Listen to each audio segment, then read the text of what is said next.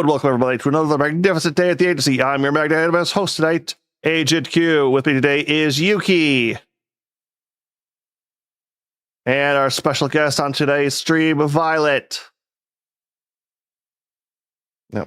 Now, welcome for everyone in today. What we are going to be doing is we are ranking all of the anime from spring 2026. A very lovely romance season this time around. Now, for this ranking system, as you hear, we had to have a lot, but what we do is we will be covering new shows. Now, that means if it's a returning season 2, spin-off, sequel, prequel, we will not be covering that. The one exception we have to this rule is series that do a hard reboot, such as shows more recently, such as Fist of the North Star of this season and Ranma 1.5 from previous ones. Now, so far, we haven't had too many addendums to that, but kudos. On the other hand, there's a lot of goddamn shows out, and we're getting harder and harder to cover them all. Yay. Now, as for our ranking,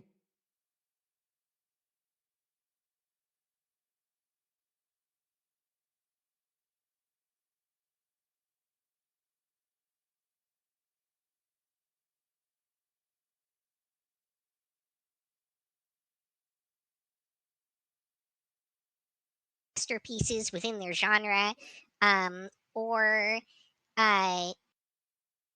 things of that nature that will pull people in from outside of anime entirely in order to get people watching them. A tier is very, very solid shows. These are the things that are definitely a recommendation and will often bring people outside of their genre to watch them, but maybe not from outside of anime entirely. B tier is shows that are relatively solid within their genre, but that aren't really going to draw a lot of people from other genres, generally speaking. They're reasonably solid technically, usually, or have some really interesting spin to them or something like that that sets them apart a little bit, but they're just not impressive enough to pull people from outside of their niche. C tier is just kind of your run-of-the-mill average anime, stuff that's just pretty much par for the course for what you expect for its genre and type, and that really isn't going to pull anyone who isn't already interested in it. Trash tier is not necessarily a bad tier for things to be in a sense. It's just a type of show. It's your fast food shows that are more of a guilty pleasure, or things that by all objective qualities are not what you would call good, particularly if you were looking at it from like a criticism standpoint. However, they are still enjoyable to their audience in their own right. And then skip category is things that we either straight up did not watch and cannot comment on as a result, or that we believe have just absolutely no redeeming value whatsoever, and nobody should be watching it. Yeah, this used to be the hardest I used to feel like one of the harder categories for stuff that we actually watch to get into. You've been proven to be wrong, anime industry. Stop doing that, please. All right, now each go over it. We will try to balance these lists out among all three of us to give better ideas and kind of help pull biases back a little bit. That being said, I do very much realize that biases are a thing we all kind of have. And to give you a better feel for how we enjoy the shows, we're going to go over our top genres and least. Now, for me, if you want to get good help on your mecha as well as your shonen action shows, I'm your guy. I love that high octane trash, giant robot smashing, all the 9 yards on that. Now, on the other hand, if you're wanting a kind of romance or rom-com kind of feel, I don't like any of those shows most of the time. I can't tell you what's good or bad. If you see, it's like, oh, I really enjoyed this one, that probably means it's very unusual for the genre. Or maybe top tier. Hard to say on that. Streambo. Already got a bot. Yep. All right. While Yuki kills that, Violet, you want to do a little introduction on yourself? Sure. So my name is Violet. I live in Germany. I'm a friend of Yuki's who invited me onto this stream to talk about my preferences, which are basically what Agent just said, reverse those, and you pretty much got it. My favorite genres are slice of life, romance, rom-coms.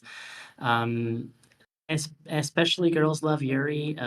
Yuri is definitely my. In fact, my blue sky is called Deer in the Lilies as a reference to how much I love Yuri. Not such a big fan of action shonen shows, although there are a few that stand out to me that I still watch. And sort of fantasy, like isekai stuff, tends to be more of a miss than a hit for me. But there are always exceptions. All right. And then I am very heavy on the fantasy side here, as well as things like kind of the romance, ecchi, yuri sort of genres. So I'm kind of in the in between zone here. And my least watched stuff is definitely sports and like modern day, like military shonen kind of stuff.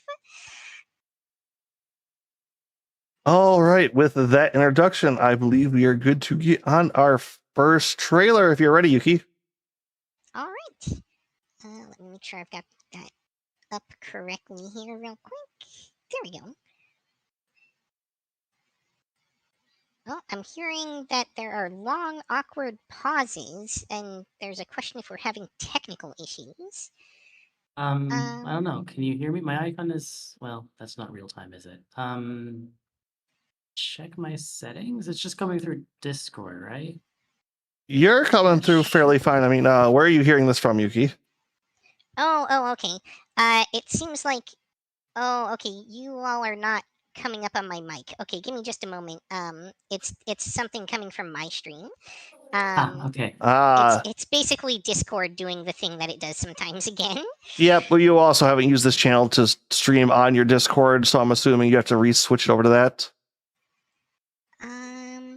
No, it shouldn't have to do with that. It's just every once in a while when the Windows updates happen and mess up all my audio stuff, one of the things it messes up is what audio source my Discord uses, and that causes me these issues because it defaults back to chat every time.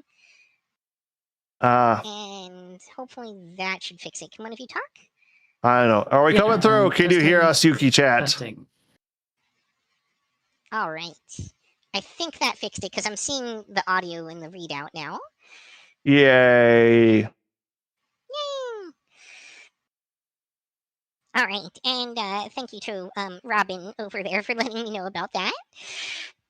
Yeah, it sounds like they only heard Yuki talk basically, so we might want to take our introductions again. Oh, all right. One more time from the top for me. Hi there, Agent Q here, made host of the stream. I am your mecha genre fan, as well as your action. Oh, I'm trying to think of something funny to say. Not trash goblin, but shonen junkie. I like big boys screaming and giant robots stomping. The areas you find me not too well against are your more modern day slice of life and romances. And my name's Violet. I live in Germany. I'm Yuki's friend. She invited me to join to help boost some of the genres, because if you take what Agent just said and reverse it, that's basically me. My favorite genres are slice of life, rom-coms, especially Yuri and girls love. So you'll see a lot of that on my list. My blue sky, in fact, is Deer in the Lilies, which is a reference to that. So that's definitely my wheelhouse. Less of a fan of things like the shonen action, the giant mecha series, and also sort of the fantasy isekai ones. Like, there are always exceptions. I've definitely watched some of those shows and really enjoyed them, but for the most part, I tend to gravitate more towards the shoujo side of things. Yeah, you know, so I might have a good recommendation for a mecha that you might enjoy. I'm I probably. Are you gonna say Witch from Mercury? Witch from Mercury? Well, that's I try to go for older stuff because I'm an old taku, so I have a Oh, okay. old thing. But I was going to recommend Gunbuster. Ah, yes, I've had that one recommended to me. It is on my list of ones to watch when I get a chance. But all right, All right. first trailer. What do we have, Yuki? First up, we have an observation log of my fiance who calls herself a villainess. このネックレスに誓いますわ。立派な悪役令嬢になってみせると。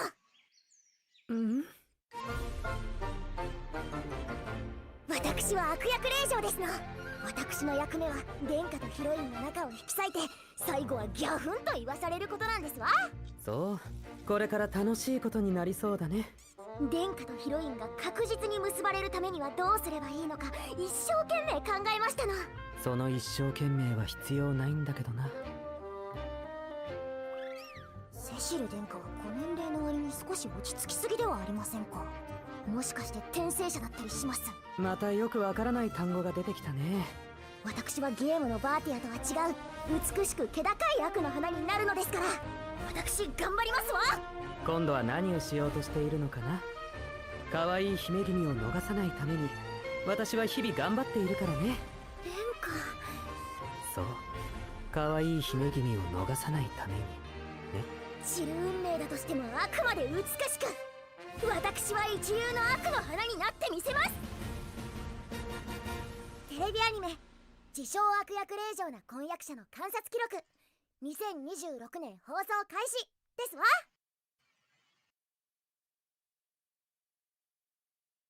Starting off with the villainess, which somehow is also my wheelhouse. Interestingly, this one actually did catch my attention, but I just didn't have the time to follow up on it. Yeah, I very much love that. Yeah, I also thought about watching it, but I just didn't have the time for it. Yep. A subtle subversion instead of fighting the villainous fate. Yep, that's actually what we were going to go in there. So overall, this has kind of been what the villainous genre's standard is a bit of, where you'll get somebody reincarnated as the villainess, but be the ditzy kind of source of humor in the show. Overall, it didn't stray too far from its general tropes, but did provide a very good twist on it. To the biggest twist being the main character you follow isn't the titled villainess. Isn't the main villainess of the show, who is the reincarnator. It is the prince and what is supposed to be the main love interest from the Otome game. Then, of course, this was based off of that she got reincarnated too, because that has to be part of the genres. Oh, it just never stops being entertaining to me that the fact that we have this person got reincarnated into a Otome game that she really liked. It's like, that feels like a one-off, not happenstance show, not a whole genre or sub-genre still. I would say it's its own genre at this point. Yeah. It consistently had anywhere from 1 to 3 shows per season, so. Yep. All right. So the major contention points being, one, you follow the primary love interest from the Otome game. And the second being the heroine that the villainess generally is kind of befriends or uncovers as the real villain in a lot of these shows is also a reincarnator trying to follow the story as well. I would say the biggest thing that comes difference is the villainess character is very much a good person trying to do bad things. Like this feels like a little girl trying to be an evil villainess, and you just can't help but laugh at her antics on that end. While the hero side tends to be a bit more not evil, but overly entitled. There is go ahead. Oh, I was just going to make a note for Violet, but I can wait until after you're done. Go ahead. Okay, well, I now got to rethink of where I was on that train of thought. Sorry. It's not a problem. So the biggest things that were really pulling me one is the villainess as not a main character. You don't get as tired of her as much as you do in a lot of these shows because it comes about 3/4 of the way through it, and it's just like, oh, she's a dumb goof, but she's trying to do evil things, but it just kind of is endearing and adorable, and it's like, oh, she just can't be evil no matter what she tries. Or even when she thinks she's doing evil, everyone's like just liking her. You don't have to just deal with that non-stop every scene of every episode. The princess perspective, while also icy cold, does provide a new take on this well-trodden ground. The biggest problem, or I don't say not so much a problem, I would say. The biggest thing I would say that really got me was they decided to do extra world building besides the Otoma game. Like, there's no stat screens, there's no windows like that. It ignores a lot of isekai tropes, but still trying to stay on this world, but while making the world a more real lived-in place with a lot more politics going on. So you get to kind of see what all these weird antics have in retrospect to a Kingdom of Power like this. Yuki, did either of you said you missed it, but were you able to catch anything on this one? I caught just the first episode. Okay. Because I was going to say the animation bit on this one is also very box standard. I didn't feel like it was low or high quality, anything, just very neat and passable. Yeah, passable. It was maybe marginally better than some of the other villainous shows that we've seen, but not like significantly. All right. And you didn't catch any of this, I'm guessing? This one, no. All right. No. Any questions you want to have on this one, since I did the bulk of the watching on it? Or anything you would think about from either of you? Not really. I guess it's just a matter of where do you feel it fits into the tier list here? All right. I'm curious how it used that trope of it being sort of a reverse villainous story. Like, did you think it paid it off, or was it more just a gimmick? No, it very much did pay off in the end. I don't want to go into the final bit spoilers, but the last little bit of the show, especially with the prince kind of having his own solo episode in that one, really helped pay homage to how good or bad both characters were in an aspect of as a person that we're trying to get close to him. And it really did pan out. One of the side things it did that was quite hilarious is the princess was like, okay, you know what? I'm actually going to believe you. What were the other routes that happened in this quote unquote game? And you kind of get to see like the alternate futures of what the other romance entrance routes would be, since a lot of these Otome games are generally the heroine, falling in love with the person of their choice, which, multiple endings on that. Mm-hmm. But all right, if I had to rank this, a little piece of me wants to throw this in the trash because of how generic it is overall, but it did do a lot of interesting concepts with the story. So I'm almost debating on B on that one, but I think cutting the difference might just be a C on that. That's totally fair. Yep. All right. Also, for anyone that's kind of looking through this list and wondering why some of these are so odd, we try to use the Crunchyroll. It used to be Crunchyroll would give special titles to any shows that they thought would do better. And we used to like to include those like that. Apparently, they figured out, oh, we should do this for all of them. So if they do keep up with this, we will try to switch to more classic thumbnails. If they ended up missing a lot and last season just happened to be a weird fluke, we will probably keep on the style. All right. In that case, next up we have my ridiculous reincarnation, aka Magami Isekai Tensei Nani ni Naretai Desu ka? Ore Sorry. Yusha no Rokutsu de. I can correct you. I believe it is my ridiculous reincarnation. Yep. Thought that's what I said, but Nope. Oh, you're yeah, I heard wrong. ridiculous.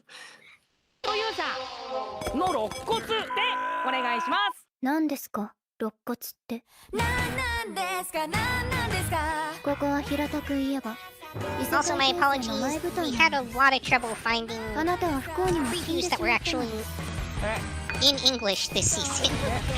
人気の役職は待ち時間があります。つまり人が思いつかない転生先を選ぶってわけですね。無生物になったりする方もいます。 Or at least subbed. やっぱり戻ってきちゃいましたか。ハッピーエンドになれなくて。慣れると思ったん Oh, okay. です。まあ詳細は見てみましょう。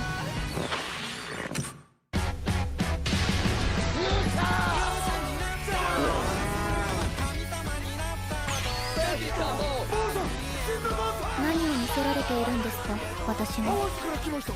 異世界転生先でやらかしているあなたの存在がブラックリストに追加されつつあります。イレギュラーな魂は破滅をもたらします。手はすでに打っておる。リスポン。女神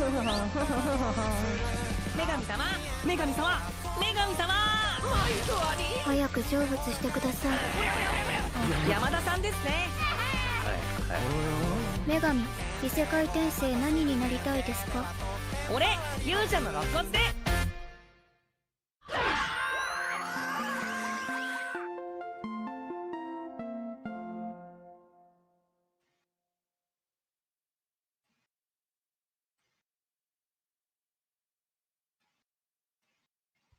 All right, and one last little thing for anyone else watching. You've noticed we go a little bit quiet during the previews.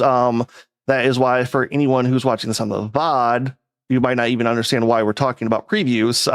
We generally either have to completely mute those or cut them out because of several copyright strikes, even though this is protected under fair use as a review show. And as such, we don't... These should be fair use as previews. Yeah, there's multiple layers of stuff we just don't get to have. But we try not to do any of our general talking. Did anyone actually manage to finish this damn thing? No, I certainly didn't.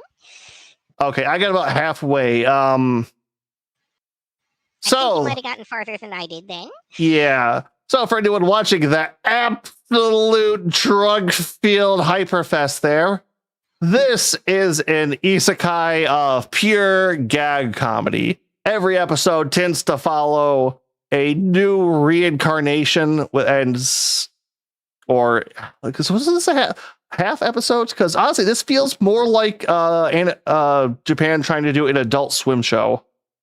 Because I believe The thing is, it often had like multiple reincarnations per episode, so each episode could be 2, 3, 4 like mini segments potentially.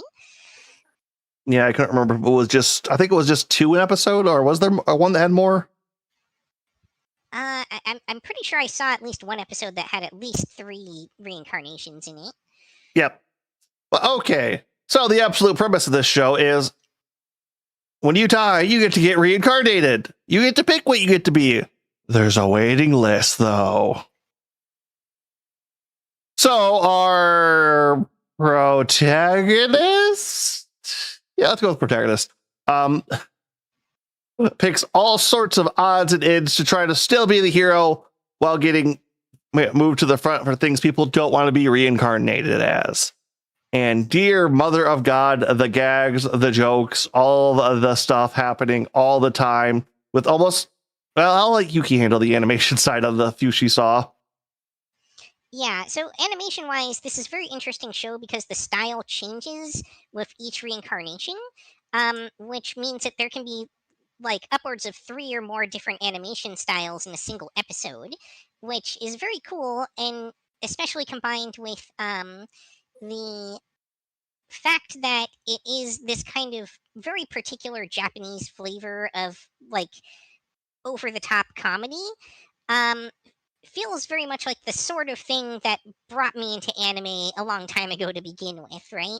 The one problem, and that really kind of derailed me from this series, is that it came to light that one of the episodes, while it might be doing it for parody purposes, decided that they were going to use AI rotoscoping for one of the animation styles, and that really kind of killed my interest in the series personally, because that kind of took it from being like a celebration of all these different animation styles, which felt really cool, to including something that is kind of poised to destroy animation and many forms of art as we know it.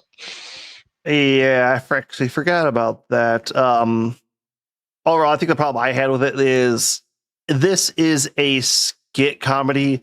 There really isn't too much of a overarching story going on here. The reincarnation bit kind of serves as the storytelling mechanism of the show more than it does the actual part of the show itself, and each reincarnation being very much a short little skit joke thing with tons of flair, tons of crazy stuff going on at all times. It's a plot vehicle, yeah. Yep. There's a term for it. I forget what it's called.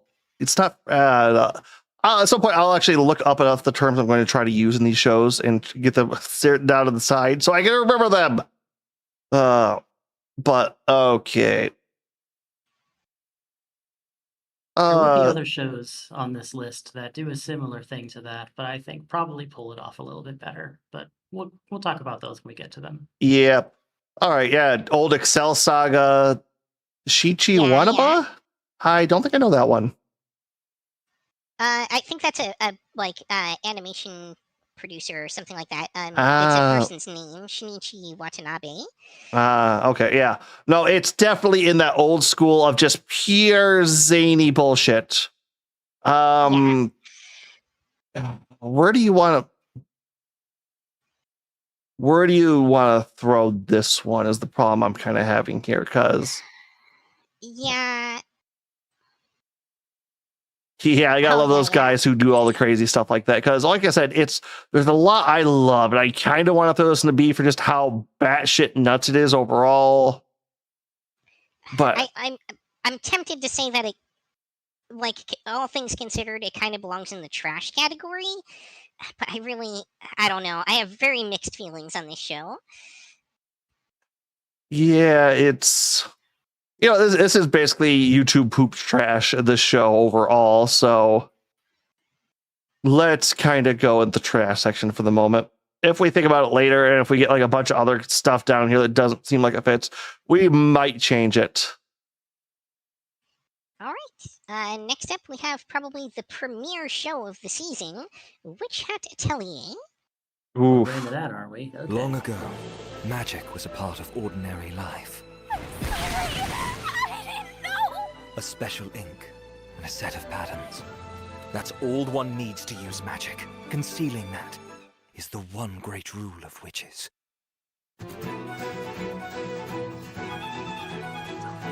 I give you the mark of a witch. It symbolizes your solemn vow never to use magic for evil. The pointed cap shall watch over you and your magic. Getting used to it is the key. I need to practice. I can do this. Have confidence that the strength you've worked so hard for will never betray you. I won't tolerate those who can't reach my level. I always love it so when people tell me thank you. Good magic starts with good sleep and good food. When did your little stable of apprentices multiply? Teach me about the forbidden magic. Don't you think you'd rather learn about a gentler kind of magic? The spells which have not been forbidden are the ones that bring happiness. I don't know how this will go, but there's only one way to find out!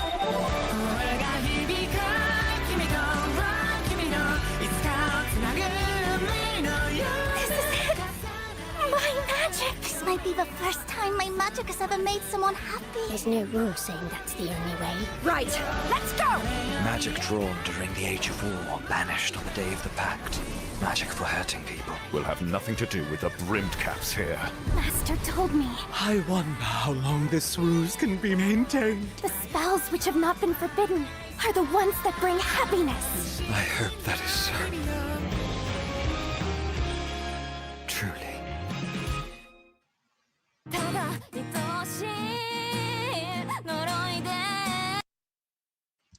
to throw out there that the restraint spell apparently is not forbidden magic. No. Right, so S tier, moving on.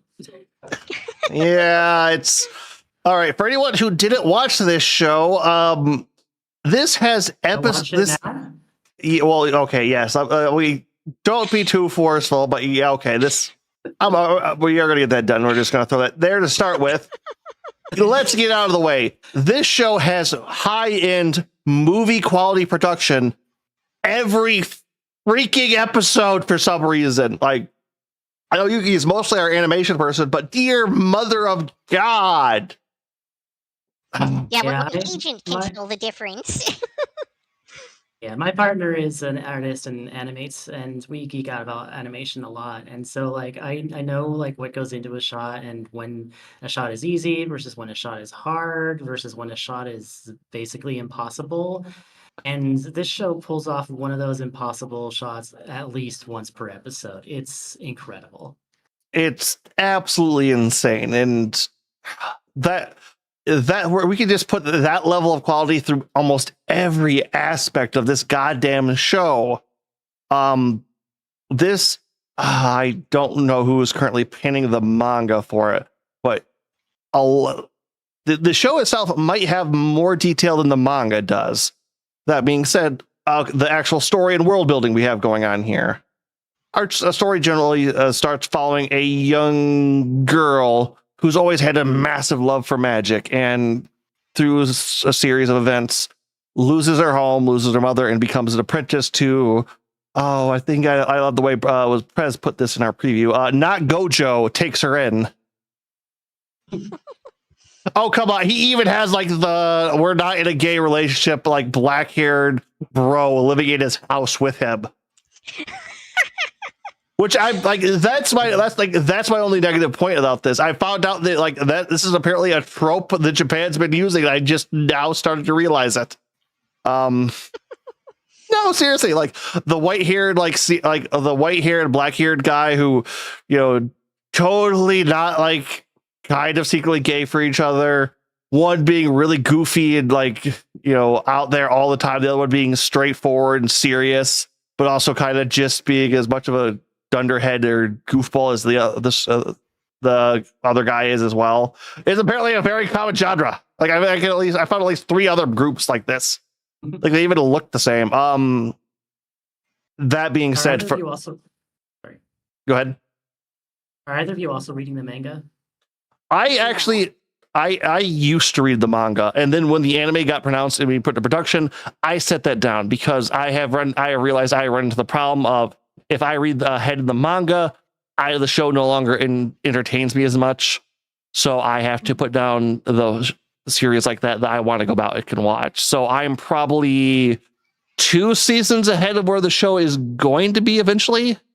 In the manga. Mm-hmm. Just curious, because there's some stuff about some of the characters that is very interesting in retrospect when watching the animation in the earlier seasons. Also, it's really cool the times that when you compare it to the manga, they actually do expand on some of the scenes. Like, for example, early on in the diadem flower sequence, there's quite a bit of extra stuff in there that was signed off on by the mangaka, who is Shirahama Kamome. And so that's really cool. And there's about 500% more Brush Buddy content. So yes, because the Brush Buddies aren't going to be an item that sells out across the world as stuffed plushie toys. They are pretty adorable. Yeah, okay. They're also just a large white tube that can be used as a scarf. You're like, when winter sets in, I'm going to be seeing those everywhere in my town. I just know it. Also, a little thing I want to ask: does anybody else see their hats and think of the old dunce hats? Well, that's interesting. I think those actually came from like what was it? I want to say not witches' hats, but like if they aren't a British thing, I would be surprised.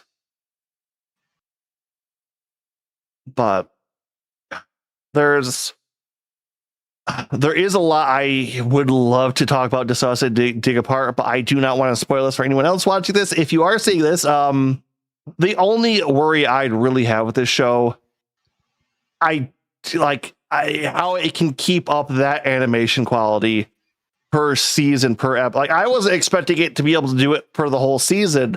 The amount of money this show must have burned through it has to be absolutely staggering. Yeah, there's definitely a risk there that it could pull like a One Punch Man and get passed off to a different studio and tank afterwards. Ugh. From what I understand, the second season was originally supposed to be a second core of this season, so it's almost certainly the same team. Yeah. Also, spoiler alert: there's a second season. Yep. No. Other cores that feel free to do.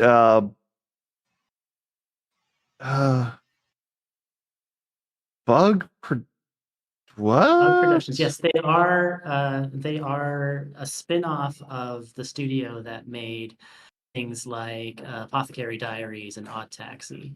Okay, they did Zom 100 too. Okay, that's yes. Okay, so and I mean, Odd Taxi, also an amazing show. Mm-hmm. Yep, I don't remember if that would make S-Lite rank for us too, or do we only put that into A?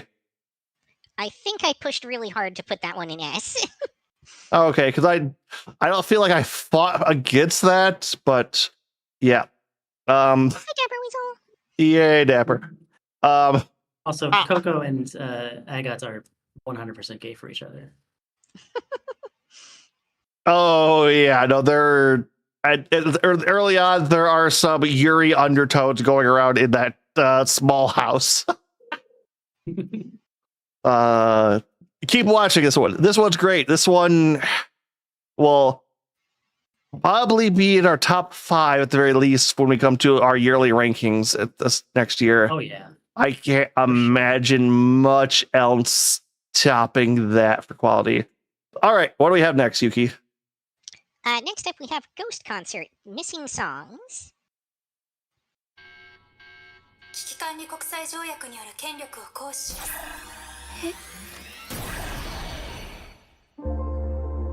今思えば私はミュークスの作る音楽が好きじゃなかった。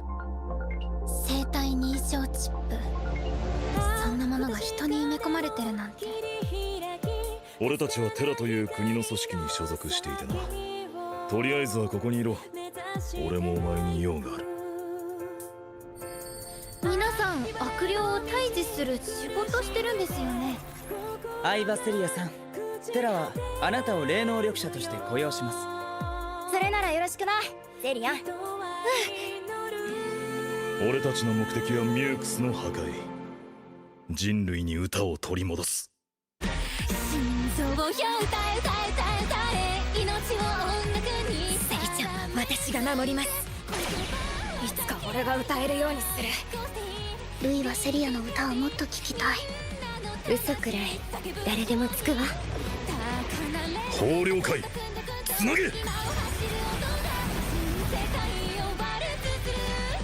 レオパトラ、カエサル、アントニウス、みんな私に力を貸して。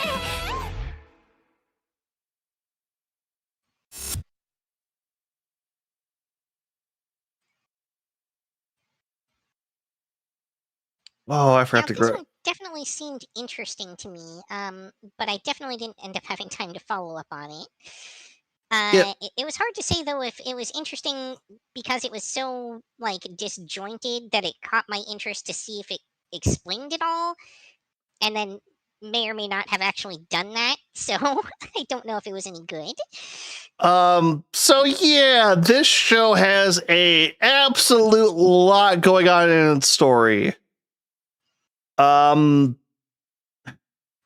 Okay, so all right, let's. I'm just gonna ramble a bit because I don't know where to even begin with this one. So it starts off, our main characters live in a world where it is illegal to sing. All songs and types of music are made by the AI known as Muse, and it is illegal for any human to even try to make their own song, or I think sing out loud even. Even just humming a tune can cause the drones to come after you and kill you. Yeah, that's not an understatement. Yeah, that actually is a thing. And from there, the story follows our protagonist as she suddenly gets an itch to sing one day and then joins a group of exorcists fighting against ancient spirits of note and power as they corrupt the spirit world while also trying to undermine Muse. Yeah, definitely a lot going on there. And all of a sudden it becomes kind of like Fate Stay Night. Kind of. But all of the big action scenes, instead of being massive combats or fight outs, are music videos. Almost all of the big battles especially with the main character, take place as songs. As she reaches out to the spirits and connects with them. We don't want to say spiritually, but I can't think of another word. Spiritually, and they come to an understanding, either retreat or kind of join her in her soul. That was the main premise. Super massive play. Okay, I got a kick out of that.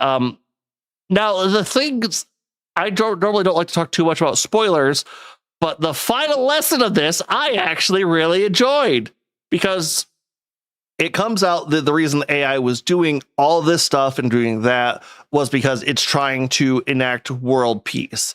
It is projecting itself onto the subconscious of humans, trying to stop conflict, as well as other emotions that make you do bad things generally. Thanks so much for the follow, Robin Moon. Yeah. Now, the biggest thing to note at the very end of this, it comes out, it's like, hey, the AI doesn't actually like doing all this. It is sentient at this point.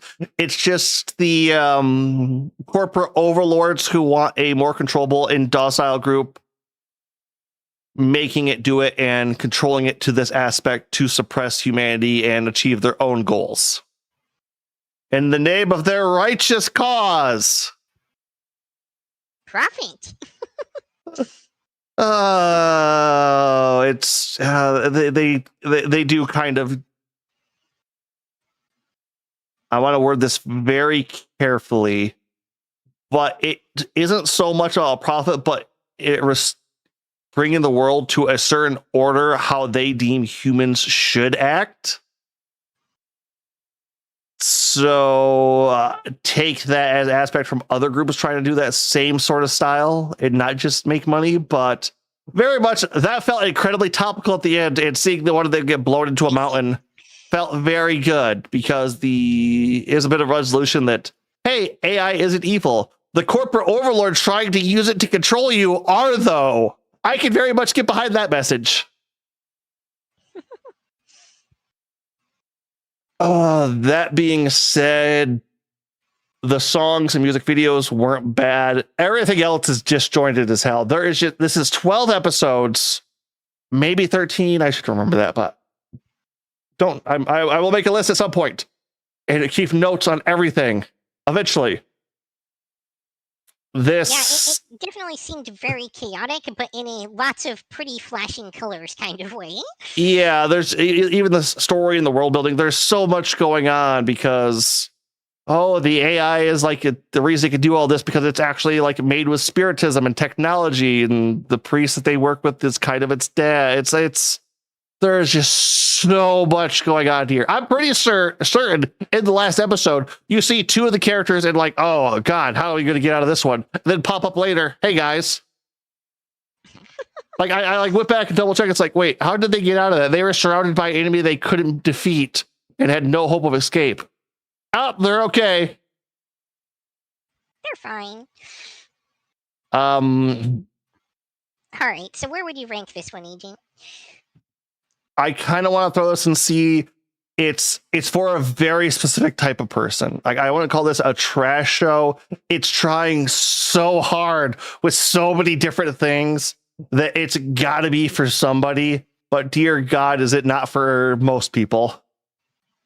Fair enough. All right. In that case, next up, we've got the Ramparts of Ice. 天野さん、こいつに身長分けてあげてよ。ちびゆき待てよ。昔から思っていたこと。今の私のこと好きなの？調子乗ってんじゃねえよ。なんでそれが冗談や行為なら許されるのだろう。ねえ、私の気持ちは？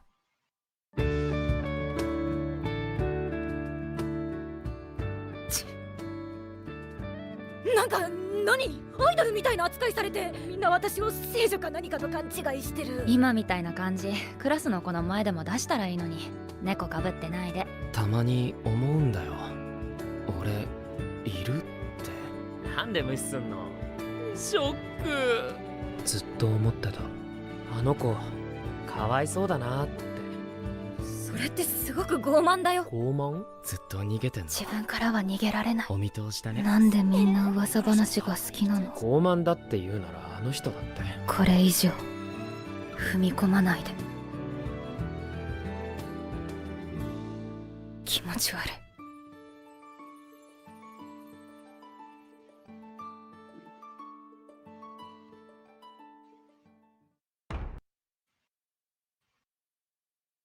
Okay, I think I caught the first couple episodes of this, but I think either one of you two is going to be taking over on this one.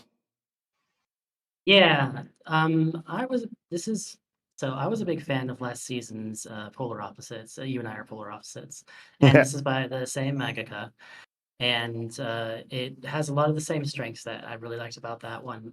This show, as a quick summary, is follows these four high school students as they grow closer to one another and become friends, and some cases maybe want to be a little bit more.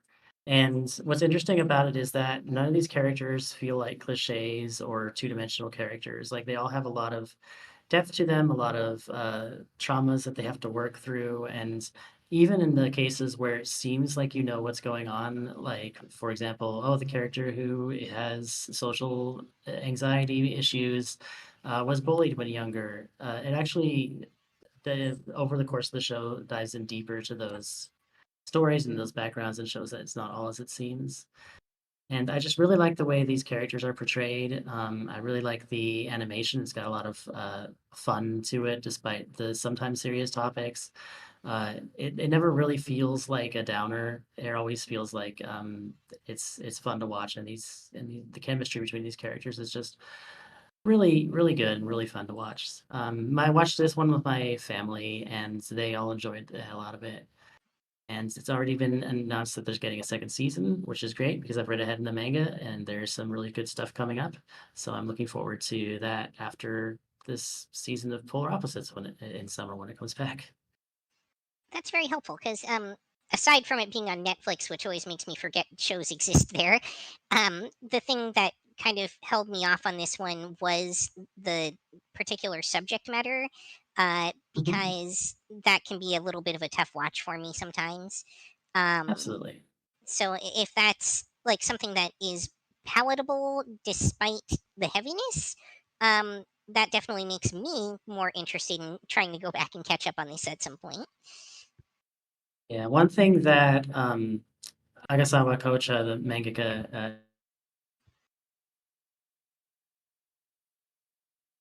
believable ways, and that just stops it from ever really falling into the too dour and too serious. Okay.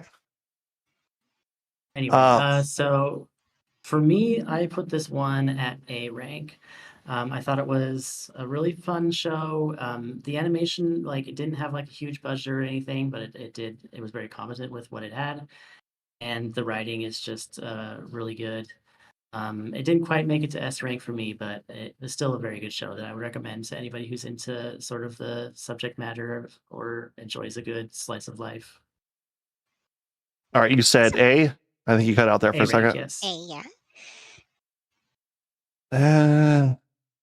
I'll take your word for a little better for that because, like I said, I did watch that, and as a very, I think I also have the problem of I hear a very much high school drama show, and or even middle school. Those are hard for me to watch as well, so I tend not to those to get knocked down a little bit further for me. But this did seem to feel very competent. But all right. What do we have next, Yuki? I think 8 years is going to be a bit full this season because there was also a lot of really good fucking things. All I know right. Next up, we've got the other kind of big budget show for the season, from the looks of it. Demons of the Shadow Realm.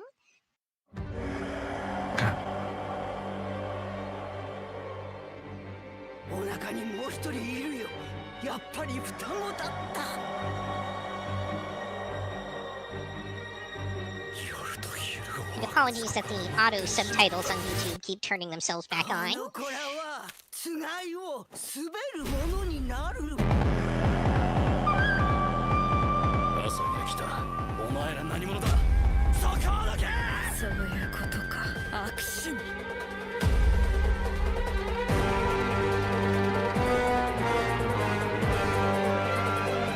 何が起こってんだよ。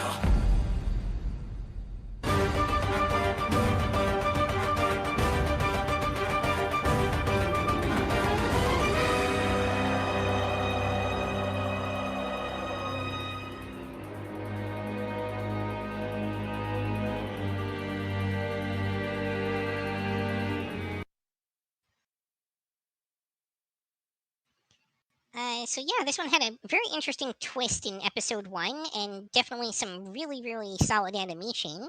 But I didn't end up watching past that, so I'll leave it to you, Paul, as to the rest of the info here. All right, so a little bit of notoriety because I have to point this out. Actually, Yuki, on the list, can you make Mao the next one we show up if possible? Because I'll work on that right now. Because one thing we have to do with this show is the returning of a classic, massive hit artist and Mangaki's story with a new spin, a new take on a lot of their character designs and that. So returning writer for Full Metal Alchemist back in the day, coming back to do Demons of the Shadow Realm. So you will see a few returning design qualities in there. There is an Edward Elric character in this is just like, oh, I can't unsee that now either. We may actually not have had a trailer ready for Mao, so I'll go ahead and pull that up. Okay, good, because I also did It's also not complete this season. It has a second core, so I don't know if it's on the list or not. We do stuff that starts in the season, yeah.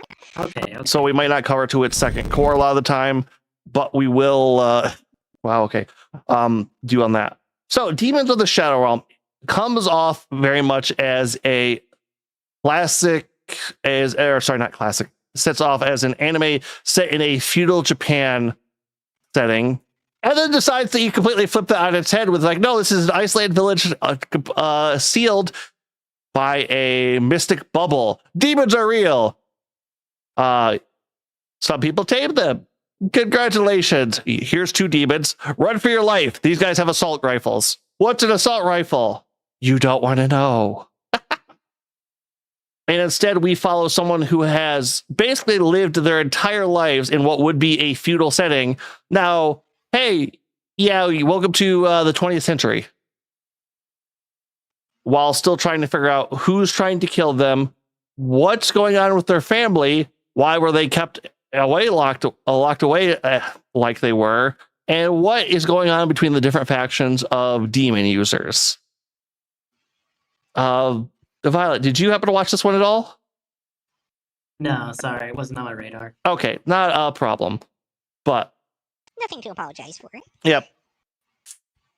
So one thing I will say that this writer tends to do very well on, it also comes back to Full Metal Alchemist, is while there tends to be a story of, all right, let's go here, or we have to fight this, everything always serves to progress the main story or give you new information about the world, which was incredible because the characters in this are all very likable. There's no defined bad guy on this one. Yeah, it's very hard to say because it is an early mystery of what exactly is going on or who the actual enemy is. The main character starting off is like, I'm here to protect my sister. Wait, that was a demon? That was a disguise? You're my real sister. Hey, are our parents still alive? Maybe? What do you mean maybe? there is so much I did really enjoy about this. Like, it was a little bit hard to start with because, like I said before, it's like, oh, this is the guy by Full Metal Alchemist. Here, Full Metal, my brain went to Jacket there for a second. And like I said, there was definitely Edward Elric. There was definitely a couple other character human designs that he reused. I'm not too bad about that. I've watched both Rave Master Fairy Tail and Eden Zero, so the author reusing their character designs isn't something I have too much of a problem with, as long as they generally keep them fresh or at least give them new takes on what they're doing. And there was so much good in this. The demons, on the other hand, are also to jump between horrifying and somewhat cute. And it's sometimes they go for both. Like there's a general scene where everyone was kind of like, wow, I'm really happy I wasn't imprisoned in a tanuki sack. Yeah. Do try to stay out of the tanuki sack. If anyone doesn't get that, Google search it, safe search off. You'll enjoy yourself. Trust us. Agent. Come on, it can have a little fun with it. Okay. Here's the problem. Here it really is the problem I'm having right now. I would have thrown this show probably up in S, if not top of A, if we didn't have Altair sitting up there already. And it Dick Burlap Bagger, you keep all your Tanukis. Okay, Weasel. Very innocent. And that's kind of the thing I'm having, because it's like putting this show next to Witch Hat. This show, Witch Hat stands so much far above it. At the same point, this is well animated. I'm loving the writing, the humor, the act, everything was spot on, and they do so many different little interesting things with the fights they have, because very much comes down to, all right, how can I use my demon's ability, or how can I not use my demon's ability, with the protagonist kind of having to just what was the JoJo from Stardust Crusaders? Was that Jotaro? I don't know. I'm not super well versed in JoJo's Bizarre Adventure. Okay, the biggest point I was trying to make here is the main character is kind of like, oh no, I don't like, if I can get close, I could just punch the fucking shit out of them and win. I just got to get close. So he very much is just like, especially with his demons, are just two slabs of meat of, yeah, if we can reach them, they're dead. Yeah, so I think the vibes I got from the show were probably A territory. It definitely seemed very well executed. It definitely had, plenty of polish on it. And it was certainly competent in terms of like the plot twist in episode 1 and stuff like that. But it just, as you said, it didn't feel like Witch Hat Atelier territory. It didn't feel like something that people will remember for, 10 years in the future, or that will redefine the genre, It's not Full Metal Alchemist The Second Coming. Yeah. Is that still the #1 ranked show on was it Any Tier? I actually forgot the site that used to be ranked, like the big anime ranking site. My Anime List? Yeah, I used to see My Anime List #1, like for a decade solid. I'm not sure. I stopped using Probably, My Anime List after they unfortunately, announced they were going Attack to. on Titan. Yeah, yep. But all right, we can look that up later. But I think solid A. All right, we want to put this now. Here's the question: we do try to rank them in their own categories: Ramparts of Ice or Demons of the Shadow Realm. Where do we want to throw these two? I've only seen the one of them, so I can't really. Yep, that's kind of the problem, and it's like the other. And Ramparts of Ice is so antitypical to things I like that I have the debate on that one. Like Demons of the Shadow Realm is going to have the higher mass appeal, so if we want to rank it based on that, maybe. And if you know you can't, if we can't think of anything else to keep to put one or the other over that, it's that's kind of where we got to sit there. You are the tiebreaker here, Yuki. We'll go with you. All right. In that case, as requested, next up we have Mao.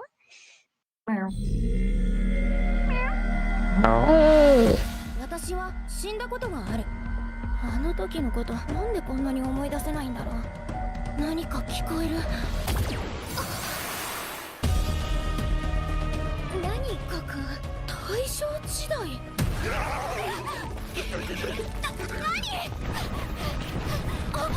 けて！いや、譲ろう。お前、あやかしだろ。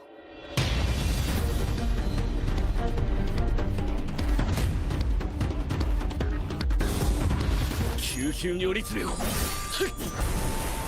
この百花様の術を跳ね返すとはな。ごめんね、もっと美しい場所で送ってあげたかったけど、お前は私と同じ。どういうこと？教えてよ、マオ。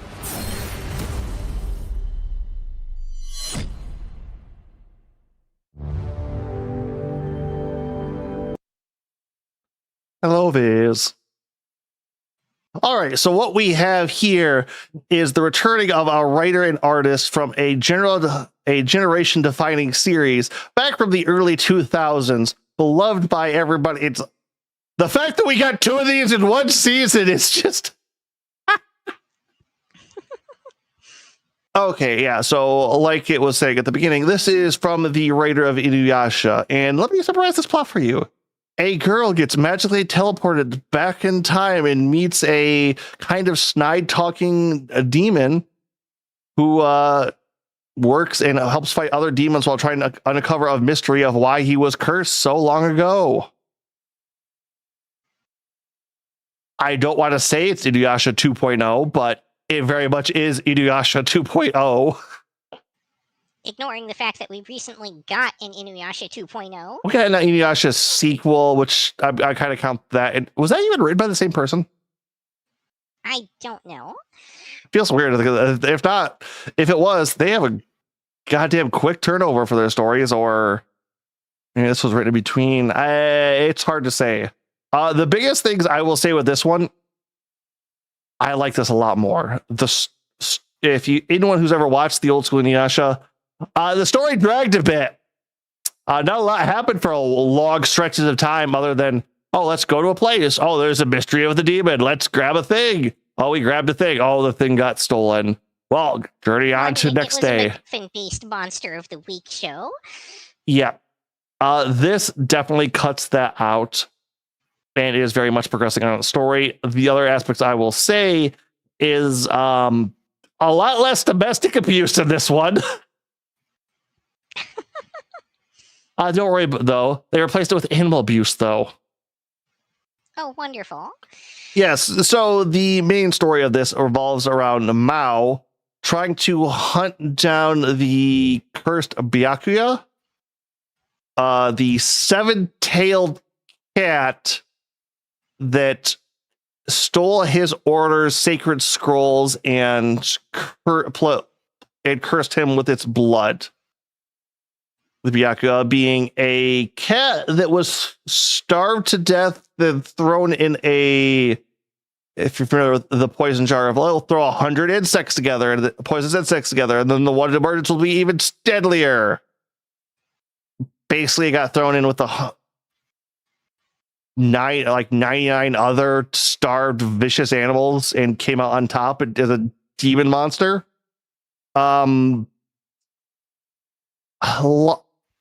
Very Japanese folklore. Very much. Like, there's to the point where one thing I actually did like to do, the time travel of this is kind of used. Hey, I'm coming back to the future. What's up with these crazy people going back this time? I'm not sure how accurate it is because I'm not too much in Japanese myself, or Japanese classic lore history, but it does make the main girl kind of more important when she can kind of learn of like, oh, this is what this is. This helps here. And instead of giving her, a bow and spiritual priestess powers, no, she's also part demon cat, or cursed by demon cat blood, or A lot of stuff with demon cats in this one. Sounds like my kind of girl. Yeah. Overall, they don't throw the romance in right away like they did with Inuyasha, trying to be, oh, they're going to be in the will they, won't they for the entire series with occasional love interests and tsundere. This is very much both characters are trying to look out for each other and feel more like, oh shit, or oh, okay, I got to help you with this. And the chemistry felt a lot more natural and a lot more believable in a lot of things they did here. That being said, it's like I said, the story keeps going. So at the end of the first season, we actually start getting introduced to more tertiary side characters and more what's going on with the plot, with a lot more of it evolving into, hey, that whole cat cursing stuff and the main character being ousted as a traitor. That was kind of a setup for other things going on here. And even the cat's like, I want revenge for what they did to me. Honestly, it felt kind of weird. Hi, Doodle. Hi, welcome. It felt to me like it felt like the writer wanted to go into their old Monster of the Week style a lot of the time, but was either smacked out of it. The manga has that in it, and the animation and the anime crew decided to just cut it out, or it's a habit they want to go back into, but they are doing their best to keep out of because it fell there, but they never went there. The only little bits we have do pile on later and help build story, character, and world as it progresses in episodes, which everything kept moving. We had story progression, we had character development, we had progress, which was the biggest problem with Inuyasha. Is it possible that was like a self-subversion? Like, they know from their past works that the readers will expect that, and so they kind of like throw that in there to like, hey, we're heading here, just kidding. Yep. Well, that's actually kind of the interesting thing. It technically takes place in the same town for the vast majority of it, only really switching the settings to go from the past to the future.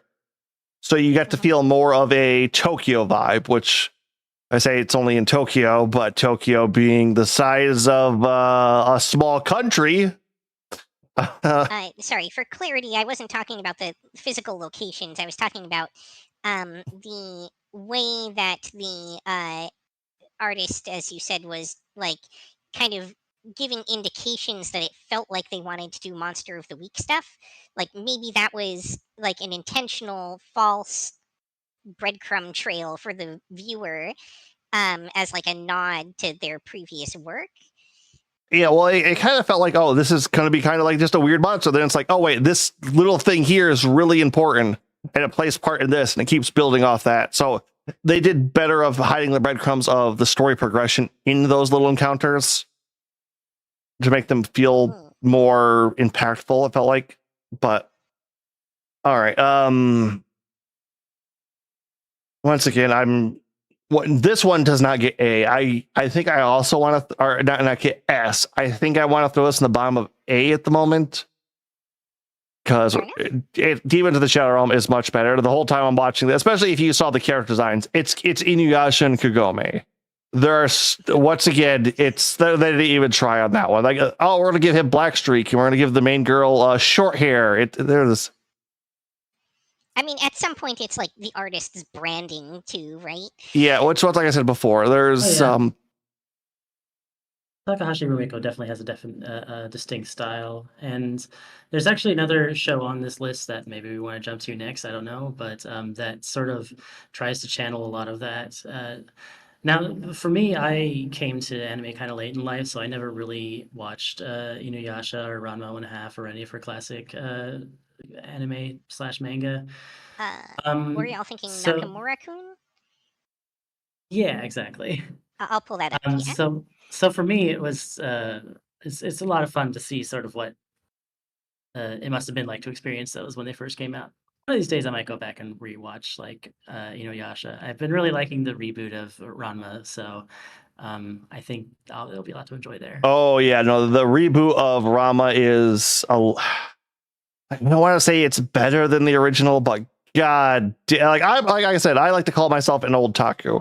I didn't grow up so much watching old 80s stuff, but when I hit my teens, I definitely developed a flavor for it and went back and watched a crap ton of it.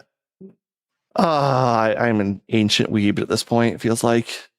So the Rama updates and a bunch of other ones have felt good, and this does that, but I think we are good. Yuki, are you ready for the next So next up, we're going to do Go For It, Nakamura-kun. 広瀬を好きになってよかった。俺の名は中村奥人15歳。現在クラスメイトの広瀬愛希に絶賛恋愛中の俺だが、恋人どころか友達にすらなれていない状況だ。今日こそは友達になってやる。広瀬の肩に触れ、俺のバッキャロー。よろしくな中村くん。今日一緒に帰らない？普通に話しやすいんだな。幸せだな。ずっとこのままでいられたら。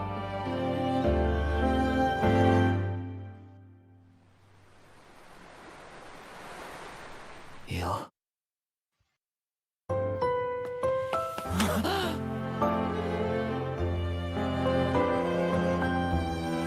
俺と友達になってください。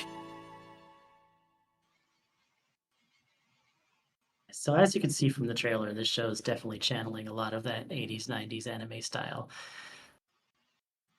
Oh, yeah? There's a lot of those coming out right now. I'm very happy with that because, like I said, I'm an old taku, and that feels a very right in my nostalgia itch. Yeah, I didn't even watch anime back then, and it still hits my nostalgia center. So as you can see from my avatar here. So I definitely did not cover this show. We had press cover originally. I think it was Violet was going to be on this one. Yeah. So I liked it quite a bit.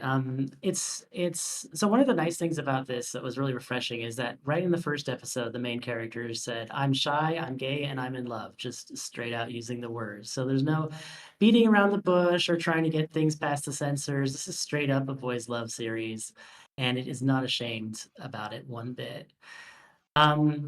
It's got some really cute characters. It's got some real fun storytelling. Unfortunately, it didn't necessarily hit for me as high as it might have. Just because some of the stories it goes into kind of dip into creepy territory, and from what I understand, they toned it down a lot from the manga. Creepy as in like originally.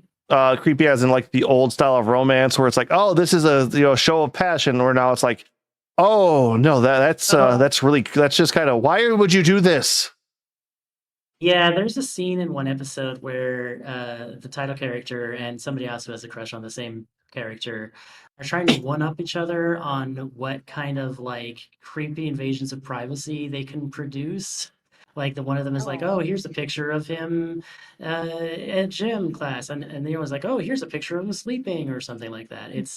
It kind of really just is some creepy territory, but by the end of it, it does get really sweet, and I would like to see where it goes from where it ends. I don't want to spoil anything, but it does some really. Oh, and another thing I really like about it is each of the endings is unique and has a city pop track that's playing, and that is just one of my favorite genres of music. So it's always a joy to get to the end and hear some of that. But yeah, so overall for me, I put this in B tier. It just didn't quite, like I said, it had some pretty low lows, but the highs were still high enough to keep it from being total trash or in C tier or anything like that. And the animation quality is pretty decent too. Now, I did have a question about this one because I saw like a little spoiler clip on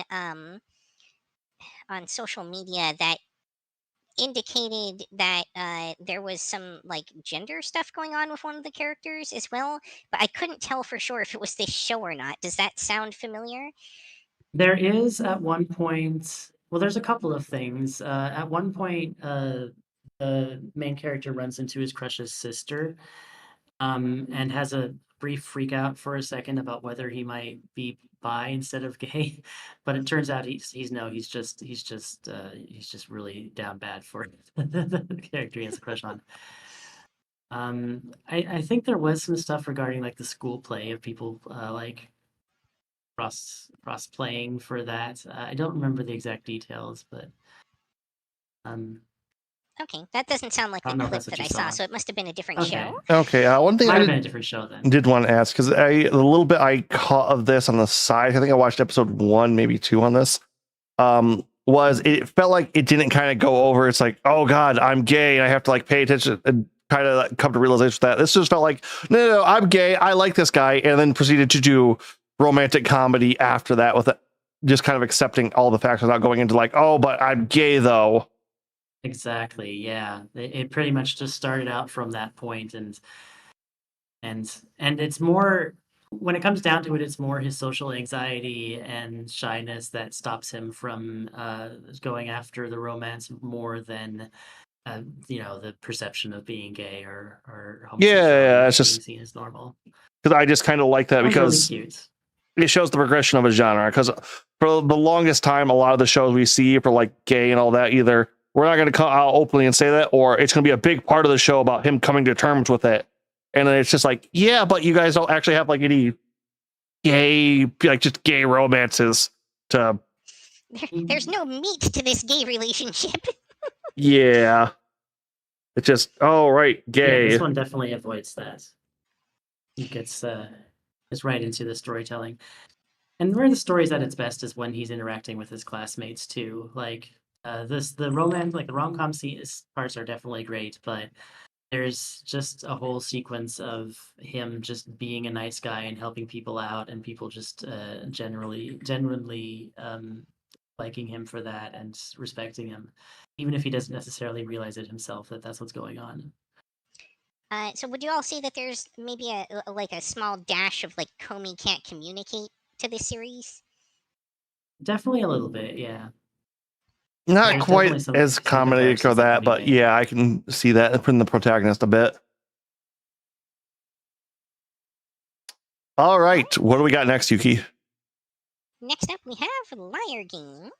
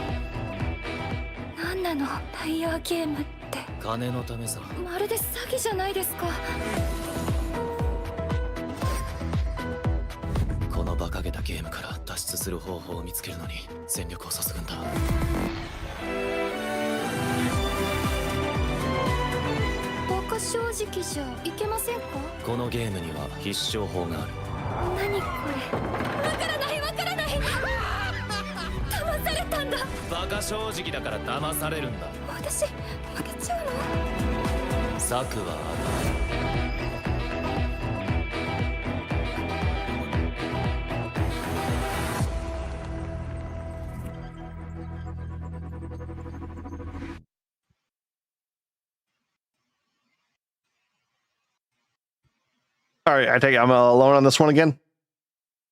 I believe so. All right, so about probably a decade ago, maybe a little bit longer at this point. I don't like how time keeps moving forward.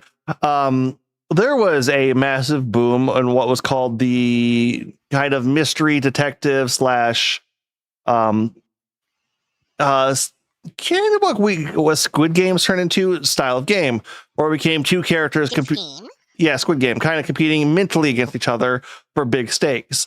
The two biggest ones to come out of that were Kaiji and the one where it's a bunch of the insane girls at like a private high school. I forget what that one's called. Well, that really narrows it down. You're thinking of the one with the gambling. Yep, that one. Oh, Kakariguri or something like that? Yeah. Yes. So there was this Liar Game came out around the same time they did and tried to compete. It took this long to get an anime for a reason.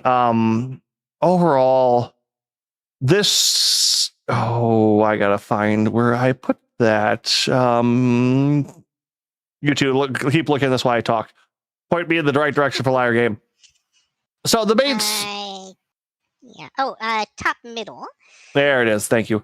So the main story is following a girl who gets an ad, who gets sent 100 million yen, if you're familiar with more US currency, about $1 million, and told you have to give this back within X amount of times, and there's someone else who's trying to steal it. You are free to steal their money. And it kind of goes from there because, oh, this is a game. I can't really report this. And then basically it just keeps progressing until she gets tricked into being forcefully participating in this game.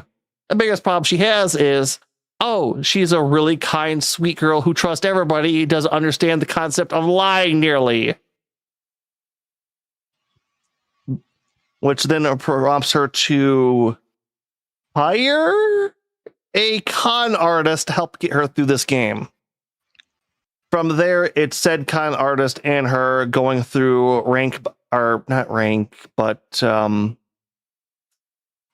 session rounds. That's the word. Rounds trying to get out of this game, because it's not so much who wins gets the money, it's who's left gets the debt.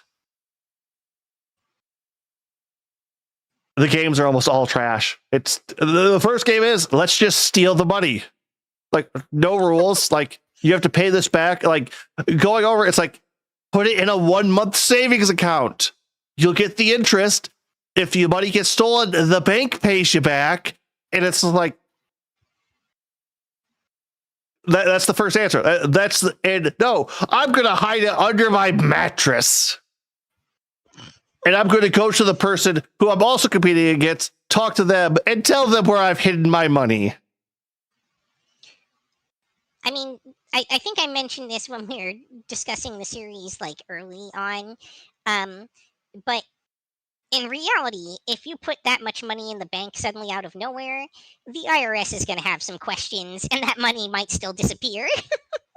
Well, it's also Japan, so not sure how their system works on that. But in America, yeah, that would be definitely how that works too. Which even then, it would take a while for them to really dig into it. It's lost to the weeds. Yeah, the Liar Game is a deception mind game show whose mind games all feel kind of stupid. And the problems get solved by, it feels like the main character reading the script on how he was supposed to fool this guy. Yeah, the thing about mind game shows is they have to actually feel like the solution was smart and difficult to predict. Otherwise, it's not interesting. Yep. Or it could put on the stakes because the animation, I'm not going to say animation. The character designs on this one are all kind of ugly generic. Not only ugly generic, but ugly generic from like an older period. Like I said, it's the two games, the two shows, the series that it was going up against at the time were Kaiji, who is one of the pointiest and character designs I've seen in a long time. We're talking 70s. His nose is an isosceles triangle.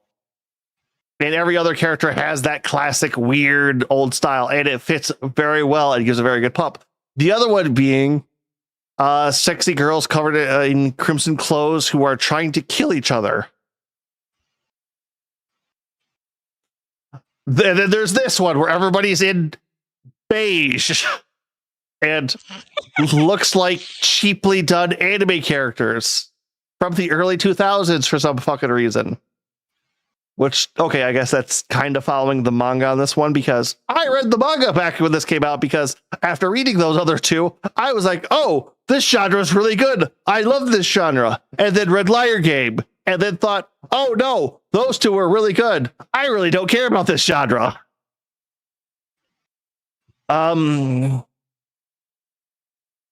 Which...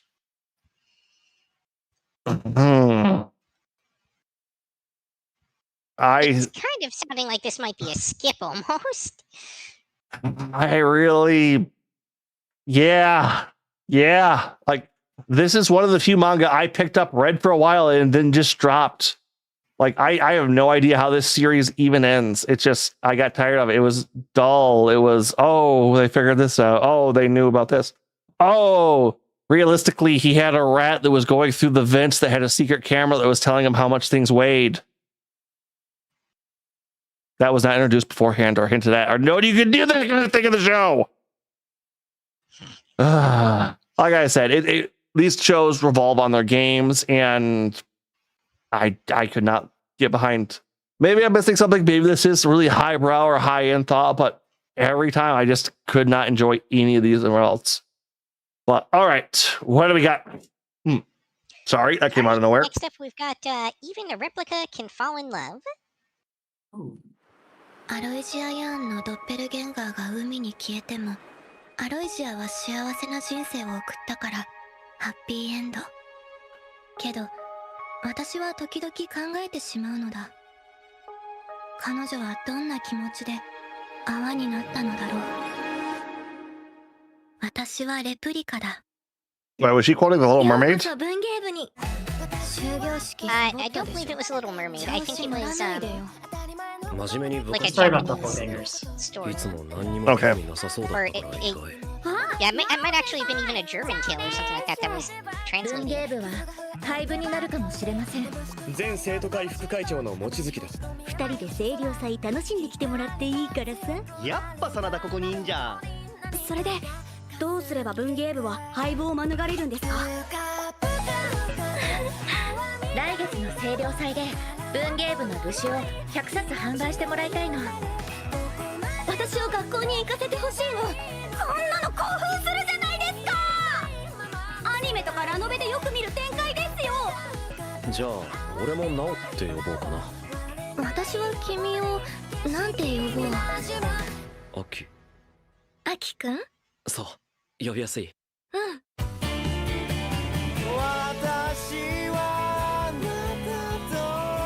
アキくんと一緒にいると私の生まれて初めてはどんどん更新されていく Man, they gave this one the long opening. 私って誰私は君と動物園に行った私は今もちゃんと私輪になるくらいならずっと俺のそばにいてくれ好きなんだよなおドッペルゲンガーって私のこと Like all the arcs. Anyway. All So right. I did watch this one all the way through, but Violet, this As one did I. was definitely one that I really, really wanted y'all's perspective on. Yeah, so oh man. I really like the premise of this show, and I really want to read the light novels. It covers a bunch of interesting themes. It has stuff that could be like taken to be metaphors for things like bipolar disorder and plurality and dissociation and stuff like that.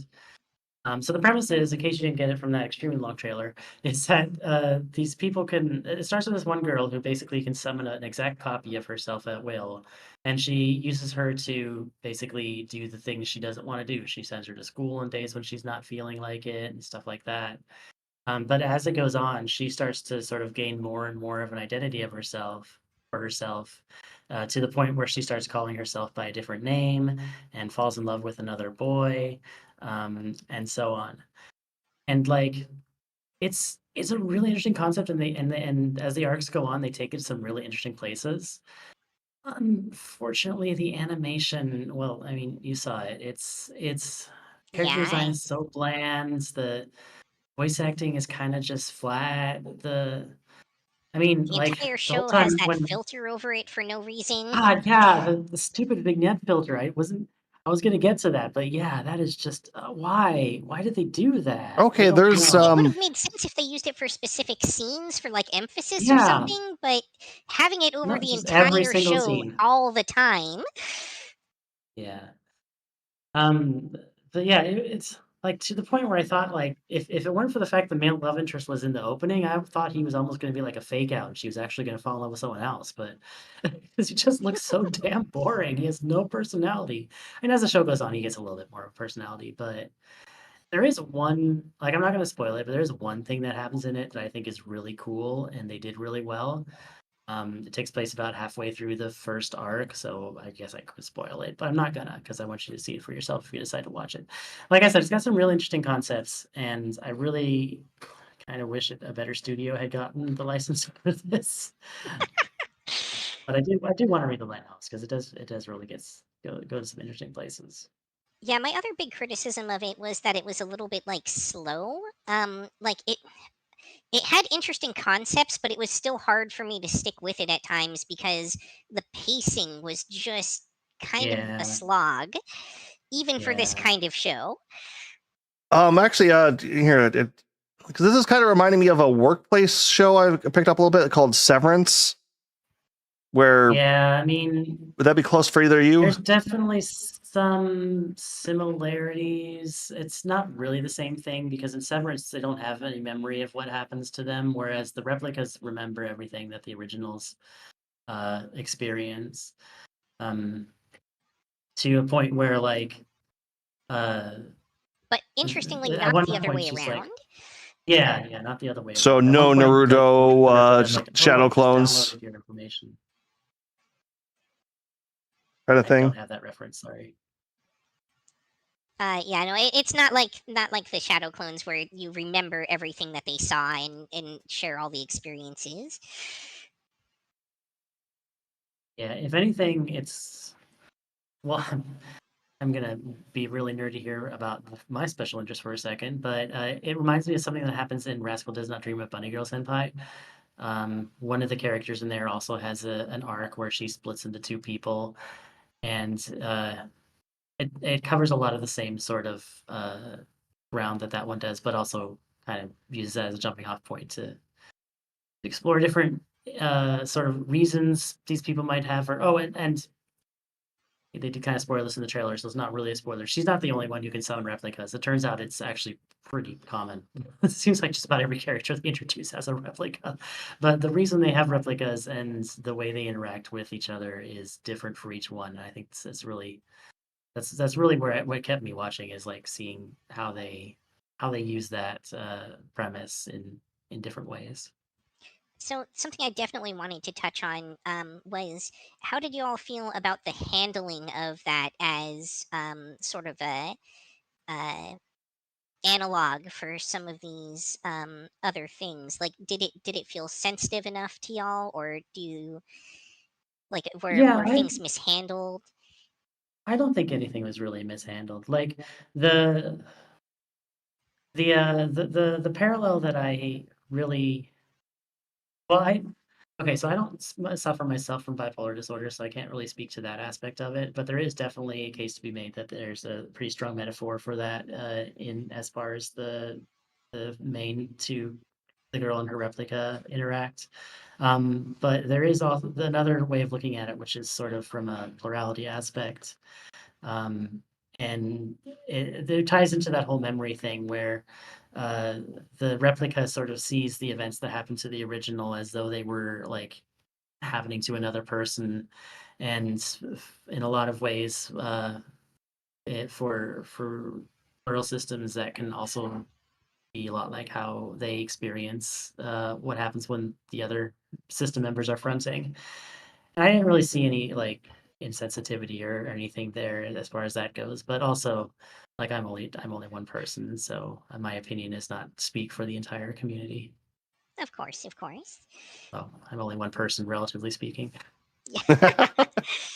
All right. Where are we throwing this one?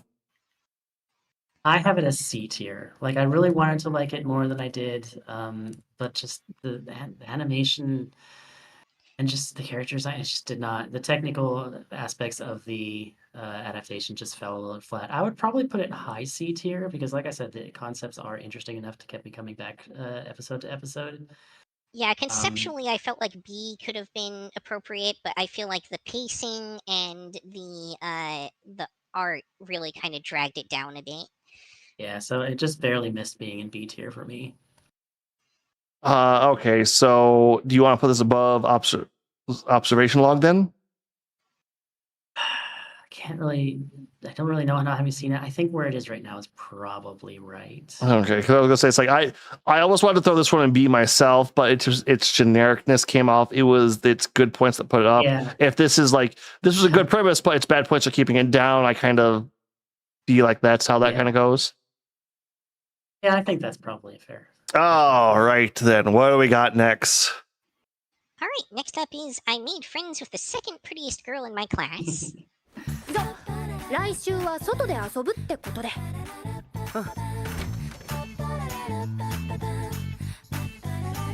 はああ、なるほど。私との放課後デートに緊張していると。もういくらなんでもビビりすぎだって。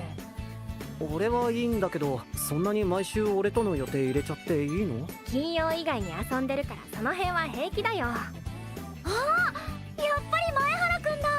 遊ぶなら大勢の方がもっとずっと楽しくなると思うけど、よければ私とお友達になってくれませんか？女の子の私から見ても、ユウは昔からマジで可愛いもん。なんかあったら言ってね。なんせ一番可愛い天海さんだもん。だからずっと一番にしマキくん、今週の金曜日空いてる？マキくん、これからよろしくね。だから前原もすぐ好きになるよ。周りの空気とか雰囲気とかそういうのを盛り下げないように無理して。本当はただ逃げたかっただけなんだ。気を使って。私本当にバカだ。それで疲れちゃったりとか。私もっとちゃんと考えないとダメみたい。前原、正直な気持ち聞かせて。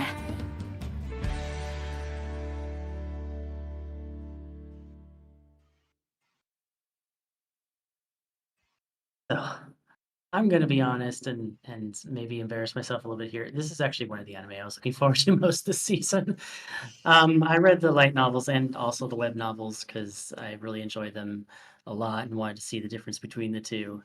And there's just something about the way the characters are written and how they interact that really made this stand above like the genre and the promise of the setup. So the setup is basically a boy is in a class with two really like popular girls, and there's the so-called first prettiest girl in the class, and her best friend is the second prettiest girl in the class, and that's just what the class calls them. It's not what the main character himself calls them.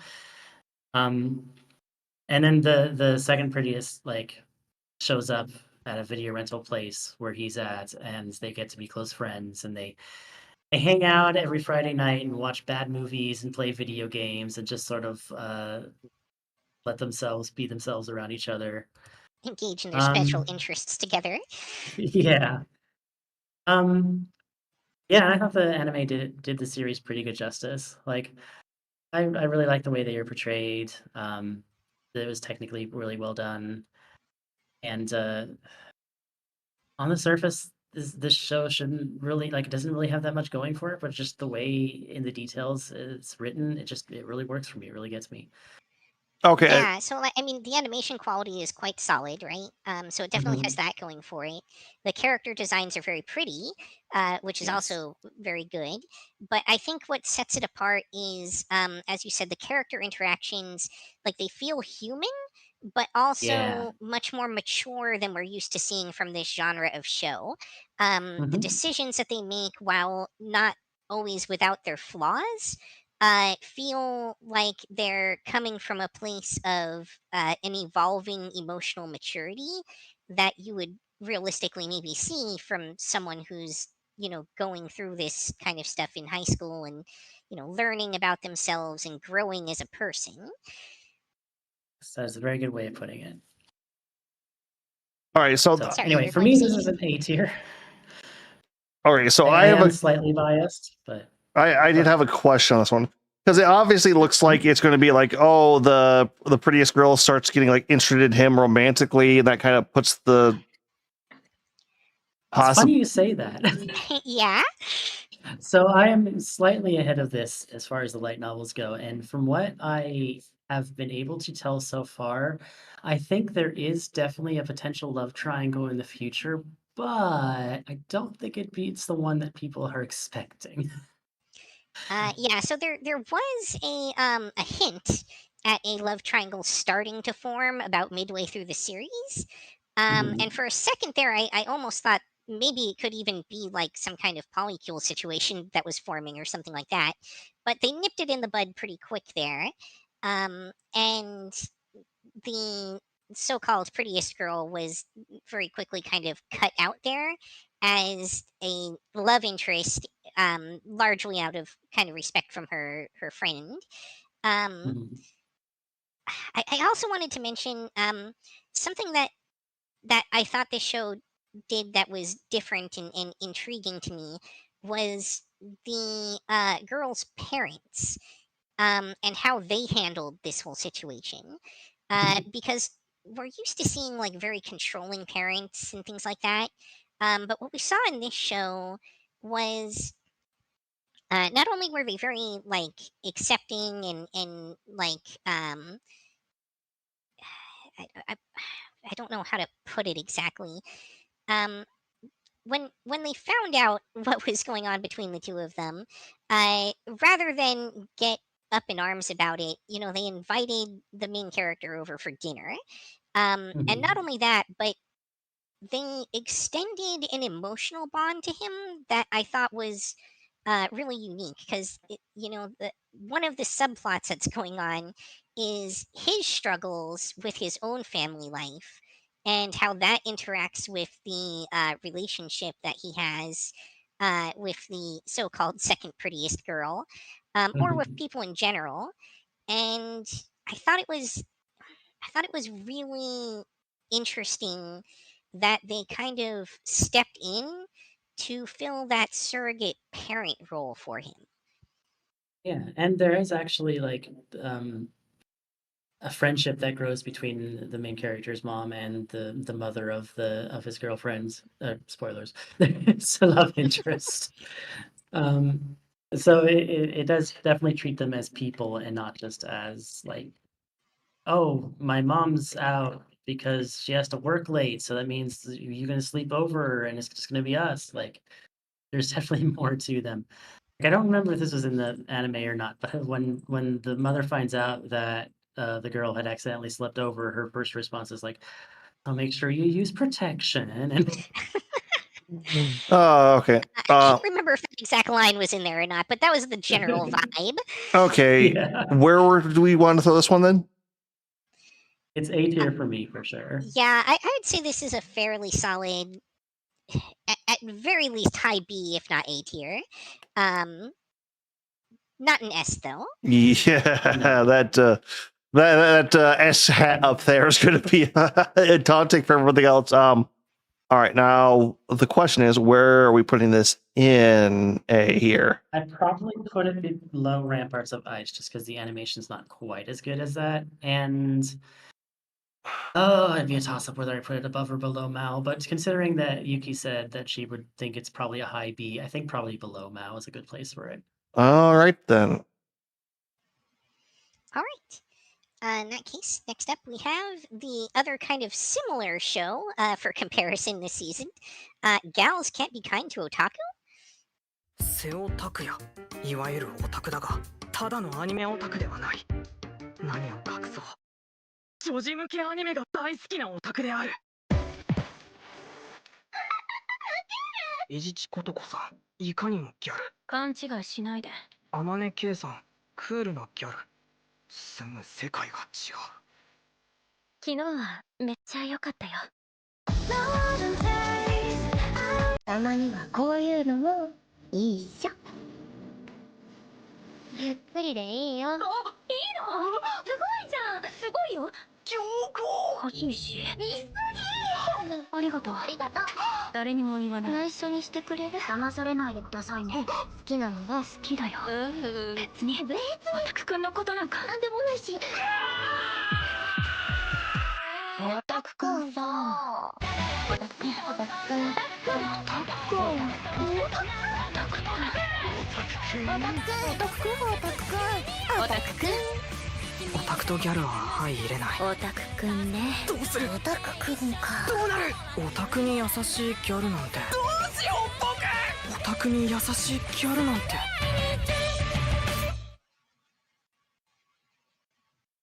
So this anime, the premise of this anime is there's a kind of a nerdy kid who's a bit shy and who befriends two of the most popular hottest girls in class.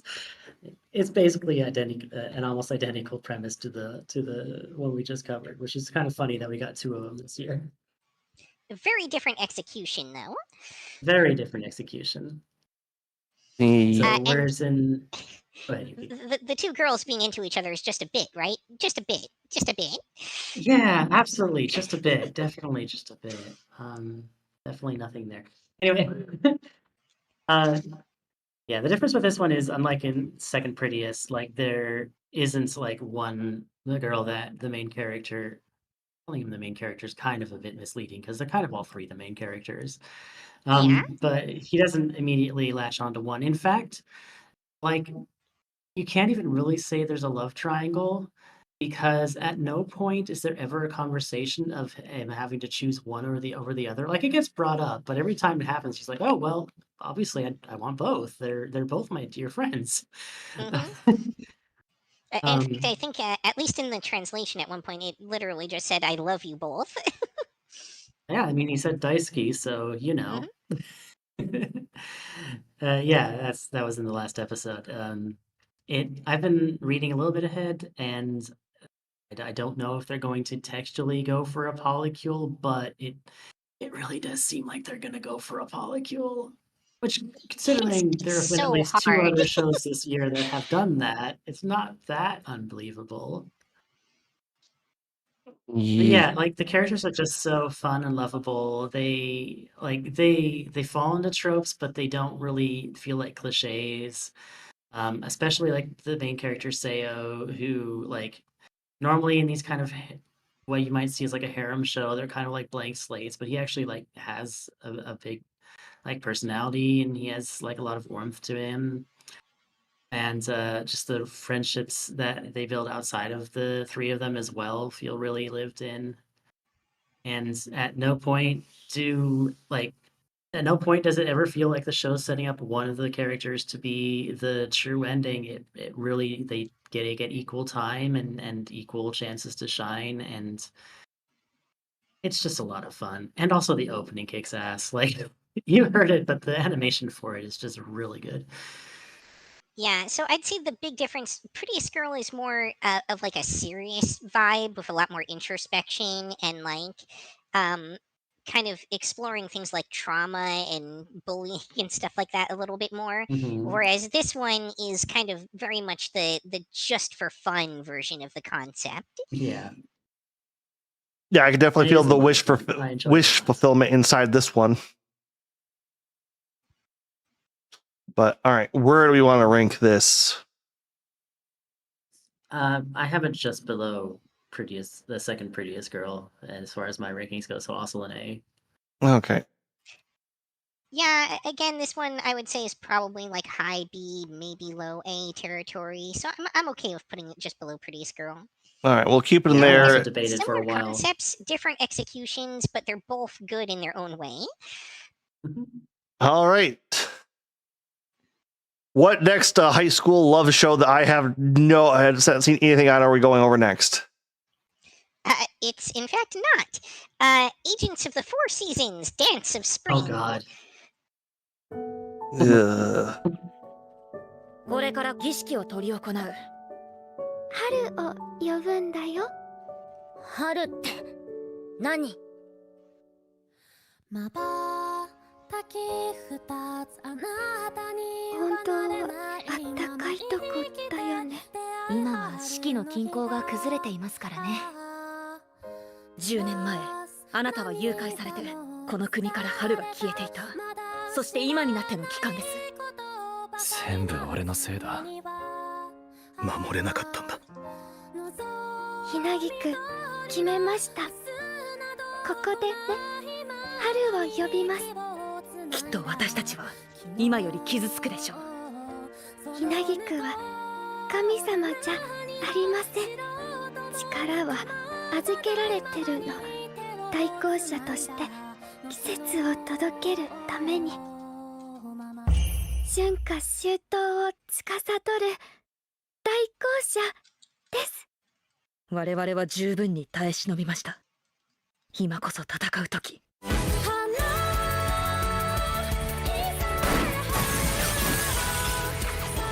対向車は絶えず襲われる。それが俺たちにとっての現実だ。私がいなくても大丈夫にならなきゃ。当たり前に続くと思ってた。リ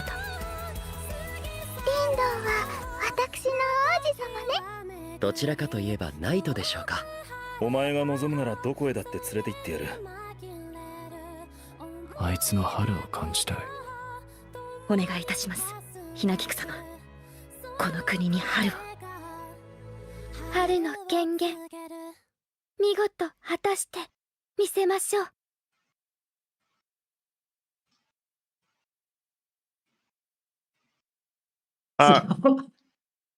This anime made me so mad.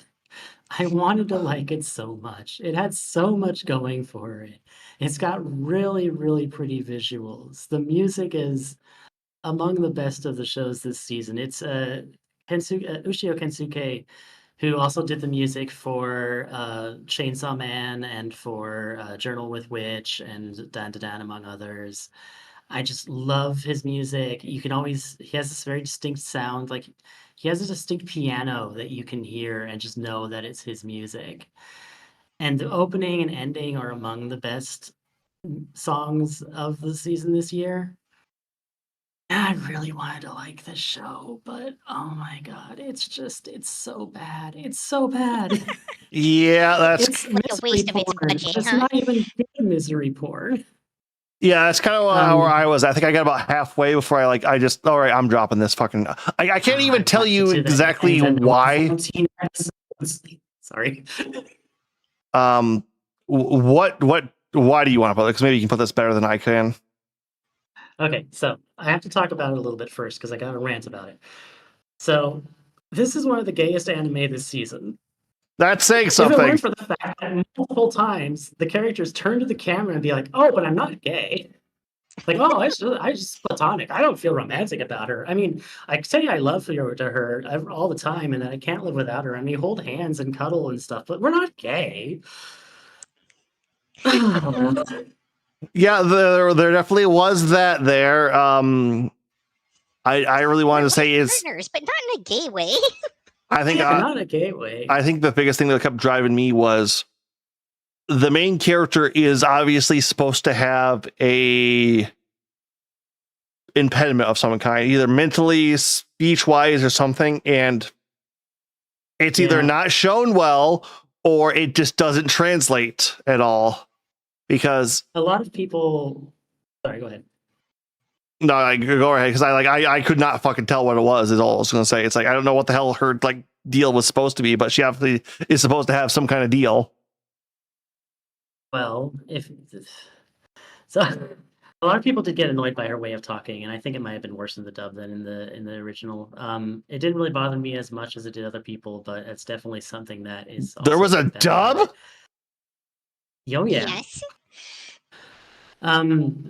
There's another thing is that she's shown to have a plural identity, but the way it's shown is that she basically had an original personality who got killed off and got replaced by another personality.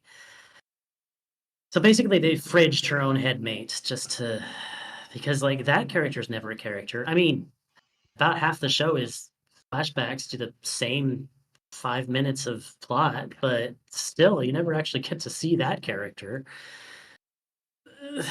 The villains don't have any coherent motivation. The world building doesn't make any sense. It's nothing meshed or worked. Yep. It uses trauma as a plot coupon to try to raise the stakes, but never actually dealing with it in any kind of way that makes any sense or is sensitive at all. It's just, man. The best episode of this that I watched was, for some reason, the version I downloaded had the subtitles correct, but the visuals and sound were replaced by an episode of I Want to End This Love Game. That was Okay. by far the best episode I saw. Uh, Anyway, yes, I have it in D tier. We don't have a D tier on this list, so I guess I have to put it in skip because yeah, it's not unless you're trash. a It's unless you're a real big fan of Ushio Kensuke, which I gotta be honest is pretty much the only reason I was still watching it for 14 goddamn episodes, then there's no reason to waste your time with it. Yep. All right. I believe Yuki wanted us to take a little break here too after this. Yeah. Yeah, if possible. Yep. I got no problem with that one. All right. For everyone watching, we're going to take a short little break. Go grab a little snack, go refill your water, and we'll be right back.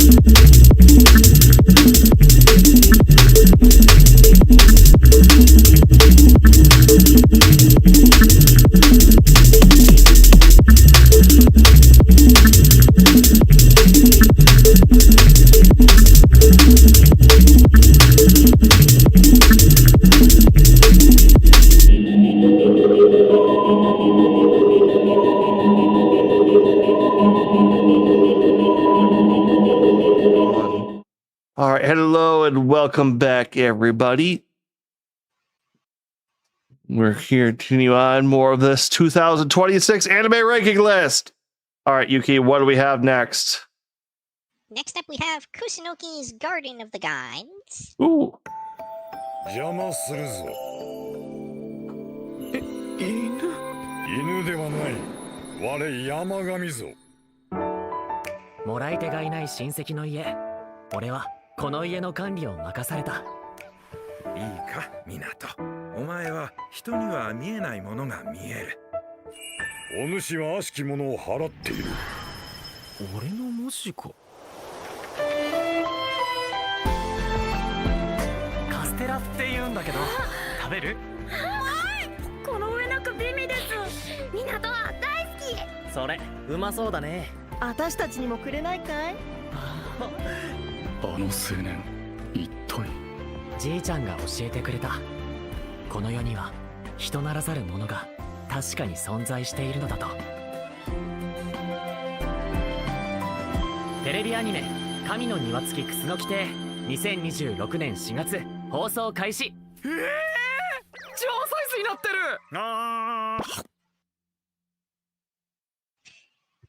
So basically, this is we have campfire cooking in another world at home in modern day Japan.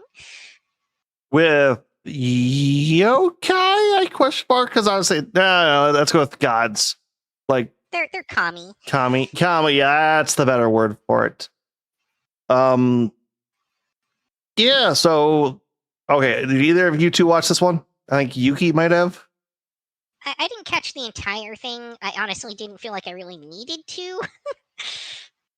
Yeah, this one. Yeah, no, this was very much a you got a couple episodes in and you kind of understood the format of this show. So the basic premise is a protagonist's grandfather dies and leaves him his home, to which he moves into and starts living in a separate town. I don't think he actually has a job, because I think he ran the inn his family owned beforehand, or helped run it as his job. But when he moves into this new place, he befriends the local mountain god, because he's also incredibly spiritually powerful.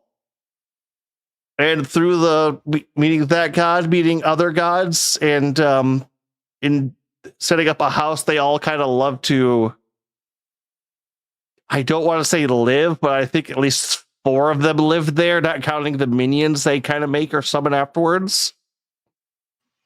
Yeah, for sure. He seems to be when, as far as I got, he had attracted at least 2 of the directional deities, and I imagine probably ended up with all 4. I'm fairly certain, because that's Turtle, Urine, Tiger, Dragon, and Phoenix. Yeah, and then Kirin is usually kind of the master of the 4. I don't know if it was that in this, but all right. So yeah, a lot of chocolate. So you'll see Fujin and Raijin and a couple other, if you're familiar with Japanese folklore at this point, or Chinese mythology, I suppose. Yeah, there's a lot of interchange between the two. Honestly, it was a kind of nice, relaxing stuff. A little bit later on, they did throw in handful of action scenes with like exorcists trying to like, oh shoot, like you write things on paper and like it just banishes spirits when they touch it. How are you this strong? I think they call him like the Jade priest or something like that, because all of his stuff kind of has a jade color to it, power wise. But this is just kind of overall a comfy come home and watch and just see him kind of having a nice relaxing day for the most part, or trying out new snacks, or the gods trying out new snacks or liquors. Yeah, it's very much that comfort watch, almost vaguely healing anime kind of genre. Yep, I would go into that. It's weirdly well animated for no reason at some points too. But others just completely static frames, so don't get your hopes up too much. Yeah. Overall, it's like this is one of the ones I would say this is trash tier personally. This is like garbage comfort food. Yeah, that's probably why I enjoyed it so much more too. I think we had higher hopes for this start, but yeah, it's very much there. I would put this above Ridiculous Reincarnations, because I enjoyed it and wanted to watch this every week. That kind of fell off. Once again, trash is not for necessarily bad anime overall, but anime that's just like, it's not the best, but you like to watch it still. The most hit or miss of all the categories for shows. All right, Yuki, what do we got next? All right, next up we have I Want to End This Love Game. 愛してるぜ、ミク。私も愛してるよ、ユキヤ。俺たちは幼い頃に始めた愛してるゲームを高校生になる今も続けている。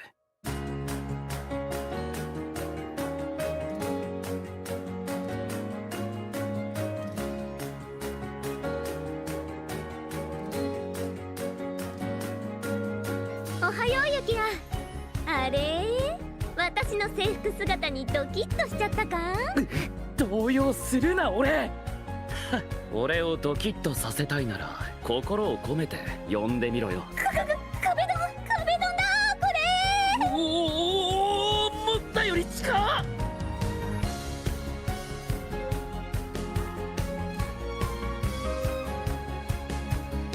意地張ってないで照れたって認めたら？お前こそいい加減負けを認めろよ。愛してるゲームを終わらせたい。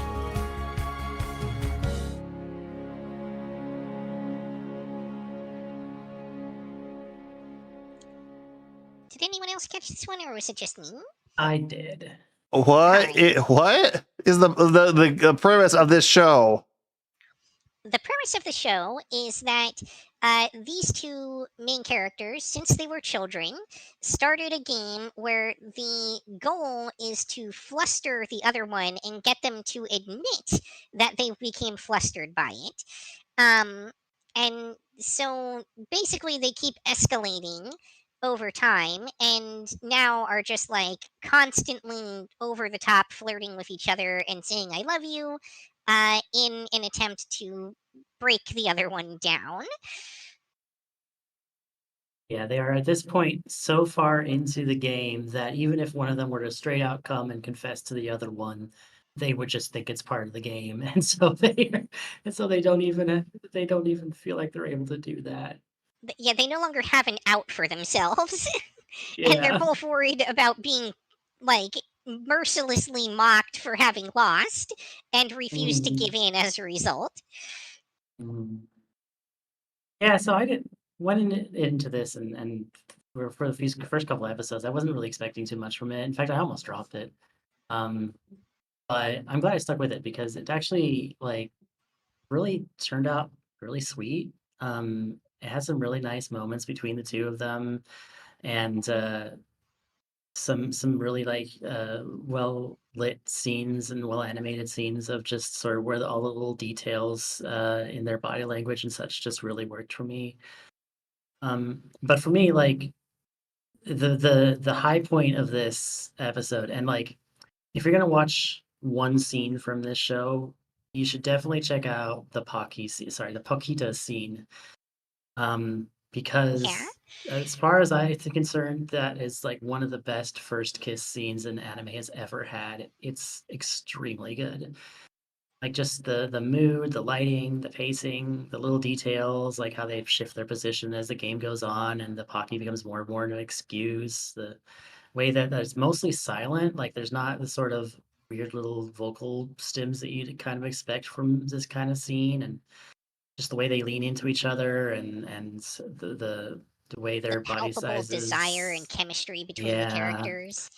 Oh, the mischievous look on her face when she stole that last bit of Pocky from between his teeth. It's just so good. Now that said, this show is not without its kind of weirder moments as well. Like, especially because of the nature of the premise, there's points where the characters kind of push each other's boundaries or sometimes their own boundaries a little bit too far. And we saw some of the aftermath of that as a result of the Pokita scene as well. Definitely. Yeah, like it's not, and like the animation, while it's competent, isn't like anything standout or anything like that. Like, I'm glad I did watch it, but it's also not necessarily one I'd recommend anybody watch, except for that one scene, as I mentioned. I mean, I think it's fine enough for this genre of show. Like, if this kind of like romance tension, will they, won't they, sort of frustrating levels of tension show is your thing, then it will be your thing. I don't think it's the kind of thing that's going to break out of its genre shell, though. So I think that kind of puts us firmly in C territory for this one. It kind of felt like I can go with you, Kaguya-sama like Love is War, but not as good. From a little bit I've seen of it and heard you two talk about it. I feel like that would be the direct comparison, but I haven't watched that one, so I can't really Yeah, I speak haven't to it. either. Yeah, I All right. personally have it in B tier, but I am perfectly okay with it being in C. All right, where are we? Do we want to put this in the high C, mid C, bottom of I C? think high C. Definitely above Replica, probably above Observation Log as well. Yeah, it definitely felt better than Observation Log to me, and it didn't have the problems that Replica had in terms of like animation quality and dragging and things like that. It was at least consistent. Yeah. Sometimes above average, but at least consistently had a good like floor of quality. All right. Next up, we've got Rooster Fighter. Ooh. Emergency evacuation alert. A demon has appeared. In a land overrun by demons. Ah, that Adult Swim narrator. With the Adult Swim logo. KG and his feathered crew, hold on tight, are all that stand between humanity and total annihilation. Livestock is challenging me to a fight. When the world needs a different kind of hero, My understanding this was actually an Adult Swim production. he takes a licking. Yeah. And keeps on chicken. Finishing move. Hear that squawk? Here comes that cock. Rooster Fighter premieres Saturday, March 14th at midnight. Cluck around and find out. Only Toonami on Adult Swim. Okay, so if you like chicken puns, you're gonna like this show. If you don't, might as well leave. Okay, I'm assuming this is a me only show again. Yeah. Definitely was a hard skip for me. All right, so this is a more mature style anime with it's basically that old school shonen of the main hero going from town to town, village to village, fighting off demons, looking for the demon that hunted, that killed his or kidnapped his sister. If you, It felt very Fist of the North Star referential. I was gonna say Demon Slayer might be the more common out of all the things on here tonight. Fist of the North Star. Okay, we'll get to that later. But it's closer to like to Demon Slayer kind of thing, where it's like, no, we have to kill the head demon or all this other stuff like that. With the big caveat being they're chickens, not as in like it's a world ruled by chicken. It's a modern day setting that just happens to have demons and chickens that fight them. And this show revels in that premise. It's like, oh, hey, we can make all the crazy puns. Hey, what else can we do with the chicken we can't normally do with a regular character? Oh, hey, why don't we just have a scene where he's fucking? Just like fucking? Yes, just straight up, he's just fucking just sleeping around. Even gives the chicken the O face. It's so unapologetically stupid, over the top, and hilariously violent. This is what that old school ultra violence 90s anime loved to be, and it gets to have such I would say it's even like 80s ultra violence. Yes, it's very much in that category. Like I said, the ongoing joke of, hey, it's a chicken. It's his finishing move is a crow, or is a. I would. It's another word for that than just the the cock. The crow. Crow, yeah. It just sounded weird to me when I said it out loud. I was like, that's correct, but it doesn't sound right. If I had to rank this, I want to say I would put this in high B. This is for a very specific audience, but does everything it can to do right. The biggest downside is the blatant use of CGI for the demons, especially when they're in their more monstrous. I mean, the entire show is CGI, and that was definitely one of the things that put me off the most. Okay. I would say the monsters, they go a little bit below, or the demons, they make it look a little worse, but that helps keep like them in that crazy uncanny valley. I really do love CGI when it's in that, where they try to keep it more, I don't want to say classic, but more higher quality for all the other characters. It had a very great feel on that end.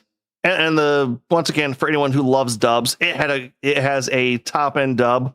I'm pretty sure there's some pretty big voices in this. But once again, high C. If you got Toonami, go out and watch it. If you have Hulu or the Disney Plus that carries that, it's a great fun watch, and just to have a good time doing it. If it was lower quality, I would say I would throw this in the trash, but it does do so much right. I like to have it in where it is at. But all right, the humor never grows worse than. Well, the thing is, it's all of those old genre tropes, but with chickens. But at the same point, because they can progress through so many different tropes and jokes and stuff, it never feels old. It just feels like a certain twist on everything they do. I see. Cockadoodle doo-doo, but yeah. Well, welcome to Rooster Fighter. The show's getting like 3 more seasons. Oh dear. All right, well, moving right along. Next up, we have the klutzy class monitor and the girl with the short skirt. この学校のなんとか委員ってやつにろくなのいねえんだよ。ポンコツと天然男が廊下を走るのは法則違反ですよ。どっか怪我なんてしてねえだろうな。あこら。お役に立てて光栄ですよ。この男、極度の内弁慶でして。何なんですか。あ、ほら見ろ、やっぱり委員会のやつじゃねえか。生徒会長の大和なでしこです。必ず奴を打ち負かしてくれる。いつの間にそんな仲良くなったの？羨ましいにゃ。ポエムさん、やはりあなたは素敵な人です。恥ずかしいこと言ってんじゃねえよ。でしょ。くっそ。ポンコツ不機嫌ね。おいさ、もう付き合っちゃえばいいのに。あいつはそういうんじゃねえか。あの時時補習受けてなかったらあいつと喋るようにもなってなかっただろうな。なんとなくポエムさんがいる気がして無意識に笑顔になっていたようです。こいつはさ。大丈夫ですか？顔が真っ赤ですが。ああ、もううるさいな。Was this one all me or? Yeah, I think so. Yep. Okay. I'm gonna keep this one relatively brief. I watched the entire show. It wasn't worth my time. This it wants to be like an ecchi show, but it has no ecchi. It wants to be a romance, but it's completely stunted and ham-fisted. It wants to be a comedy, but it's not funny. It has a couple of moments to it. We've got the class monitor's dad, who is a rap enthusiast who likes to engage people in rap battles. We've got the student council president, who it turns out is surprisingly cool and like goes out of her way to explore the other side of things by dressing up as like more of a well, to borrow the term used from the other show this season, gal. But I don't know, like dragon anime. That'll be on the summer section. We will be going over this. This is for the wrap up of all the spring anime. So everything that just finished, we are ranking. Yes. Yeah. That's different season. But yeah, I'm gonna say this one, like, okay, everything on the surface level is competent and decent hypothetically, but there's just no meat here. Like, the most interesting thing going on was probably the two main characters' sisters forming a friendship in the background, and that says a lot about this show. So I think this one belongs in skip, to be honest. Ooh.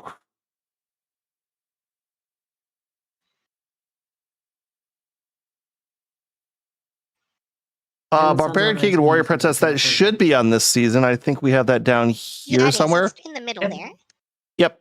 Okay. like dead center. We just haven't gotten to it yet. Yep. We are currently ranking them all. You have come in midstream. So if you would like to keep thought and what you thought of it, stick around. We should be going over all of your favorites at some points. Heads up if you haven't seen this stream before, we are only covering the new shows or the hard reboots. Oh, we already did this one. Yeah, I actually had another copy of it that I wasn't able to find earlier. All right. So next So show. next up we have Haibara's Teenage New Game Plus. もうかばいきれねえよ。何より俺がお前にムカついてる。星宮さん、ずっと好きでした。俺と付き合ってください。ごめんなさい。もし叶うなら、もう一度あの青春をやり直す機会が欲しい。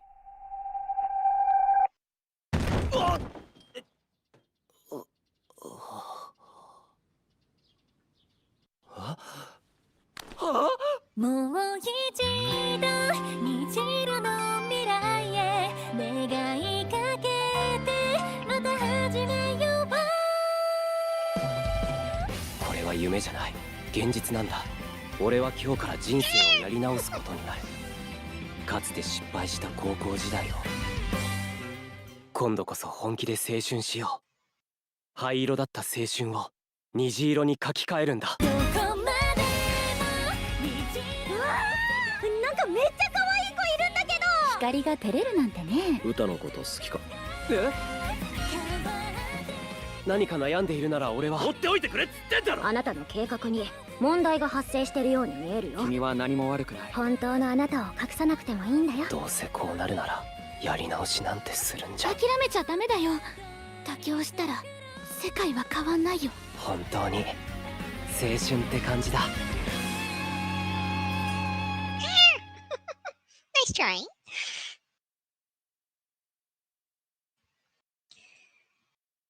Was this one all me again? Yep. I made it about 2 episodes. Fair enough. I kind of hated what felt like the central message of this show, which was basically work out, get conventionally attractive, and everything will come to you. Yeah, the fat phobia was kind of what made me bounce off it pretty hard. Yeah. And to be fair, there's technically a little bit more to that, to going on to it than that, but like that really was the bulk of it for the most part. Like, Pardon the oh, pun not and intended. I can't say that the way they treated the relationships in this show was great either. It ultimately is a kind of a subgenre of harem anime. That we've seen similar shows before, and it's not a particularly good example of that genre. Anything y'all want to add before I tear it apart more? The characters just seem so cardboard cut out. I think I made 2 or 3 episodes before I gave up. It wasn't doing anything for me at all. It's another The animation wasn't romance great either. anime show set in a high school. That it is. But okay, so like there's also a lot of like themes around jealousy and stuff like that going on, but none of it was handled well, and none of it was handled creatively or interestingly. And like there was also a bunch going on about like bullying and stuff, but again, the message was like, well, if you don't want to get bullied, just be conventionally attractive. Yeah. And also, like, he wished to go back in time to the beginning of high school. He was in college. He wanted to go back like 5 years. Yeah. Like, There was no reason he couldn't have just like reinvented himself for college. He didn't actually need Yeah. time travel. there's I just don't nothing know. there for me. Yeah, I'd say a skip.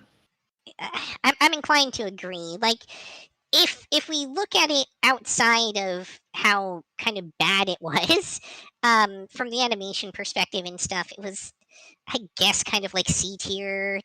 But there's really just nothing redeeming it. I wouldn't waste your time on this one. Yeah, all right, let's put this into comparison. Every other high school romance show set this season, is there any that are better than this one? Or any that aren't better than this one? Yeah, I didn't see klutzy class monitor, so I would say that it was still marginally better than Klutzy Class Monitor, but that's it. All right, so yep, hard skip then.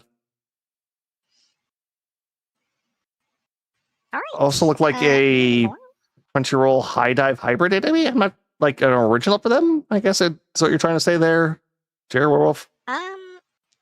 Not really sure what you mean on that one. As far as I know, High Dive didn't have any hand in that, and it didn't air on High Dive that I'm aware of. Yeah, just look generic. I can understand that. All right, what do we got next, Yuki? All right, next up we have Always a Catch. 今あなたが真っ先にすべきことはメガネを買うことですはいということからとんでも展開だがそんなことするわけないのは私が一番よく知ってるわ次会ったら絶対ボコボコにしてやるんだからボコボコはダメしまったまた全部声に出てたまた口に出ちゃってた声に出ちゃった淑女らしく変なことしないようにやれやれ踊っていただけませんかこれね Z は予想以上に面白い子だねごきげんよう瞬間移動使えるのごめんなさいせっかくレナード殿下をたらし込もうとしてたのにどうりで田舎臭いと思いましたわ夏のバカンスには誘って差し上げますから覚悟なさいどうだ私におっしゃいましたの諸殿下本当に怪我はしていないのかレディーになりたいなれない運命のあなたずっと捕まえたい失礼急いでいたか殿下に会いたいですしらよかった君に会える時間が待ち遠しくて最初で最後の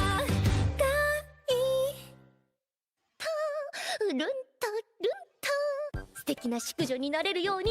淑女は王立学園の廊下でスキップしないんですけどね。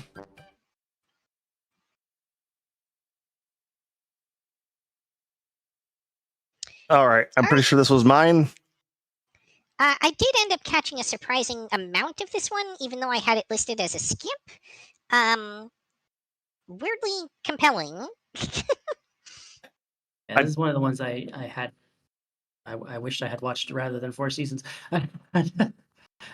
Yep. Okay, because I watched a good chunk of this, and then I skipped a couple, and then went straight to the ending on it. I didn't think this was bad. I like the characters. I like the premise. I like so much about what was happening here. But dear God, did this just want to be a slice of life show that also happened to be set in a fantasy or in a medieval world?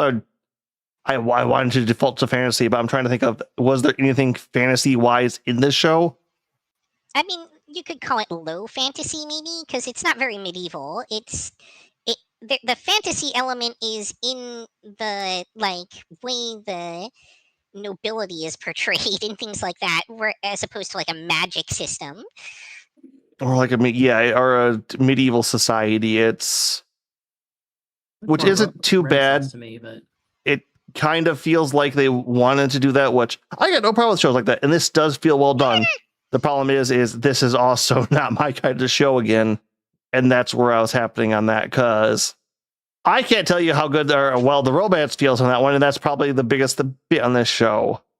I will say I did love. I feel like this show wasn't about the romance. It existed as a plot device, but I feel like romantic chemistry wasn't the driver for this at all. It was more of a comedy. Yeah, which all right. So basic premise of this is the main character has been trying to.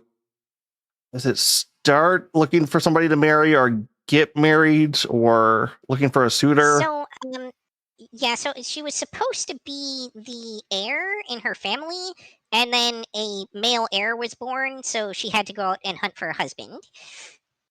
Okay, yeah, that's what it was.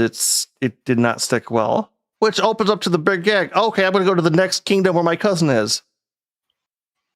No, we are talking about Always a Catch. We will be getting to Marriage Toxin a little later. So that starts off, she goes to that kingdom. And unfortunately, not the crown prince, maybe the crown prince, secondary prince, one of the princes there, walks up to her during a big ball or party, or what, I don't remember what they call it, and breaks off his perceived engagement he thinks he has with her. Because he thinks it's a different person. I think it's his cousin. Which gives well, he thinks it's her cousin. Yeah, her cousin. He Bad. thinks that she's her cousin. Yep, straighten that out. Which then has her blow up at him like, I'm not even this person, you dolt. And becomes a big fiasco, which starts the ball rolling for all of the shenanigans, comedy, and other things going on. Which, like I said, unfortunately just did not pull me into well. Do you have anything more that you could say about this, Yuki, or do we just rank this one? Yeah, I mean, for me, it was weirdly compelling. Like, I found myself watching it when I didn't intend to. And it's not that it was like a good show, right? Like, but the execution of it was still entertaining enough for me that it was kind of like a comfort food sort of trash tier watch. I wouldn't quite call it trash because this does feel very specific, but feels well done when it does. So I would say C on that one. I think I agree with a werewolf there. Sure. Now the question is, I want this above Replica, I feel like, but Observation Log is the question here. I would say. I can't really compare it too well to Observation Log because I didn't see enough of that one. It's definitely below Love Game. I'll throw it. I would personally probably put it below Replica. I mean, it has higher entertainment value, but Replica has a lot more substance to it. All right. We can throw it right about there. That feels good. All right. All right. Next up, we have 100 Scenes of Awajima. 高梨沙羅です。本名が小鳥が遊ぶと書いて高梨だと。次、藤沢さん。はい。高梨さんは明るくて人見知りしない。おじさんの結婚式に高梨明？そうなんだよ。一生の不覚。だったら舞台の上で何度でも会ったらいいよ。その後、雅やかな忠告者の静香さんとも仲良くなった。気づけば3人でつるんでいる。さっきの人間関係のお話、あれをちょっと思い出してた。今は私たちがいるじゃないか。そうよ。ありがとう。いつか誰かにできることなら私たちみんなで。手を伸ばし続けたビッグツリー。誰かの目には It's a daydream. All the stars that shine brightest burn out the fastest. 僕ら超えてゆける。綺麗事じゃないの。舞台に立った人間が勝つの。そういう世界なの。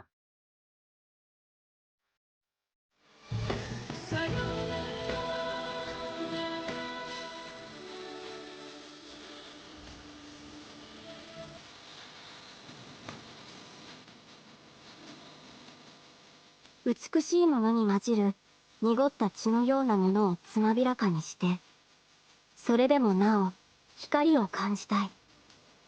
岡部恵美や小野田幸恵や伊吹桂子の物語はいつだって私たちの日常にある。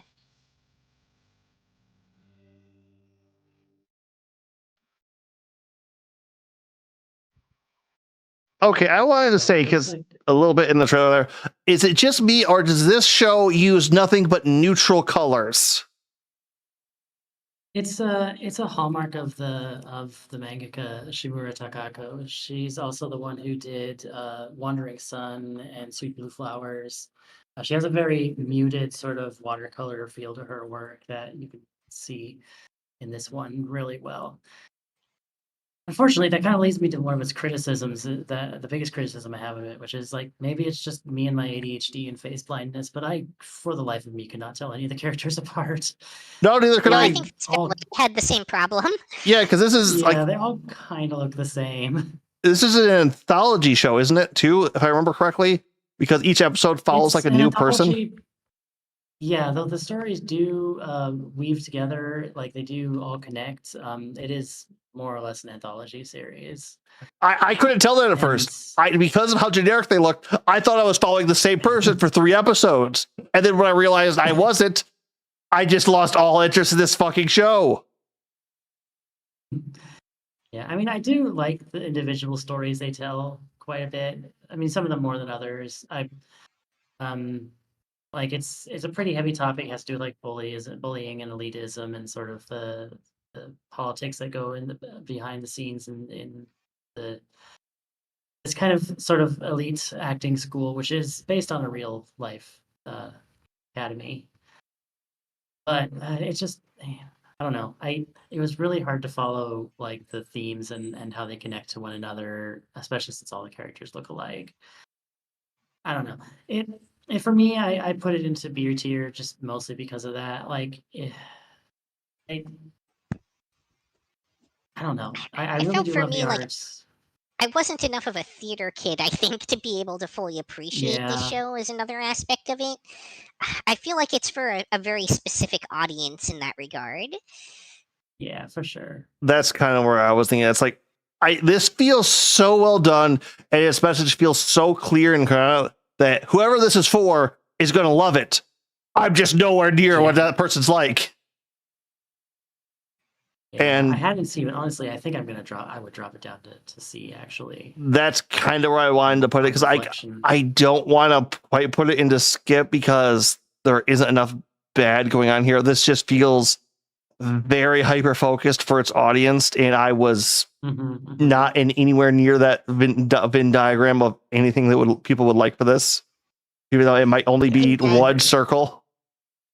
And as an acid test, I would have a really hard time ranking this above I Want to End This Love Game. Yeah, I think I would definitely put it below that, but above Replica because the art style is really good and the animation is really well done, especially in some of the episodes where they like play around with sort of framing and color and stuff. And like I said, a lot of the stories individually are really compelling. It's just when taken as a whole, I kind of feel it falls apart. I think that was the other problem I have too, is everything around where I live right now is saturated in those neutral beiges, grays. I would take brown at this point, and I am so goddamn done with that kind of concept. It's just I see that in anime. Right there is probably pretty good. Yeah, in anime, it just kind of bugs me. So that's kind of what led me to drop this. So that's where I'm gonna have the kind of that. And I can't fault you for your color palette overall, but because your color palette was unoffensive as a style. But all right, I don't think I got much more to say about that. I was going to throw something else in, but I lost it. All right. Next up, we've got Killed Again, Mr. Detective.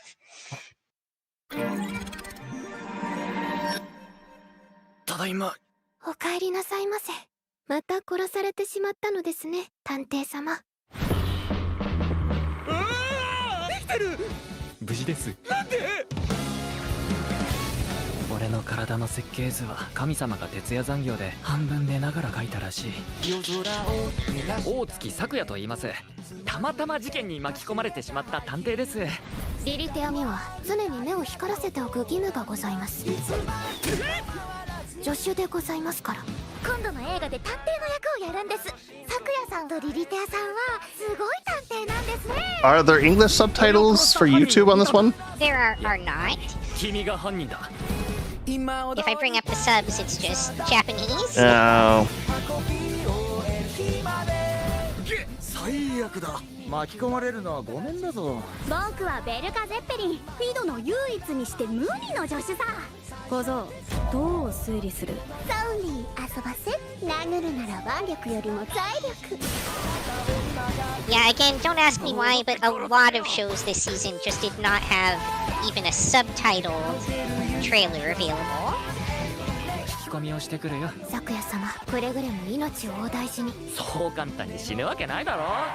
じゃ、行ってくれ。見間違っていませんように。また殺されてしまったのですね、探偵様。見せてやるよ。この大月咲夜の推理を。おバカな人。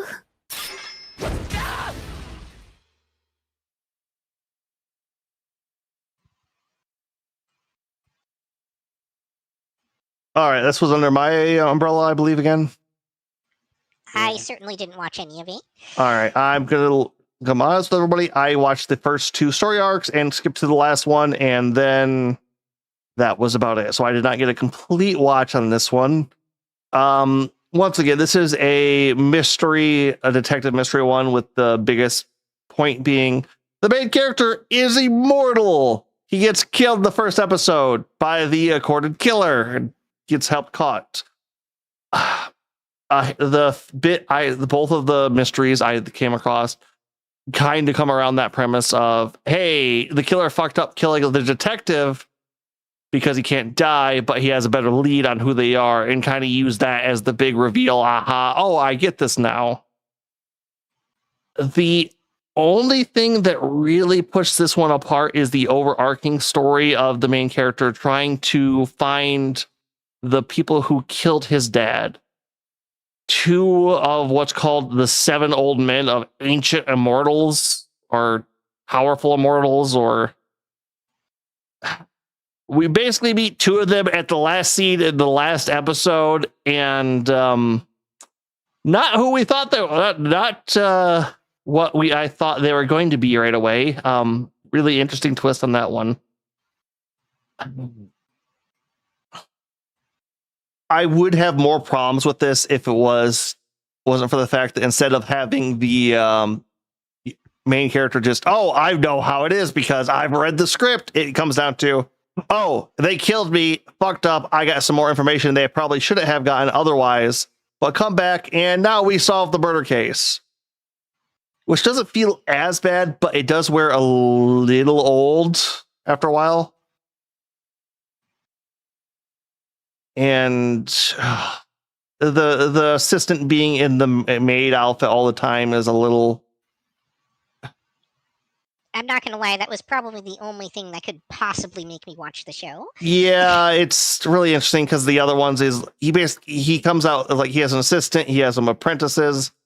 There's the assistant's kind of a love interest. It's a minor thing, but once again, this is a mystery show, and its mysteries are mid-tier. It's not mid-tier in the cardinal sins that shows like this have, but it's also very, we're doing this again, and we're doing this again, and we're doing this, and so different things. But the key coming down to he's going to get killed again. Over reliance on the plot device, or the title of the show. Yeah. If I had to rank this one, it's going to be in C again. Sounds like it might fit into trash based on the way you described it. Trash is, I like to put more for, it's not so much good, but it's just kind of thing you can just fun and consume. Mystery shows have a hard time doing that because you have to focus on them.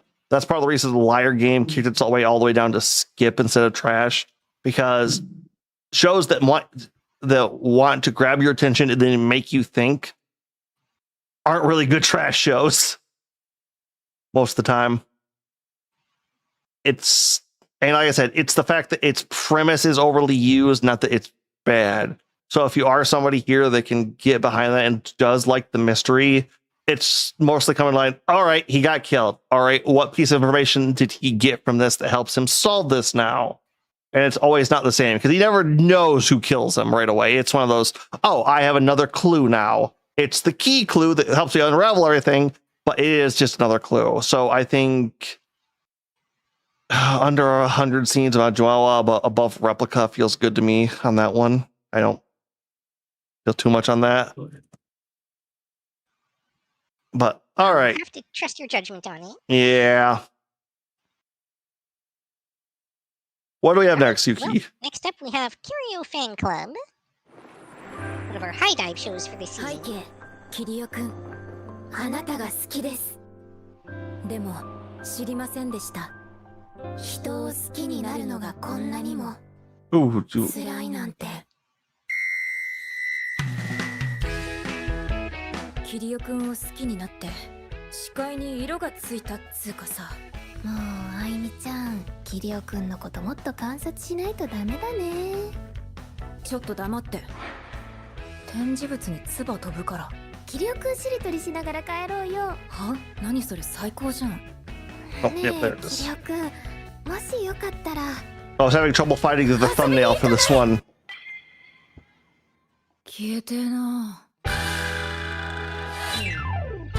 キリオくんの好きなところを多くかけた方が勝ち。え、何？怖っ。あれ、お二人勉強中？偉いね。クラス一緒ですよね。キリオが話してたっすよ。キリオくんだ。話してたって。キリオくんと両思いしてください。近寄らないでください。キリオ先輩に何か伝言ですか？やっぱ私たちにとってキリオくんは一生遠い存在なんだよ。でも二人なら。いや、二人だからできることもあるんです。キリオくん。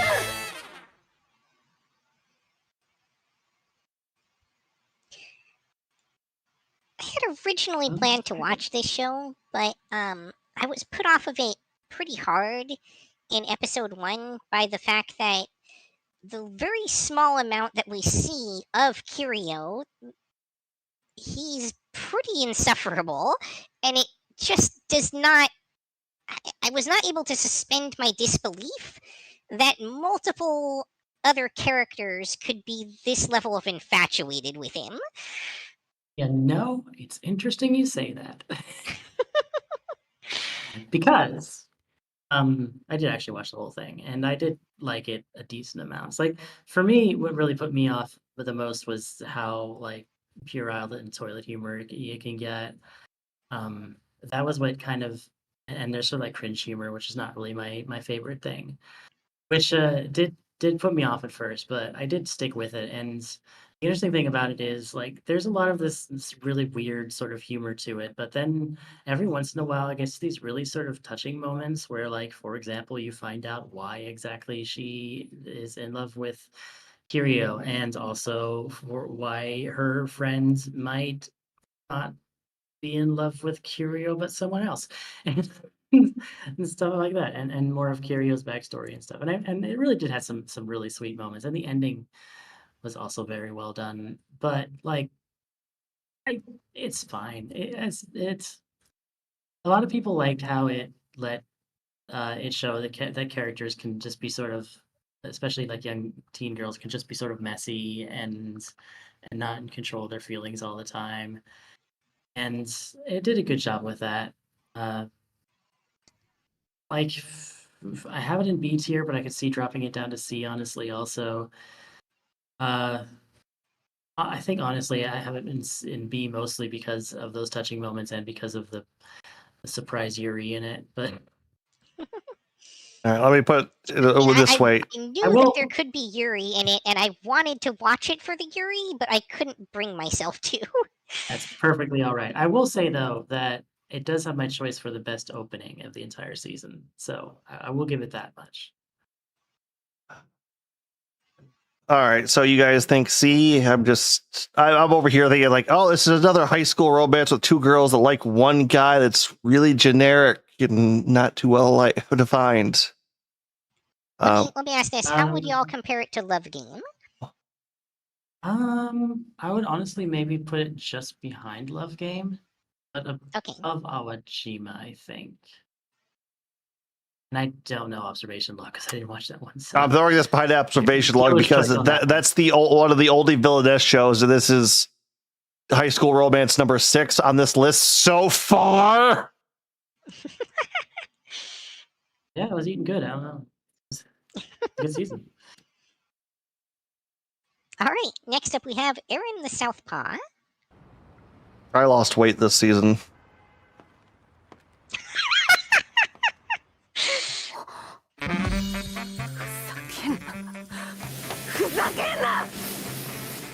Agent starved without any mecha or boys love. We had both of those.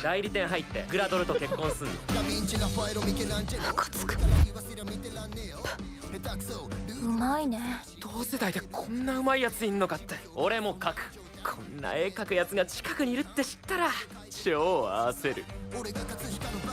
下手じゃん。センスない。絶望的に。諦めろ。俺は上手くなりたい。無理って言われていちいち諦めてたら誰も何もできねえだろ。こいつガッツあるんで。早く強みを見つけて何かに何者かにならなきゃ。のう朝倉、才能がなかったんや。高一に才能はないんだよ。この仕事をなめるな。俺はやだよ。普通の人生じゃやだよ。わしクソみたいな日にいいもん作るのがプロだ。光一さん、個人よりチームが大事だって。光一、あなたのいいところはそこじゃないの。照らされることを待つな。照らす側の人生だってあるんだ。俺たちはサラリーマンだけど夢があるサラリーマンだろ。ずっと退屈だった。でもあいつが思い知らせてくれた。天才じゃないお前が平凡な人生にどう抗って生きるか見せてみろよ。見てろよエレン。俺はなるぞ何かに。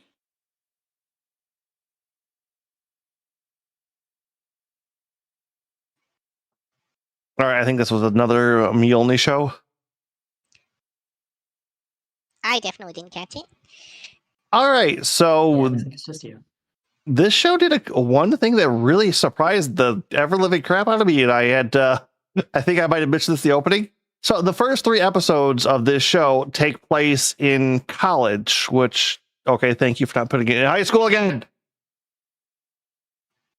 Sorry. and kind of goes through somebody in art school trying to follow their dreams of being a good artist. It's just, they don't have any talent. They have the passion, but they don't have the talent. And it's very much just goes through following him of somebody who does have talent, but didn't have the drive or other circumstances kept them from going through that, and just kind of getting shown up.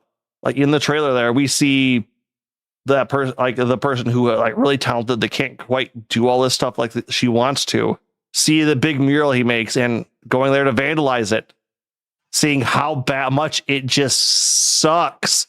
Like, wow, I have no drive anymore. It's like you suck so much. Anything I could do would just make it better.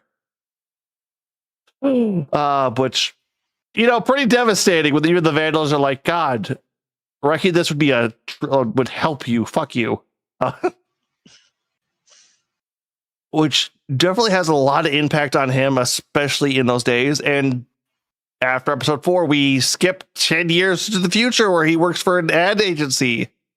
And it kind of becomes more of a technical show of him them going through what takes ads, him still trying to make something of himself and doing all these other things while meeting people who also have outrageous amounts of talents, but or have the drive, got to where they were, and just don't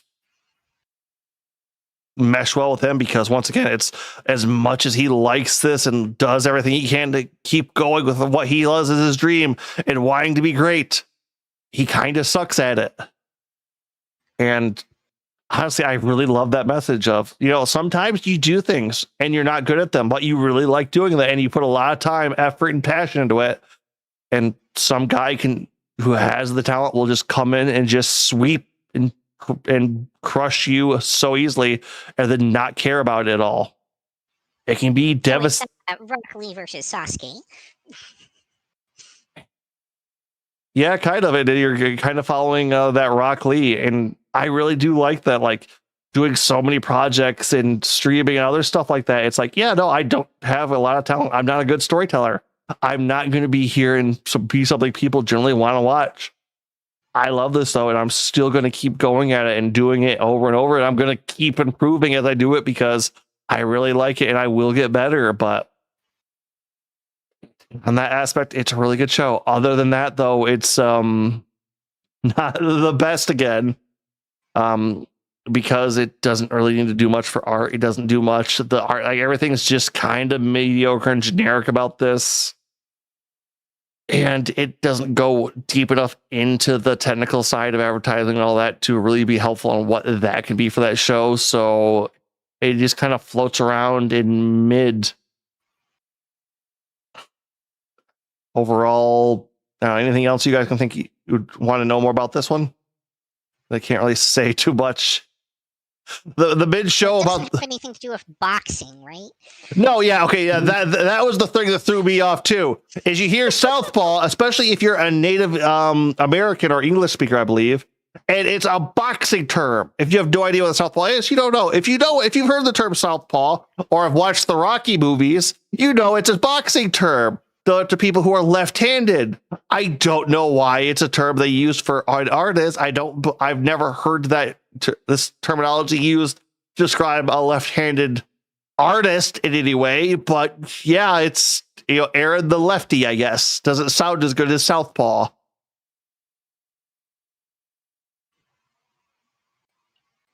All right. Moving along, we've got Snowball Earth.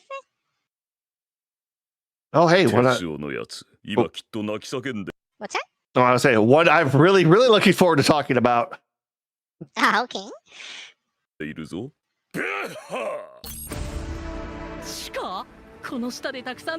Ah, yes, your mecha anime. まずは呼びかけて無理だ怪獣でもできる友達の作り方でも初対面の人にこんなことやったことがない私たちが安心して眠れる三島モールだよ乃木青ですどうぞよろしくねはいモールの観光スポットを案内してあげます鉄夫ですいやいるんかい銀河怪獣さあ反撃と行きましょうか鉄夫ここからだよな雪を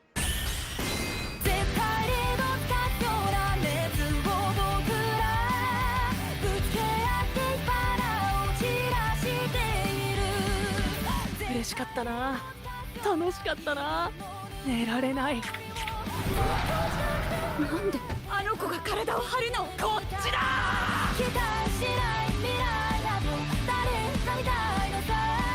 痛みは炎みたい強い抱いて嫌ってしまった自分にも熱はあったろう。少年のまま2、1、ポーン。タイムリミットだ。やぶさめ鉄をヘラクレスを倒し、己が寝床くらいは守りきれるか。いいえ、できない。誰？あなたたち誰なんですか？それでも尽きて万策を。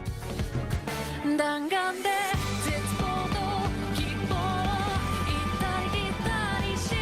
最近さ、なめてんのか。一人一人が不眠って何？よく見えるんだ。気に入った。だから人間同士で争ってる場合か。取ろうコミュニケーション。ずっとそばにいたのに。やべえぞ。人とは熱い喧嘩。君の名前は何ですか？浮かない顔だぞ。大佐のお役に立てない。ならばお前は私の後ろで見てなさい。You know, that's even creepier once you have the context for it. Unfortunate. Oh, more than you can imagine. All right, Snowball Earth, a mecha show. We get like 3 of these in a year. I am so happy because it's actually really, really good. All right, so before I get into basic premise, for anyone wanting to return to the mecha show, this happens to be a small subversion of the standard super robot mecha show, meaning, monster of the week, that sort of thing. We start off with our main protagonist and hero jumping in the giant suicide robot his father made.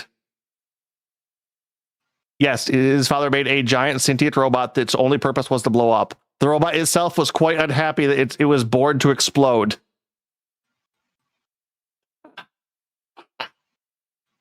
And after this point, we get our first time skip because they fast forward on episode 1 through basically an entire super robot show of, hey, these kaiju are invading. I must fight out the kaiju. Going to the point where they even build a giant space battleship to fight the swarm coming in, and ending with them failing and blowing everything up in one last suicidal charge. The show proper takes place 8 years after that, when the main hero's escape pod lands back on Earth and brings him out of his cryogenic sleep, only to find out the planet's been frozen over in apocalyptic winter. The things that really helped with this one were, it kind of has that old Evangelion thing of the main character is shy. He doesn't know how to talk to people. He doesn't know how to connect. But instead of being like, oh, latent talent or powers, it's like, no, he's actually an incredibly coordinated and talented person when it comes to doing all this. It's just he has that social awkwardness, almost to the point where he's a bit autistic. It's the skills he have in this one sound rod just for even combat are absolutely outrageous, but he cannot communicate with anybody. But it, once again, is not a violent or creative person. He is a very shy, introverted thing. His only friend most of the time being the giant robot he pilots, who very much just happy with it. He didn't have to blow up and die. Who's also trying to encourage him to go out and talk to actual people. The vast majority of this show comes down to him connecting with the lone survivors, them kind of getting back in touch with him, and then trying to figure out how to survive in this world. I would say that there are probably 2 main antagonists in this show, the kaiju that froze the world and a group of kaiju warriors who want to kill it and take all of the credit. It is interesting to see someone who as a counterpoint to him, who is all about the glory and the getting up this, and then the just generic force of evil that wants to kill everybody. I loved all of the character interactions in this show. Besides the fact that it's giant robots, kaiju, and apocalyptic Earth, everyone felt somewhat realistic and relatable. There was no cookie cutter, oh, this is this character, this is this character. Everyone felt like they were trying to survive or live in this world. And the main character just, while he was incredibly awkward, especially at the start, it was very much along the lines of, am I the last living human on this planet? I don't know what to do. And him just kind of coming unstunned as that unwraps itself and readjusting to his world. Now, the one part I can agree that almost everyone I've talked about this has is the animation and art style, especially for the kaiju and the robots. Not too good. Heavy use of CGI in this show, which for the kaiju, you had an unrealistic looking monster. It doesn't look too bad. For the robot, once again, unrealistic looking machine, not too bad. For the humans, they try to hide it really well, and they get away with hiding it a lot of the time.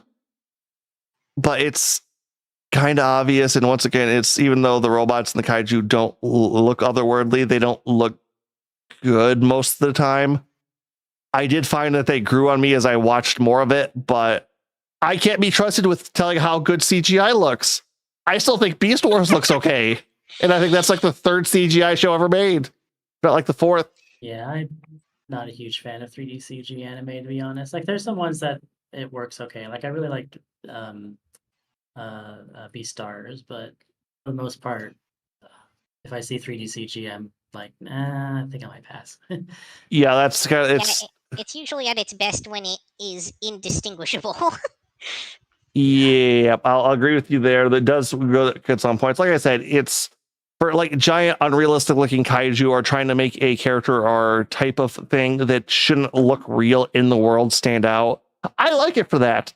It didn't do a great job here overall, I would say, but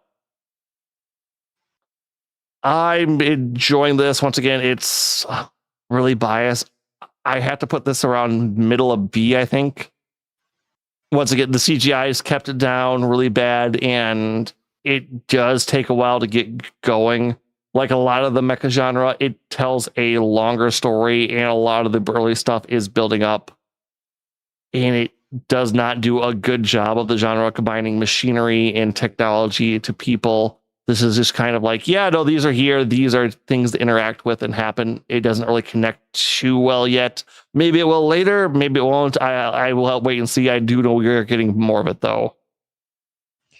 Yeah, I would say purely from what I can judge from the trailer, it looked like the CGI for this one is a little bit better than we see in a significant number of shows, but still pretty noticeable. It doesn't have that, like, horrible Netflix low frame rate thing going, at least. So that's something. Oh god, what is it with Netflix and making shows that have just terrible like frame rates? Look at you, goddamn Dragon Prince. Because season 1 was like 4 frames a second. Yeah, well, somewhere along the line, someone realized that you could mask some of the problems of CGI by lowering the frame rate to make it look more like traditional animation. But the problem is, if you do that wrong, it looks awful. Yeah. All right. And you can only lower it so much. Okay. Next up we have Kojima. Why sing when you can warble? A show I forgot was even from this season. This show haunts my nightmares.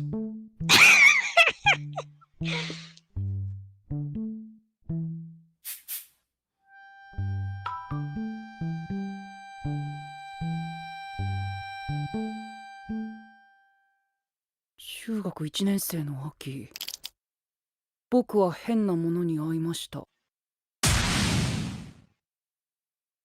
わ！私、クジマ。よろしく。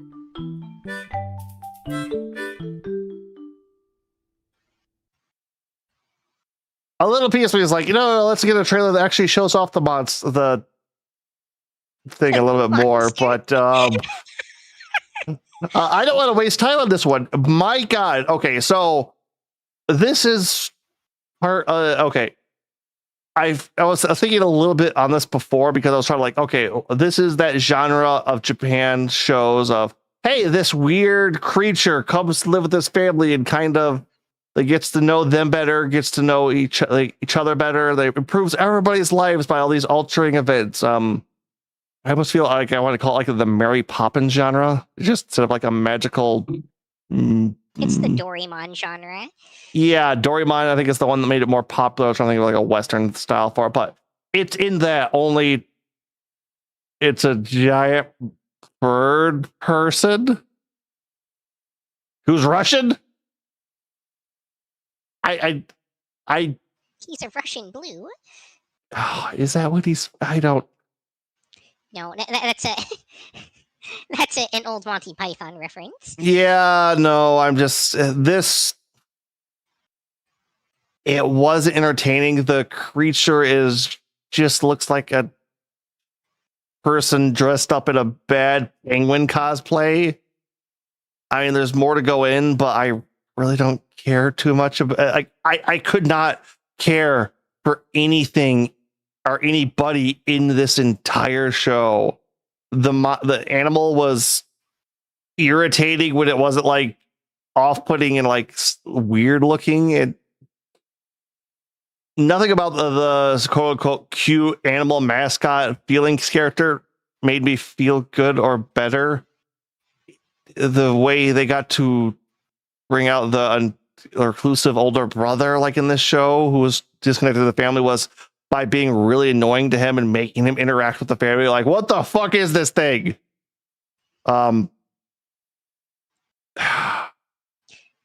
Animation wise, this show did what it would need to do to sell a show like this, where they went like really, really over budget on everything else and then made the creature super simplistic and stand out in that regard, which is clearly a way of selling a joke. But I think my main issue with this series is, who is this for? Yeah, because this isn't like the cute kid genre, because this is definitely suited at like older high school age people, children, young adults, older. I don't. And the problem is, it doesn't feel good in that genre. All right, I'm throwing this in the skip. It's going down here. Yeah, sounds like a skip. Yeah, it was not good. There's plenty else to watch. Go watch Doraemon if you want more of this. It's still going. It's okay. Too good. All right, next up we have The Food Diary of Miss Maid. Oh, I even forgot to put that. Yes, it's in skip.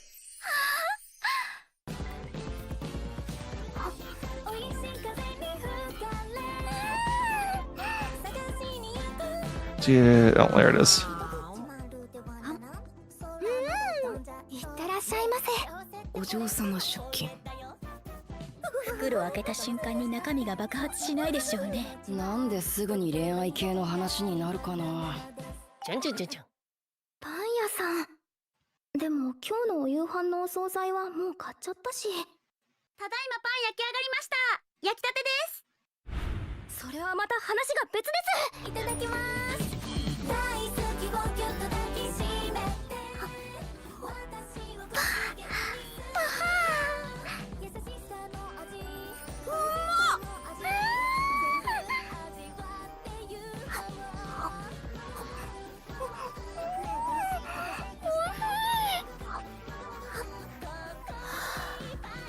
同じものを食べるって感覚を共有してる感じで面白いですね。おいしい。テレビアニメメイドさんは食べるだけ。2026年4月放送開始。Was this one all me? I think so. Yep. Okay. Well, again, I won't really belabor this one too much. This is very much our token food porn for the season. If you like cute girls doing cute things, wholesome, very light, eerie elements, clearly sponsored by some kind of tourism board, Japan facts and food, this is a series for you. Otherwise, give it a pass. That's what you see on the tin is definitely what you're going to get with this one. It's a competent execution of its genre, but nothing too outstanding about it. I would say, yeah, it's by that nature probably C tier. The animation's a little bit closer to like B quality overall, but it's not enough to elevate the show. Yeah, the food didn't look as good as a lot of other food porn shows either to me. Well, I watched That is this one. definitely a weakness of it. Like they put more work into the characters than they did into the food, which feels weird for a food porn show. All right. Where do you want to throw this in the C tier then? Because we're getting kind of heavy in the C's. Yes, we are. I'm gonna say it's probably between Replica and Always a Catch.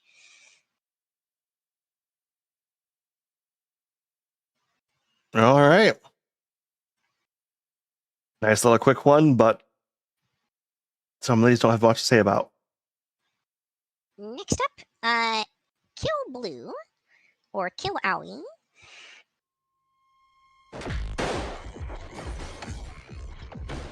I hope you find a mountain that's perfect for you, the legendary assassin that everyone in the underworld fears.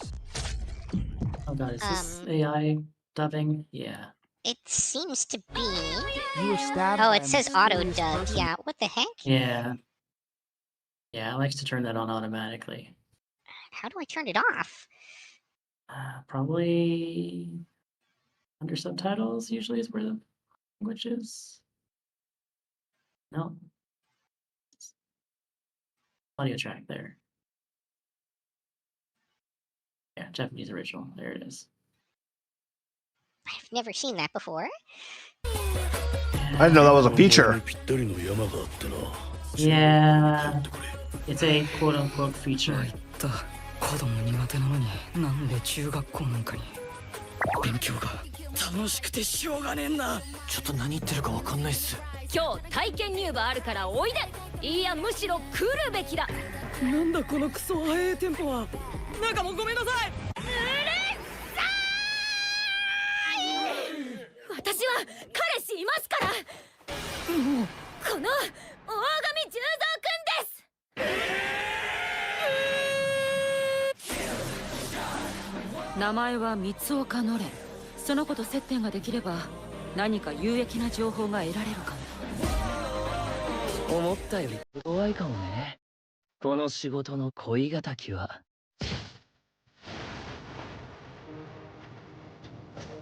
君、同業者決闘しようよ。勝てばのれんちゃんの彼氏になれるんでしょ。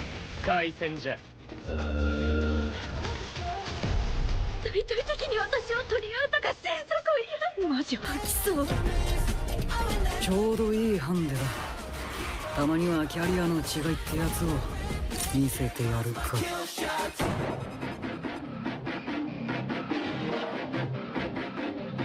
So I believe that was actually the ending theme that we were just hearing. Yeah, whoops. I clicked on a thing. Yeah. It tricked me. All right. So this was probably the most available show this season. Because I think this was on this like was on everything, including YouTube. yeah, like officially on YouTube too. Not just the hacks. Yeah. So the main premise we have here is an assassin gets hit with a drug. It's Detective Conan, except he's an assassin. Yep. And he also now has to go to high school and protect the girl whose father owns the company that made them the drug that turned him into a child. While In hopes of getting information about the drug to no longer be a child. what also gets him roped into being her fiance because whoever marries her gets to inherit the company that her father, the multi-billion-dollar pharmaceutical company her father owns. Not as a you just get to Nepotism. oh no, not just you get to inherit this because you married my daughter and I want to keep you in the family. It's whoever marries my daughter gets my company. Clearly stated and sent out as a message to other people of whichever if your kids ends up marrying my daughter gets my company. So he has to pretend to be her boyfriend or fiance as it progresses further, which I'm going to leave out there the 40-year-old man who now has to date a 14-year-old. By the way, he's formerly married and has a 10-year-old daughter, and feels very awkward in the situation, which it fucking is. My God, does all of the not romance scenes that they like to put into this feel awkward and kind of sleazy. No, Despite the main character's best efforts to the contrary. Yeah, like at least they don't try to like do like a lot of like the pervy stuff you'd normally see, and they do err away from that, but it's like, guys, you animators, writers, like you have this guy, a 40-year-old man pretending to be this. Hi, welcome. Nice to meet you. I'm not saying your name out loud. Yeah. Good, great show to come on to. We're talking about 40-year-old man dating a 14-year-old. I know how weird that feels. Other than that, this follows that, hey, we're gonna do an arc, this new character shows up, and then we're gonna do this new arc, this new character shows up, we're gonna do this arc, this new character shows up, and they're gonna have to fight them on like their old terms. It's like, oh, this is gonna be an assassin battle. Oh, this is gonna be a basketball game. Oh, this is gonna be another weird baseball. We might want to cut down on the synopsis a little bit because we're only about halfway through our series at this point. Yeah, we might have to do that. The problem is like these have been really good. This is a very interesting series. I don't. Well, this is trash. What am I thinking? This is probably one of the purest indications of isekai, not like a style of trash show. This is shonen weirdness. It's if you start thinking about any of this too much, it starts raising too many questions. It's really well done though, so I will put this at the top of blue or top of trash. Yeah, I mean, you're not going to get like top tier Sakuga in this or anything like that, but it's competently executed as a shonen, and the character designs are nice. I'll also throw out there that the opening theme, especially, is a real banger, and the animation that goes along with it isn't bad either. Yeah, I've read the manga for that a little bit and enjoyed it, but I haven't seen the anime. It's okay overall. Like I said, we're about to throw it in the trash just because it's trash shonen overall. But all right, what we got next, Yuki? All right. Next up, we've got Ichijoma Mankatsu Gorashi. Cute girls doing cute anime cafe things. 高校2年生雨宮女学院の特別編入生に選ばれた私はこの春から憧れの東京 This is a YouTube show, by the way. Like the actual release on YouTube.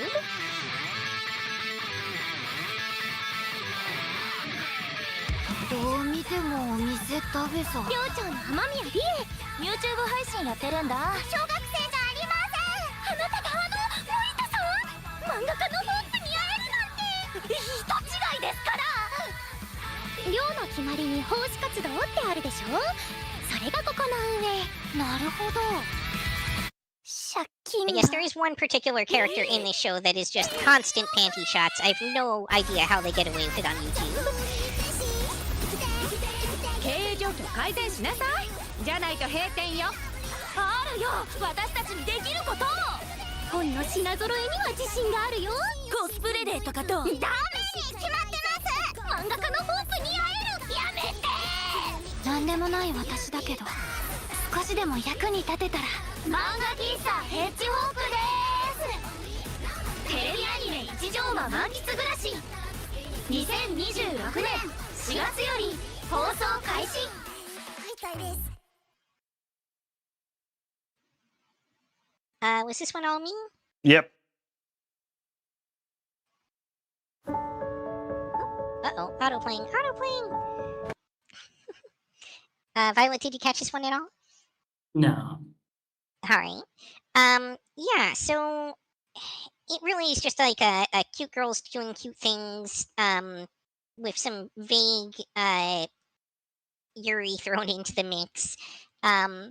in particular, one scene involves one character after another coming across the other girls in a room and thinking that they're having sex, and then wanting them to be having sex so that they can see, and then finding out that they're not and being disappointed by it and going into the room to join them so that the supposed orgy keeps growing until all of the characters have run through, and it's clear that they're all actually into each other on some level, but it's really more of just a cutesy humor show. I would say it's really not trash. This is probably like C tier.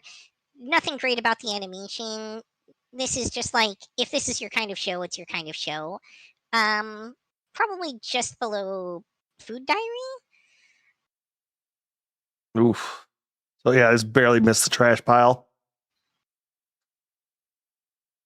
Which might be a good thing. I remember with the trash, we had the seasons when the trash is overflowing, but now we're just swimming in mediocrity. All right. We had a request to move up a few of the shows, so I'm going to start doing that. So next up we have Needy Girl Overdose.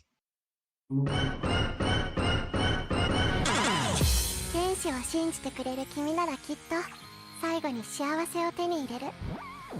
最強のライブにするから君のためにね。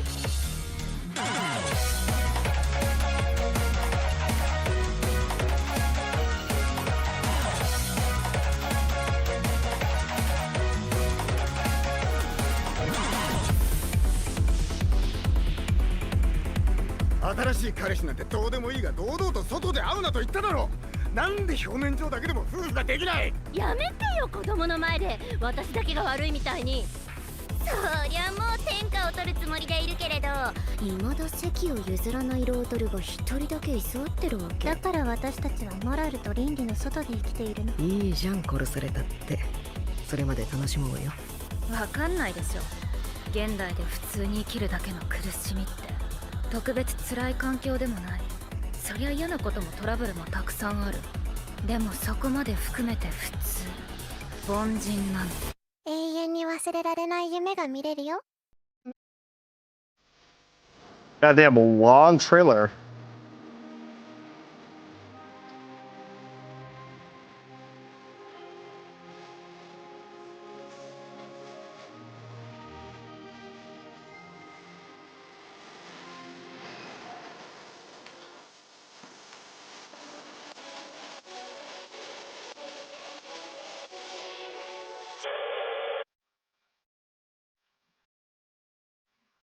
Okay, I think I'm the one who watched the most of this, possibly the only one who watched it. Probably. I did So- watch the first episode, and it was quite a fever dream. Having played the game, I had no concept of what was going on. All right. Well, time for me to dig in. Okay, so Needy Girl Overdose is definitely not for everyone. It deals with some pretty heavy topics. It deals with self-harm, suicide, drug abuse, sexual assault, stalking, harassment, bullying, domestic abuse, gambling addiction, misogyny. It really dives deep into some of the darker sides of the human psyche. But unlike certain other shows we talked about tonight, it doesn't feel cheap or exploitative. Actually, if I were to compare it to anything like the one from last season, especially Shibo Yugi, reminds me a lot of it in just the way it sort of uses things like collage and mise en scène, if I can be pretentious for a second, but then again, this anime is pretty pretentious, so it's not unearned. So to summarize, it follows the internet streamer OMG Kawaii Angel, who is the, well, not main character of the game, but the character that you sort of princess simulator game style raise and bring her to fame. And this takes place after the game, after the quote unquote good ending, where she has like reached her heights of fame and packing entire stadiums full of otaku to come see her perform. And it's about sort of how easy it is to fall from grace when you're at the top of your game. But it's also a story about Kashe, who's a beauty school dropout, who's living with a deadbeat boyfriend, who sort of idolizes the glamorous lives of these internet streamers and uses them to sort of dream about dragging her out of her dreary life and into something much bigger. But it's also a story about Karamazov, who are a trio of queer polyamorous rivals to K-Angel. And that's not me reading into it. That's literally what they are. And also they use the power of sapphic polyamorous love to overcome their obstacles. But also it's pretty textual. But overall it's like a dissection of the effect that internet fame can have on young people's psyches and how the always online nature of celebrity can destroy any hope of having a normal life, and how the constant pressure to perform can destroy your mental health and lead you down a path of drug abuse and self-harm as a way of coping with the harm the outside world inflicts with offhand remarks and trollish chat messages. But then there's a battle of the bands with some really killer music and choreography that ends in a literal battle that evokes imagery from everything from Kamen Rider and Akira to Night on the Galactic Railroad and Tron. And just when you think you have a handle on what it's about, it'll cut to a live-action puppet sequence or a 2000s era Adult Swim animated comedy or a parody of Initial D or a David Lynch-esque camera shot of two people carrying a door through a monochrome city or a man on the street interview of random Japanese pedestrians. And it was jumps through all very these hard to follow. Oh yeah, it jumps through all these different art styles, and they all are used to reinforce the themes and messages of what's going around and not detract from it. Unlike, it sounds like a ridiculous reincarnation kind of tried to do and didn't quite succeed at. And there's generally just a lot of talent on show. Like the show has a tiny budget. You can tell because they keep cutting away to like static shots or reusing footage or like half the time they'll cut away to just text on a black background, but it really works pretty aesthetically. It's got this sort of vaporwave, hyper pop aesthetic to the whole thing that is just really unique and really taps into that nostalgia feeling and stuff. Like, I don't know, it's just so good. It was definitely nothing if not stylish. It's got style, yeah. And if nothing else, it's got that going for it. And like, it might not always like make a lot of sense on the first viewing. I feel like I really want to rewatch it just to sort of get some of the more deeper meanings. Like it dips into things like Dostoevsky and like the Bible and just all these classical music, and I don't know. It's got a lot going for it. It's got some really interesting characters. The animation for its low budget is really well done, and I have it in S tier. Like it's my third favorite anime of the season. Interesting. So as an acid test, do y'all think it would bring in people from outside anime, or that it would, stand the test of time as like a masterwork?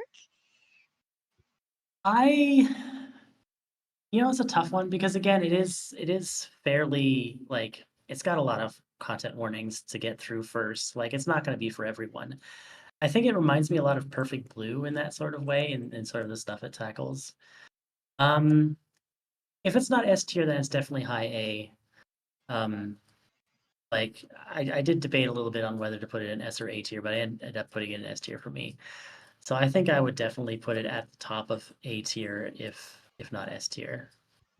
That's a lot. If he does that well, I can see it redeemed of the Shadow Realms because that's just like a high end. That's basically just a mastercrafted modern show. This feels like a real changer, but all right, we will go with there. There's nothing else like Needy Girl Overdose out there. It's very high concept for sure. Like I feel like I can't rate it if only because it's well beyond my comprehension. Yeah, like each episode you could write a whole essay about just diving deep into sort of the symbolism and the analogies and stuff that it dives into. Okay, I kind of feel bad for missing it now. It's really unique. All right. I mean, also extremely confusing though. Oh yeah. It's nothing if not confusing. All right, what do we got next, Yuki? Next up, I'll tell we've you got what, if Akane. you Oh, go ahead. if you watch one episode of it, I think it's episode 10. It's called Antichrist Superstar. If you watch that one and you like what it's got going on, then I think you might enjoy the whole show. Okay. All right. So next up, we've got Akane Banashi. 茜は好きでいてくれた。その思いに応えたい。 Oh, was this the Rokuto one? 落語家として Yeah, sorry. 俺は今日真打ちになる。落語家には3つの階級があってな。下から前座、2つ目、真打ちってわかる。 Did I have this one? 夫は2つ目でしょ。お願いします。入門させてください。まあ気負わずやれよ。初めっから何でもできるやつなんていねえし。傲慢だな。君の落語は身勝手極まりない。君は話に興味はないの？深く知りたいと思わないの？話だけ稽古すれば極められるほど落語は甘くないよ。私だってあの日から遊んできたわけじゃない。この子何者？私より若い無名の女子高生。彼女の上を行く。それが唐杯で主役になるための最低条件。落語は伝統芸能である前に大衆演芸。受けてなんぼじゃん。勝たなきゃ何もつかめない。お手並み拝見といこうか。誰が相手でも負ける気はない。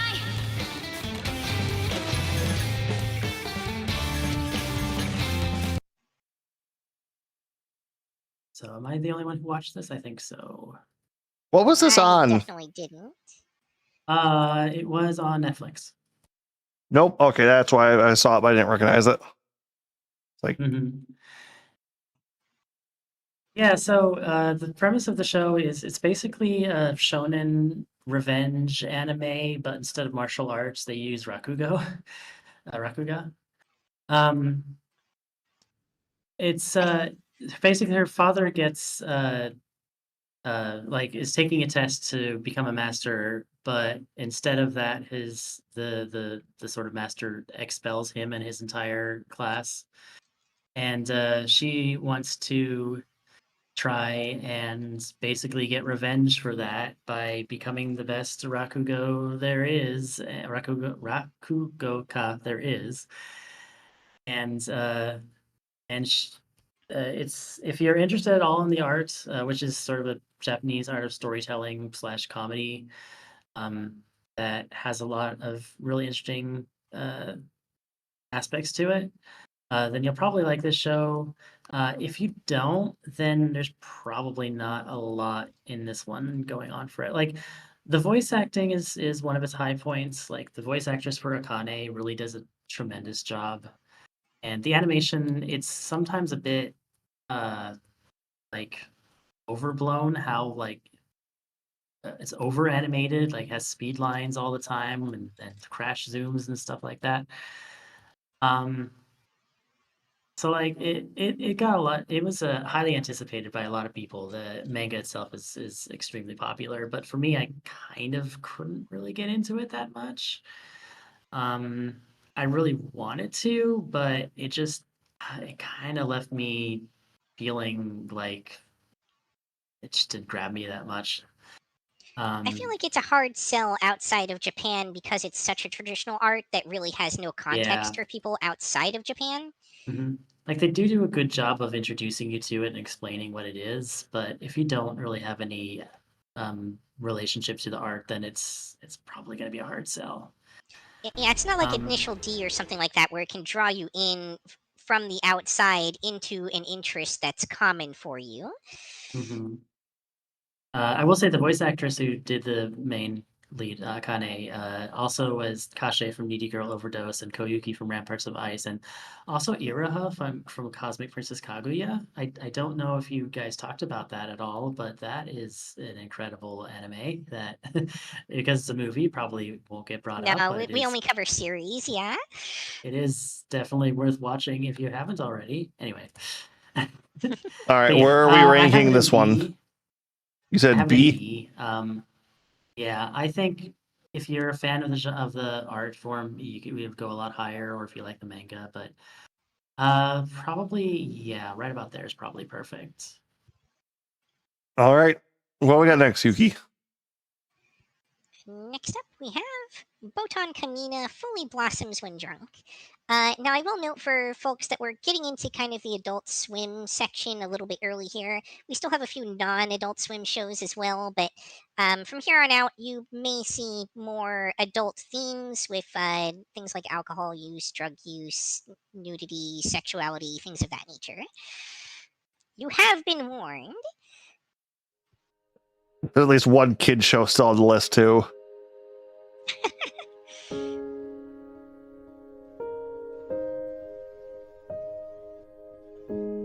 あの子がいたらもっと楽しいのに、もっとお酒が美味しいのにって。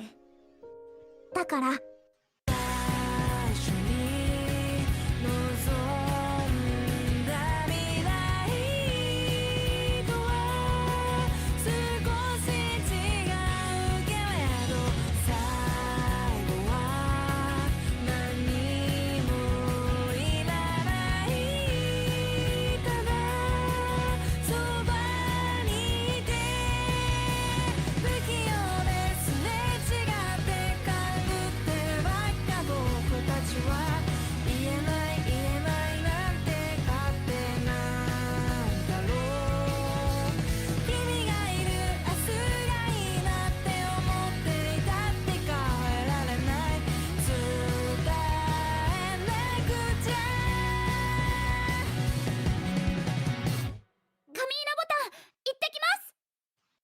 いい子だ。 So, I mean, about time. Now I'll admit that I am not a huge fan of food porn anime. I kind of have issues with sort of eating in general that make me kind of bounce off of those. So I was gonna give this one a pass, but then somebody on Blue Sky pointed out that the anime literally has the word Yuri in the title, and that made me realize that it's probably something I should be watching, and I'm really glad I did, because it's a slice of life anime about college girls who explore the world of alcoholic beverages as well as Japan, and also their feelings for one another. And like that alone would have been enough for me to get into the show, but Kamina Batan just took that idea and pretty much literally said, "Hold my beer." It's You might have seen it in that trailer a little bit. If you wondered why it didn't feel like the art styles from shot to shot lined up, there's a reason for that, and that's because every single episode, by request of the mangaka, has an entirely different art style. It's basically they let the art team just go wild and really show off their creative ideas, and it's really unique because from episode to episode it goes from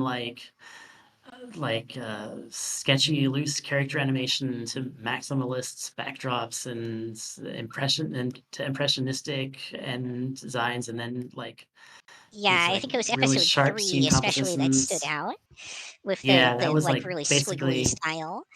Yeah, that was basically that one I think was a love letter to Shaft.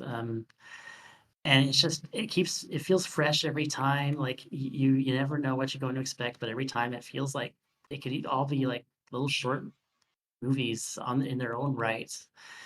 And again, this is for a Yuri anime. Like Yuri almost never gets adapted, and when it does, like they almost never get a budget. But this one is it's got like at least three couples that form throughout the whole thing. There's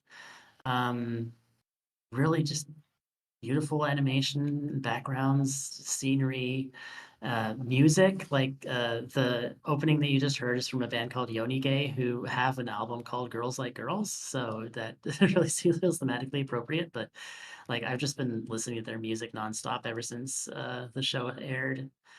And the endings are all like these unique watercolor animated stories that are essentially fanfics to the manga. They're not from the original source material, but they really bring the characters' backstories to life and show them in different lights. Like it's just I will say one bad thing about it though is that the IPAs are gross, and I don't know why they think they're great, but they other than that, if Witch Hat Atelier was not this year, this would have been my anime of the season, and it wouldn't have been particularly close. It's just so good. Yeah, I'm also a proponent of honestly putting this in the S tier. Oh yeah. This Oh, If show, it's damn. not in the S tier, yeah, then something's gone wrong. Because yeah, it's one of those like very much a masterpiece within its genre kind of shows. The buzz on this one has been just incredible from people in the community who were just really, really connecting with this. I myself don't drink, but despite that, I was able to I feel fully enjoy this show, and that also says a lot about it. I think like I almost gave it a pass myself because of the heavy alcohol content of it. But I was very glad that I stuck with it. Heavy alcohol content. yeah, well, that is for me. Those are the top three: is Witch Hat Atelier, Kamina Batan, and Needy Girl Overdose. I actually don't have too much to say on any of the rest of the ones here, except for maybe Marriage Toxin and Kanan Sama. And even those I do haven't have actually those finished queued watching. up next in case you want to stick around for them, but if not, Oh, yeah, if it's getting too late for you, let us know. Like, you don't have to stay. Thank you for covering what you have, though. Yeah, have is there coverage on those two? Let's see, Marriage Toxin. It looks like I you definitely saw watched both of them. Agent. Yeah. Yep, I watched all the Marin Kanan. Toxin. Okay. Yeah, then I think I am actually going to call it here because it's the sun's about to come up. I mean, Oh, it comes up dang. at about 3:30 a.m., so that's not really saying much, but still. Fair enough. It's very helpful to be asleep before that happens. Yeah. Yep. All right. Yeah, Well, I had thank a lot you of all so fun much for talking about joining anime us. with you, and Yes. I hope the people listening enjoyed my rambling about gay girls drinking and smoking and being gay together, and also about Kamina Batan. So. Before y'all go, real quick, is there anything y'all would like to plug or shout out or anything like that? I mean, yeah, you can follow me on Blue Sky. Like I said at the beginning, my handle is Deer in the Lilies. That's also where you can find my AO3 account. I have some stories up there. If you are interested at all in crossover fanfics that build a shared universe from a bunch of random anime that I like, and or have seen the anime just because, which I think is like two people. Yeah, actually, I'm gonna pivot. I'm gonna plug the anime 2017's anime just because not enough people have seen it, and it's really good. Also, I'll throw out with regards to y'all's fanfics, very, very thoroughly researched fanfics. Yeah, I have a problem. Yeah, it's been fun, and enjoy the rest of the show, everybody. Thank you so much for joining us. Thank you. My pleasure. Yep, it was fun. Good night. Now, hopefully, they left the call and it didn't kick everyone else out. I doesn't appear to have kicked anyone else. All right. All right. So with that, Probably start powering through a few more of these a little bit quicker, but yeah, we do have Marriage Toxin up next. yay. 彼女はどうするんだよ。別れるしかないじゃん。ダメだ。じゃあ何？代わりにお兄ちゃんが犠牲になるわけ？ダメだよ、それこそ。私はこういう時しか役に立てないから。少し待ってろ。死にたくなければ俺と結婚しろ。俺は毒使いの家督を継ぐため結婚しなければならない。誰かと一緒になるなら俺を好いてくれてるお前がいい。弟の病気も俺なら援助できる。 Is this just a cut from the first goddamn episode? It is, yeah. Did I bitch about that during the previews too? Yes, you did. 絶対嫌に決まってんじゃん。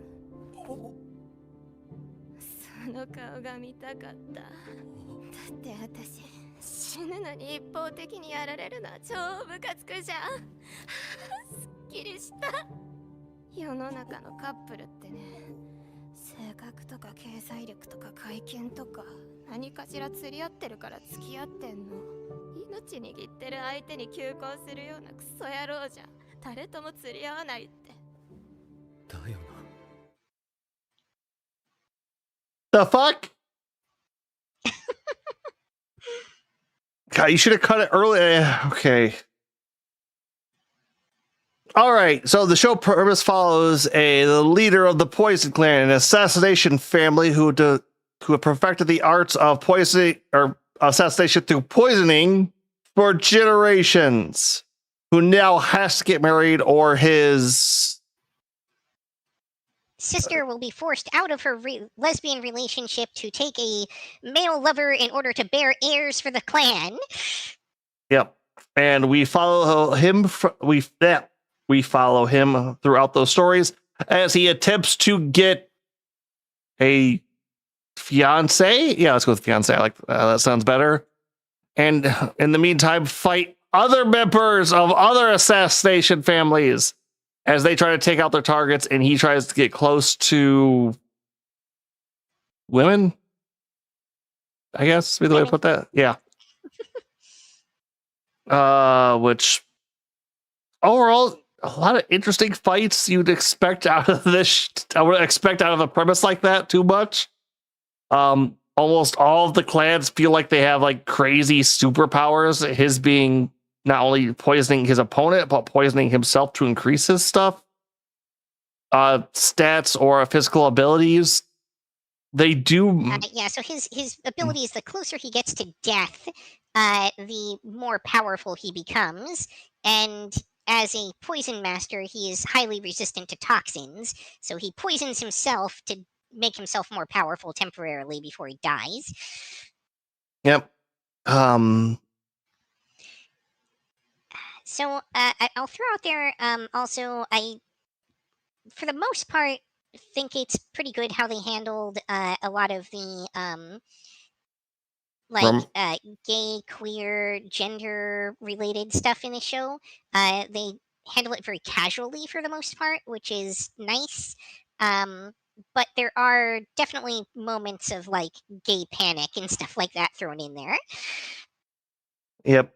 A few other twists I don't think we're going to reveal too much, but overall, where do you think this one's sitting, Yuki? This one definitely belongs at least up in A, I would say. It's a very solid show. Hey, Yeah, probably above, I would say probably above Mao, personally. Yeah, I can see that. I did enjoy this the further I got into it. Mao felt like it was treading too much ground again. Although, hard to say on that one, a little bit of the bias now, because I watched a shit ton of Inuyasha as a kid. Indeed. All right. Next up, Mistress Kanon is devilishly easy. Oh, yeah, definitely in the Adult Swim section here. Oh, very much so.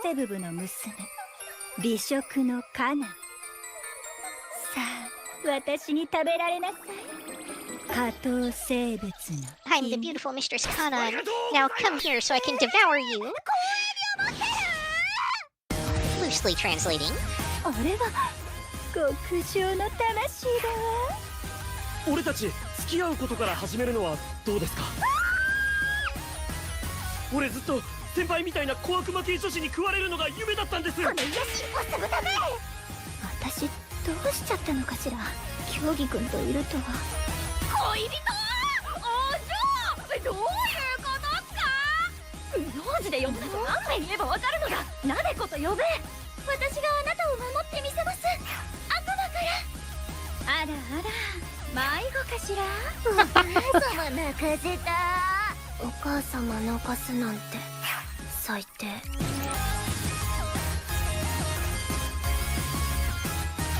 忘れられない思い出にしましょう。カナン様はあくまでちょろい。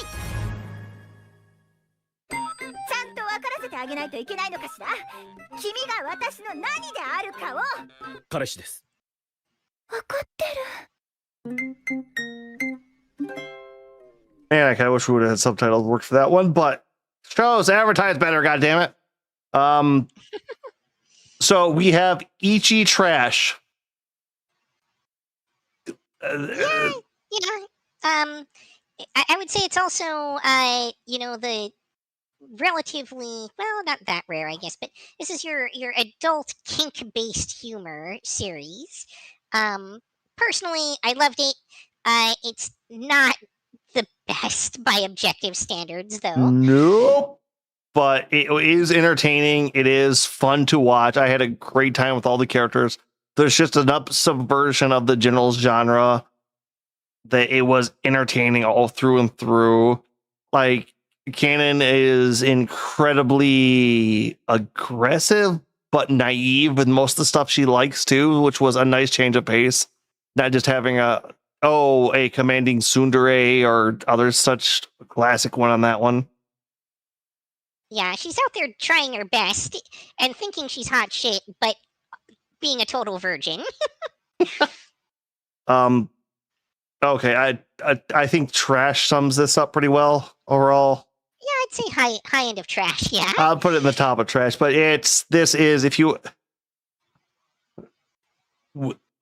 there's a whole subset of shows on Ocean Vale, which we may continue to start covering going forward.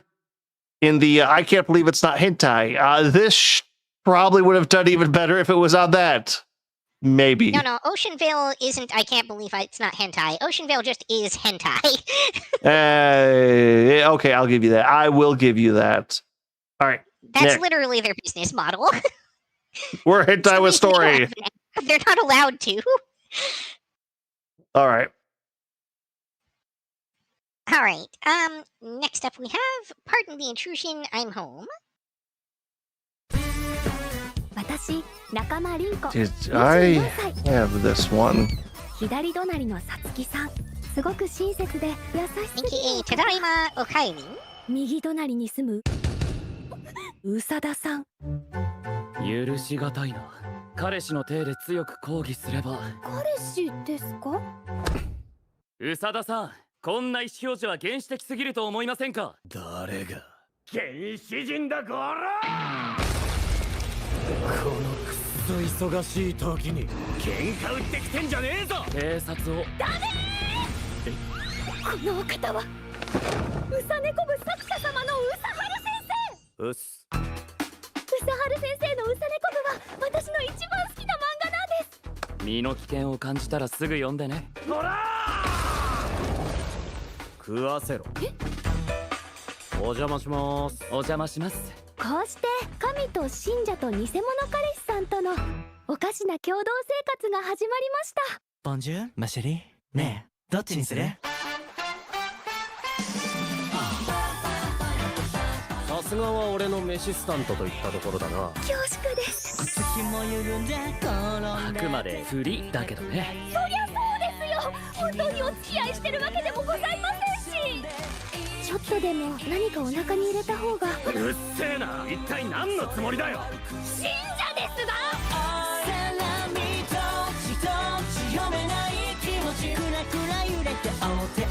何かあったら宇佐田じゃなくて俺に話して。こっちはハグされたら大混乱ですよ。凛子がやたらと可愛く見えるのは人をこんな気持ちにさせといて。彼氏として心配だよ。わざわざ片思いなんか。うさにゃー。さつきさん、宇佐春先生。ずっと一緒でいましょうね。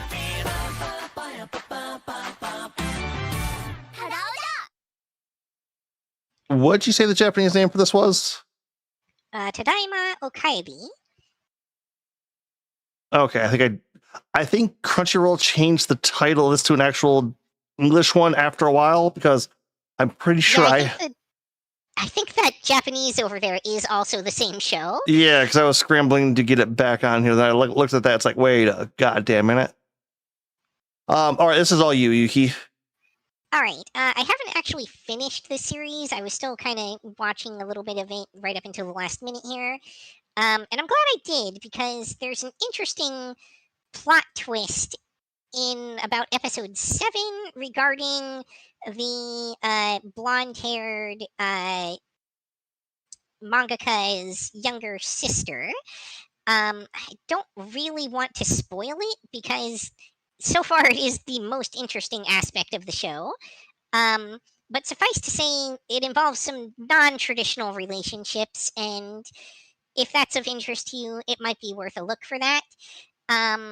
But generally speaking, this is a very, very generic show. Animation is okay, but like, there's just, I don't know, it doesn't have enough feel to it as a romance. So I would say this is probably ultimately like a C tier show. I would say this is below Love Game for sure. Let's see, is it below? I don't know. I would put it above 100 Scenes of Aojima personally, but that's just because I was able to watch this one and not the other one. Yep. All right, we'll throw that there. Which, yeah, this was another one I bounced straight off of. I didn't even give it a try. Which, were we really just that heavy this season, or was I slacking off? It feels like, because I swear it feels like I skipped more than I normally would, but it also feels like I watched more than I normally would. Yeah, I think we were that heavy because, like, there's definitely a lot of stuff that I normally would have tried to watch at least that I had to skip over. All right. Next up, we've got Magical Sisters Luloto Lily. All right.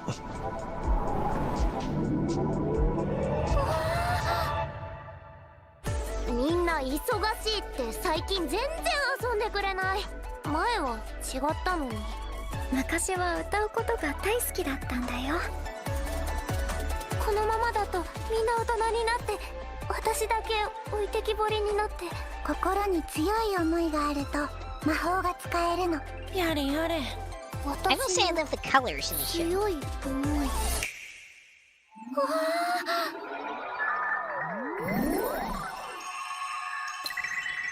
Oh yeah, that's exactly where I was too. It's like, it's actually bright and colorful for once.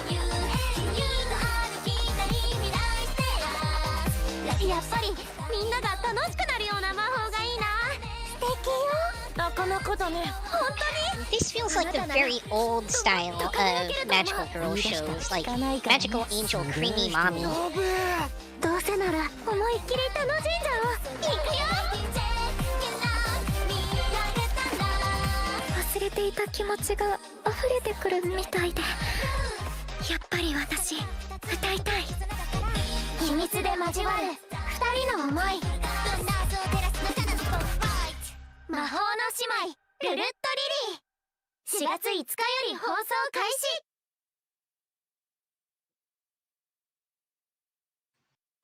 Yeah, so you were. This one's all you. Yeah, you were bringing up the fact that this show felt like an old school magical girl anime. Yeah, very much so. Like all the good and bad ways. So, for a little, two things to make note on this one. One, it's an odd Tubi, airing on Tubi, which I know Tubi has anime, but it's just the fact that they're getting an original right off the bat here felt a little weird. Second, it's not finished yet. I'm guessing there was production problems because while this did start at the same time as a lot of our other shows, it's still 2 episodes behind as of the airing of this review stream. And like most of these shows are on episode 14 at this point.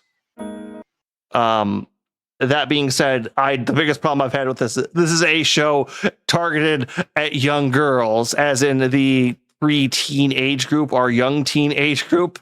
And I am so far removed from that. I cannot tell like how well these characters feel and stuff.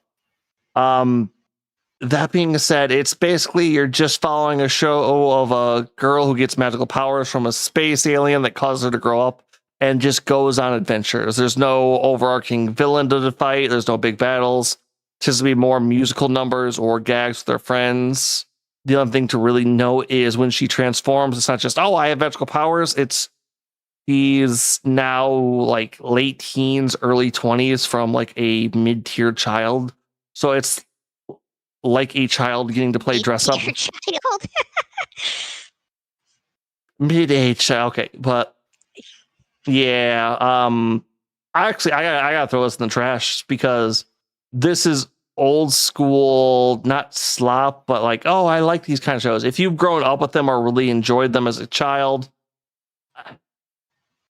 maybe nostalgia trash. Maybe at that. But once again, like I said, this is aimed at a target audience between the ages of 5 and 10. Maybe 12 at the oldest, but all right. Yep. Preteen to tween. Next up, we have The Drops of God.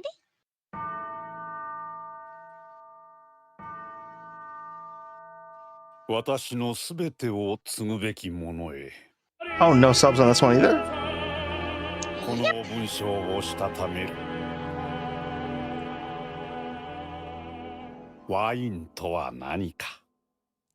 Sommelier, デキャンタを。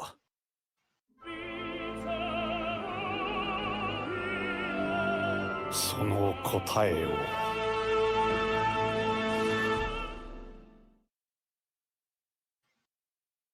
Okay, incredibly short. Okay, so for our second alcohol-related show this season, why is there just a lot of things we have twos of in this season? Great question. Things come in pairs? I guess. So we have the story of a man who is set to inherit his father's massive real estate, but is then challenged to a wine tasting competition log at basically this man is the son of the famous wine chevalier, I think it's called, or sommelier, that was it. S not C. Chevalier is like a knight. Yeah, it's still a French thing if I'm not goddamn mistaken. Who basically helps run a craft beer company and never got into wine. And basically through this is kind of setting up what kind of it's a little bit of a technical anime streamed with about wine tasting and wine consumption, while also letting the main character kind of relate to his father. With one of the key aspects of the show they very much bring on is wine isn't something you make for yourself, it's something you prep for the future to have. Since if you're unfamiliar with how wine is aged, it can take 60, 80 years for a high-end vintage before it is ready to drink. So very much the person who made it will be dead and in the ground before they're fully able to enjoy it. And letting him reconnect with his dead father, who he had been slightly estranged from.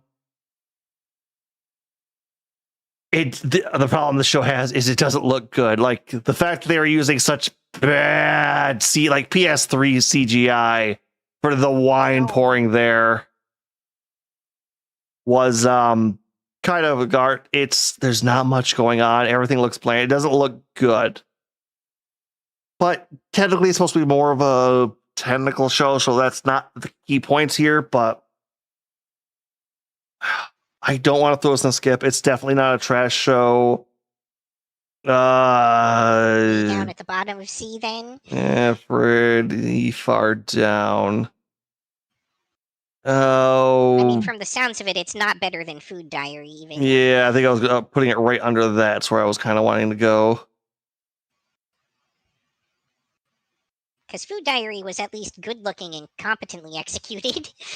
This has a good story and is good on its technical bits, is where I was kind of going on that one. The problem being is you're trying to also connect with people who are so fabulously rich A trip around the world isn't something they bat an eye at, and it's just like, if it was coming out at a better time, this might do better, but there's a lot going on in the real world that just kind of make you want to roll your eyes at, like, oh, she's gonna be, even if you don't win this, you're still filthy fucking rich. Yeah, it's coming out at a time when it feels especially unrelatable. Yep. All right. All right. Unaliving morning for this next one. Oh, right. Yeah, this Yeah. This next one is Petals of Reincarnation. あるはずだ。一つくらい僕だけの才能が。現世でいかに無能だろうと、前世に才があればそれを我が物として使える。そんなものがあったとしたら、お前ならどうする？刮目しろ。 Okay, this probably has my favorite opening this season. I think my two favorites were the two assassin shows.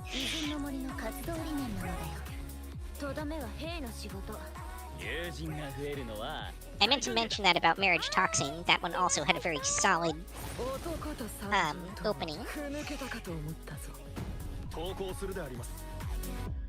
輪廻は巡り、偉人たちの才能は今によみがえる。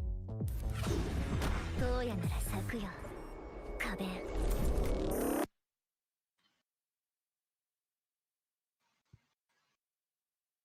I did catch a little bit of this one, but I'm pretty much going to leave it to you because I didn't see enough of it.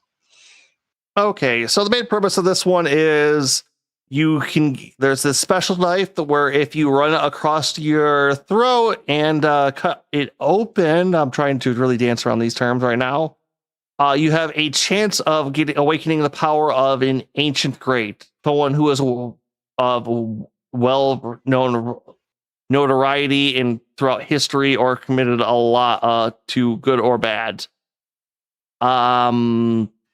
This show has two major problems. The first one being, I'm fairly certain the manga writer of this either was getting massive notes from their editor or decided to change their mind, because this show flips not so much premise, but ideas of what it wants to do with it at least 4 different goddamn times.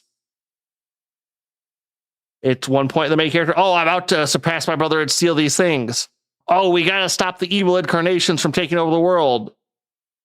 Oh no, there's realistically a evil reincarnation good person who's using manipulation to destroy humanity.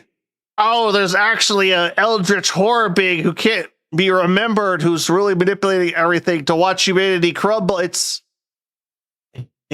goes through all of these. And on top of that, I'm pretty sure they condensed down like 80 chapters of manga into 12 episodes. Yeah, I want to throw out there, too, that if I remember correctly, they did something a little bit weird, which is not only did they give these so-called greats who weren't always all that ancient, like Einstein, all kinds of crazy superpowers that don't always necessarily make sense, even if they're thematic. I'm pretty sure they also included fictional characters of literary works as people that you could get, like, reincarnated into you. I'm assuming you're talking about Goemon there? No, not well, maybe Goemon. I feel like Moriarty or something like that even popped up. No, I don't think. Are you talking about Hitler's sidekick? No. I didn't know that came up at all. Yeah, there's a couple weird things going on in this. Hey, not the most genocidal character of the show, weirdly enough. There's a lot going on here, and there's a lot of themes that switch around. Once again, I used to read the manga for this one before I eventually dropped it. Funny enough, right about where the anime ends too. Just because, like, okay, this is stupid. Like, you've doubled back on all of your themes and don't know what you want to do with this. You're just trying to wrap up in some big flashy way. I'm going to stop it here. We're just going to throw this in the skip, and I think we can move on. It's All right. was not good. In that case, next up, we've got the strongest job is apparently not a hero or sage, but an appraiser provisional. もうすぐ夏休みのはずだった。教室に入ろうとしたら突然目の前が光って。職業鑑定士かっこ仮？俺はただの高校生なんだけど。しかもかっこ仮って？もう大丈夫。よく一人で頑張ったわね。魔物の解体であればお任せを。私は響様をお守りします。私お兄ちゃんの応援がしたいの。訓練中はベネのことを師匠と呼ぶにゃ。俺旅に出たい。旅先でいろんな人に会ってみたい。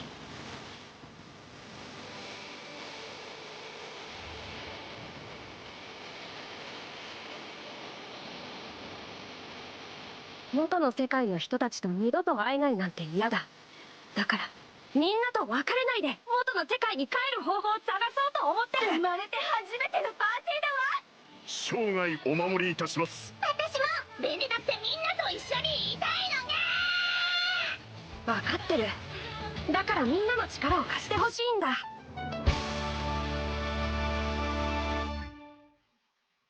I don't even want to talk about this one 幸 too 多からん much. ことを祈ってるよ。響き。It was enjoyable, but I think it goes straight into the isekai trash bin. Yep, there's nothing too wrong with this one, but was he even reincarnated or was he just teleported to another world? I think he was just teleported. Yeah, there's maybe a bit more going on with this one, but once again, it's person gets teleported to fantasy world, gets all these crazy powers bestowed on him by the god, meets big tittied elf chick, meets furry older brother / dad character. Go from there. Oh, let's not mince it. The furry is also definitely on the love interest list. All right, let's All right, next up is Nippon Sangoku. Oh, wait. Civilization collapses in the near future. Japan enters the Sangoku period, where 3 nations compete for supremacy. One man steps forward to make himself known. Listen, I'm here because I genuinely want to change the world. He would become a genius military strategist. This is his story. I like the view you can see from here. Japan is truly an incredible civilization. If we utilized your knowledge, it might be possible to secure the borderlands and end the Sengoku period. The reunification of Japan. Oops, did I interrupt? You're only getting in the way, you know. Pretty impressive, don't you think? He's not phased at all. Did he just give me a like? If it's to change the world, I will do anything. There is one point we should be concerned about. The birth of a talented dictator. The war begins.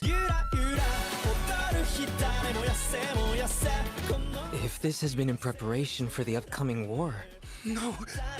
The strategy? Not out of solutions yet. Understand that I am the state. You have to stay focused. Remember who our true enemy is. No one can truly know history before it happens. Nippon Sangoku.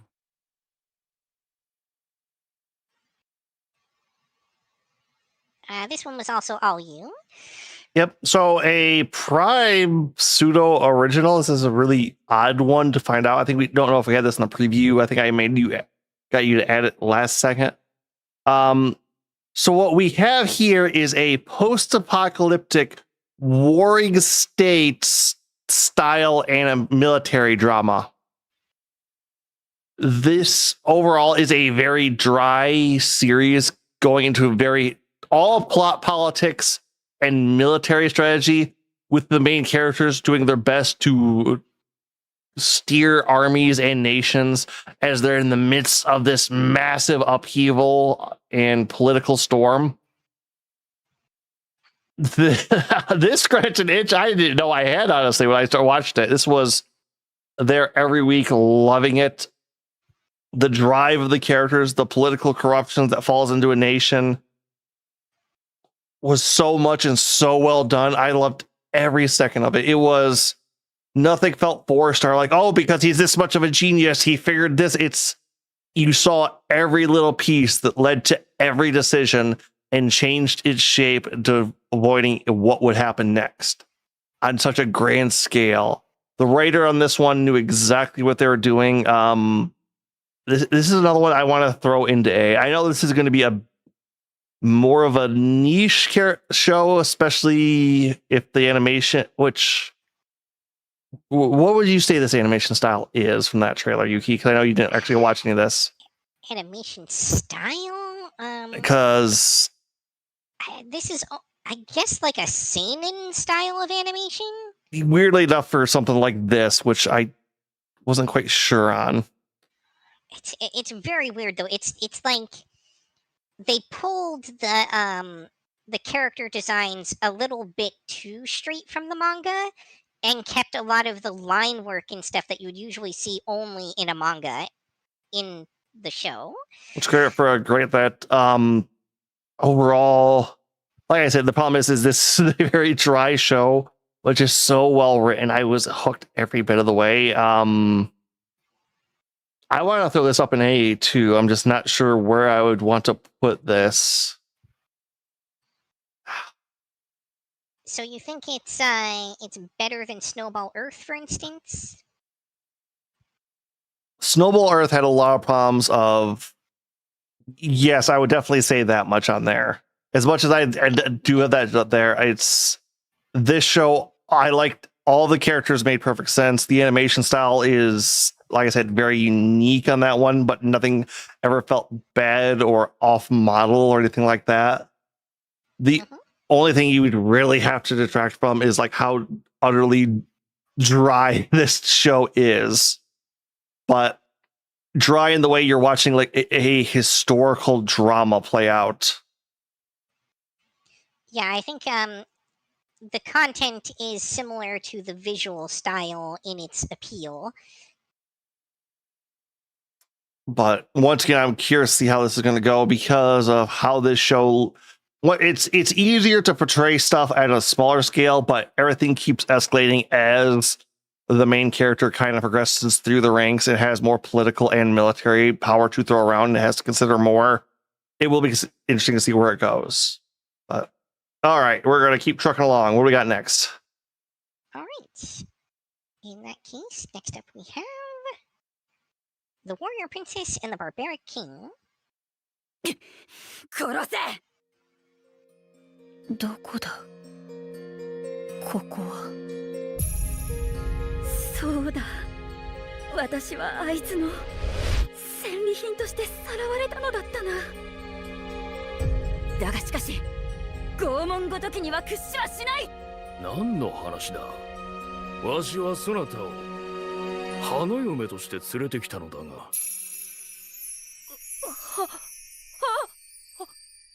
花嫁？誰が？そなたが。誰の？わしの。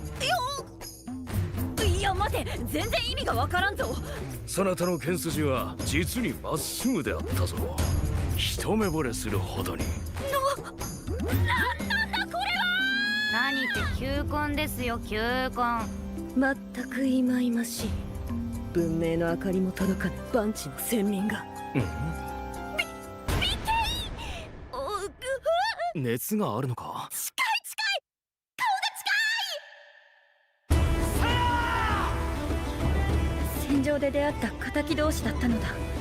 サクッとくっつけばいいんですよ。この笑顔。紳士か。そなたはわしが嫁にすると言ったのだ。必ずや惚れさせてみせよう。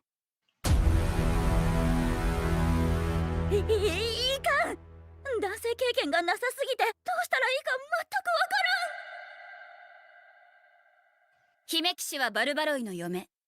2025年10月放送開始。 So they both are and aren't overselling the romantic and sexual tones of this show. Did you catch any of this, Agent? Oh yeah, I watched all of this one. Once again, why does it feel like there were like 4 shows that were supposed to be like the standout center of this season that all happened to have to run into Witch Hat? Yeah, I felt like this one had a lot of really interesting things to say about, like, okay, you know, this noble crusader, it turns out really that, you know, them and their whole crusade are kind of the asshole.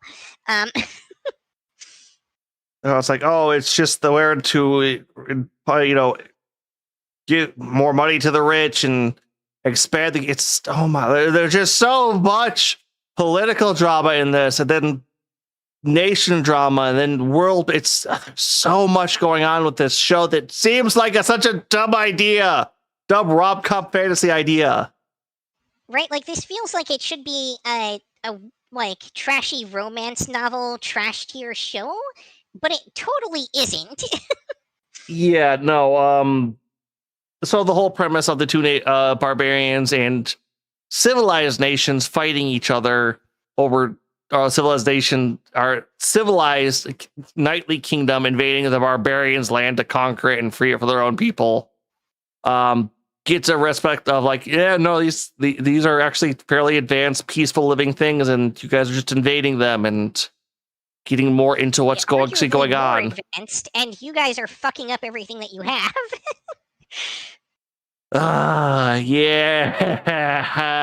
Yeah. I don't want to spoil too much on this one or go too deep into it, just because there are so many interesting twists and turns and world building on this one. I'm really curious. This will, like, when this gets more episodes, I probably will be watching this on the side for myself. Where are we putting this one though, Yuki? Because I think this is one we can both debate on. Because a little piece of me wants to throw this up into A, which, oh my god, this is the heaviest A season we've ever had. It's definitely at least a B tier, right? Yeah, like, it's top of the B. I can't think of anything to put it like lower than that. I think it has a lot more to say than Gals Can't Be Kind to Otaku, so I think it probably at least sits above that. Yeah, it's just as the acid test.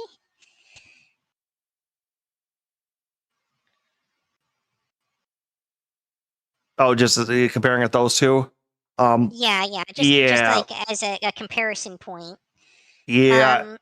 It's not the best animated show around. Like, Nope. It definitely has a lot of static scenes and stuff, but it's not terrible either. And it's honestly, it's rare for a show of this animation quality to make it this high in the tiers, especially with how bad some of those enemies are. Like the dragons and stuff were just awful CG models. Yeah, there were a few bad ones, but like all the human on human fights were so goddamn good, it felt like. Oh, that one just been first episode stuff though, but all right. Next up, this one will be all you. Fist of the North Star Hokuto no Ken. Oh, okay, yeah, I have a bit to say to this one, so Please let's stop go. making CG remakes of old classic anime.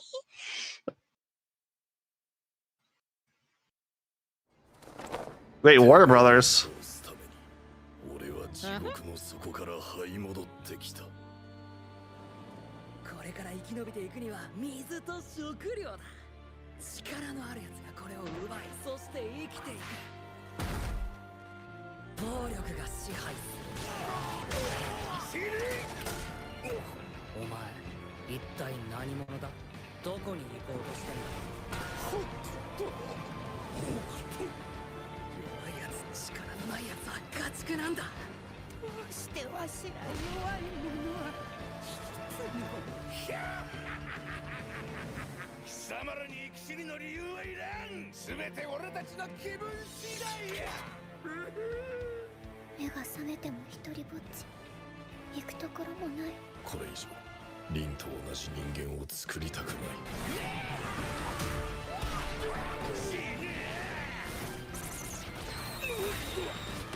さならに今日生きる資格はねえ。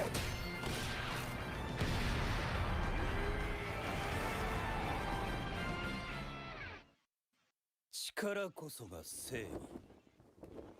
いい時代になったものだ。強者は心置きなく好きなものを自分のものにできる。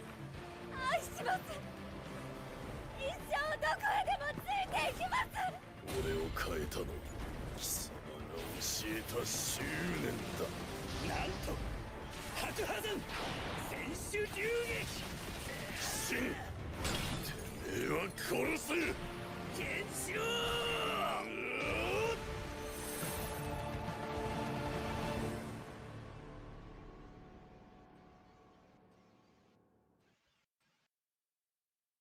All right, so addressing the massive elephant in the room, this show's all CGI in the same style that Baki the Grappler Kinran Ashra is.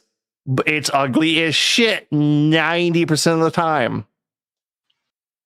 That being said, one of the biggest things I love this series. I need to dive more back into the classic stuff, but a lot of people love to bring up comparisons to this show and the original Fist of the North Star anime, which is an mid 80s shonen TV weekly budget show. The CGI still is better than that one was, honestly, as much as bad as it looks. I will say the original has a lot better still frames. There's so much more still shots in that show that will shun this one to that. Anything to do with animation, this one's better though. This one is massively better. It's not 3 frames for an entire fight attack. They actually do that. That being said, what the actual synopsis of this show is, Fist of the North Star is a classic martial arts style story of, the great martial artist wander in the, unkept land, wanders the realm, punishing the evil deeds of, wicked bandits or evil martial artists while helping the poor and the downtrodden. It very much follows that old school formula through and through. But that really did help set a lot of the current shonen style shows we have. Without this one, we don't have Dragon Ball, we don't have JoJo, we don't have... I'm trying to think of another big one, but honestly, those two alone might be enough to maybe look into it. And this is a pure adaptation of the manga. Some of the weird Fist of the North Star video games look better than that. Yeah, I could definitely agree with you, especially if you played the Yakuza style one. But once again, you also don't get that amount of, I don't want to say just gore, but body damage that this show shows. It wanted to really emphasize how much Ken could do to a person with just a couple flicks of his finger. And that aspect, it got across beautifully. Now, the one complaint I will go in, and I think this is a problem that the original manga had, is I don't think the writer thought this show was going to do very well, because the big person who gave him the massive scar across his chest stole his fiance, or I forget if they're actually married, and was his best friend who turned out to be his rival. It's dealt with episode 3. They have their climactic final showdown, episode 3. And then it goes back to standard wandering martial artist correcting wrongs and fixing the world bit. The other thing that this really show brings back is the Mad Max post-apocalyptic nuclear wasteland style bit. You see monster. You don't even see monsters. Well, you see a monster. Okay. But you just see roving groups of bandits.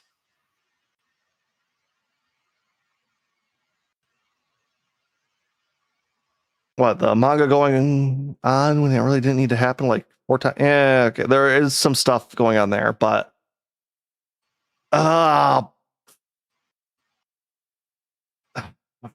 this is the problem, because the show is really good. It has a great legacy. The storytelling is really nice, and Kin is such an interesting character, and the villains they don't ever feel forced. Is very much if Kin can get in touch with anything, he's going to win the fight. But a lot of the villains later on realize this and work around this. So the fights and story arcs are all good. The problem we have here is, god damn, is it ugly. It's so goddamn ugly. I don't know. It's either going at the bottom of B or the top of C. And Yuki, where's your opinion on this one? Where would you want to throw this? I'm biased by the fact that it's yet another fully CGI remake of a classic series. And I don't want to encourage that. Like, please, if you're going to remake classic series that are beloved by people and super influential, give them the treatment they deserve.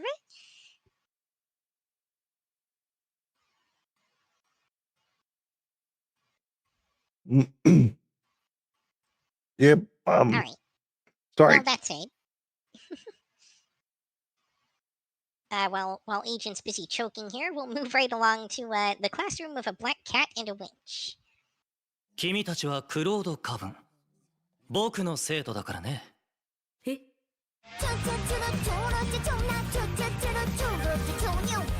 アナって真面目な人ばかりなんじゃないの？何見てんだよ。この人怖ー！万有引力の式を言ってみなさい。どうなるの私の3年間。 All right, and I'm ア back. ラディア王国観光名所の一つ、とんがり帽子の世界樹。 Swallowed a little water on the wrong tube, but it killed my voice for a second. I had to cough it all up. Happens all the time. Unfortunately. Yep. バルゴマジックあれますか？私でも。僕が鍛えるんだ。一つでは弱い光も、二つ合わせればとてつもない力になるってことだ。学年に1位はまだ無理かもだけど、このカバンの中で1番になってみせます。鼓動の彼方。もう一回習いといてくれない？変な子。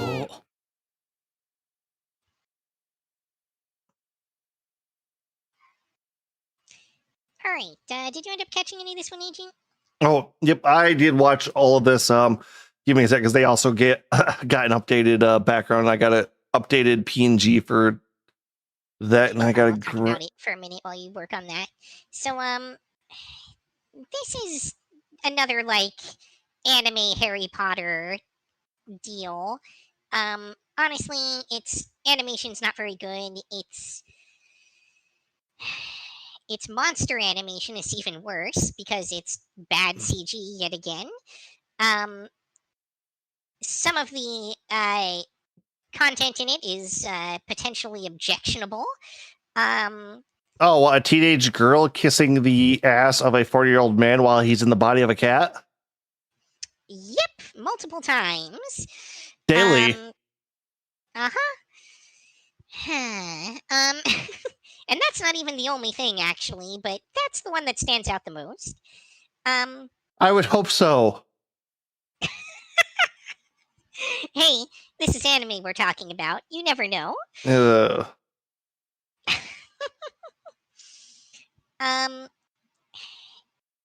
I mean, this is still an okay ride as like a trash anime, but there's really nothing that stands out about this. There's nothing that's super worth your time. So if magical school silly pervy stuff sounds like a fun ride, go for it. Otherwise, head off to greener pastures. I would say this is probably below Ridiculous Reincarnation. Yeah, this especially since it had like competition, like returning shows. This did not do a good one, but all right, it was fun. Listen, it's in the same season as Witch Hat Atelier. Yeah, that comparison's not doing it any good at all. My God, is it just? I don't know why so many other like. There's a reason we got so little fantasy this season, honestly. And also, it just being in the same subgenre even just highlights how awful the show is by comparison. Yep, trash through and through. But all right. Well, that brings us to, I believe, the final series that we'll be covering today, Yaoyoroa Sensei. Okay. Yep. This is definitely, like, this is the uncensored anime this season, for whatever that tells you. There wasn't porn, at least. It was basically porn.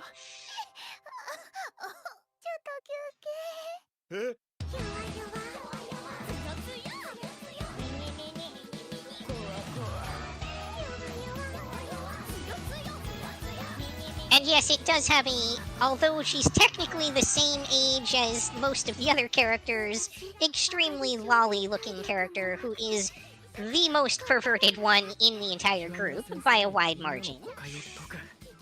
Yeah. 俺は学校にエロエロなヒワムラを見るために来たんだぞ。あ、ひよちゃんまた視野狭くなってる。彼女は君がいてこそ輝くらしい。俺、先生にみんなと打ち解けてほしいって思ってて。大丈夫です。先生は自分のことは自分で解決しますので。なんか嫌な予感が。先生。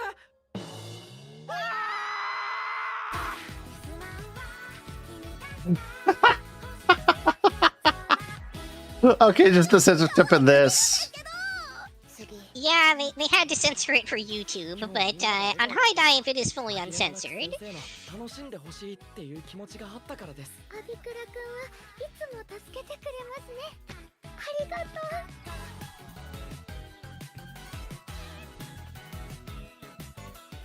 う。先生。違うんです。これはその弱々先生は嘘も弱々。All right. Poorly animated. Even in the like money shots for the porn, they're usually still frames with just like a moving camera and frequently still off model on top of that. This is not a good show. It's not a skip exactly, but it's definitely at the very bottom of trash. And the only reason it's not going into skip is that it's the only uncensored I can't believe it's not porn show this season. Because the other ones were basically porn, and we'll have, like I said, I'm still debating on Ocean Bale shows. It's in the air. We'll have a final say next season.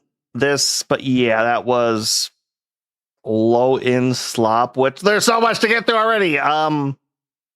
But yeah, I think these are the titles that, well, one I think I doubled up on by accident because I thought I was missing it, and the rest of these are Crunchyroll changing to actual things, so you can all read them this time. If they've done this again, I think we will have to just switch up to standard thumbnails. I will be working on that better next season, but I need to put that back on. My bad, everyone. Sorry. But our final listings.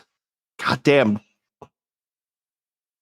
This very, very top and bottom heavy. I mean, the C is still the thickest. So I think the B grade show is where we fell off the most here, but I think that's because we were being a little bit easier on A, but I think that might have also been because S raised the bar so fucking high. Yeah, I don't think it's that we were being easier on A. I think it's that S pushed stuff down. Yeah, it's so good. But yeah, there was almost anything you wanted this genre other than basic No, we went deep into the Shadow Realm and Mao. Yeah, no, like we had everything covered no matter what you wanted this season. You had it in spades. I could have used a couple more mecha, but you know, it's my itch, so.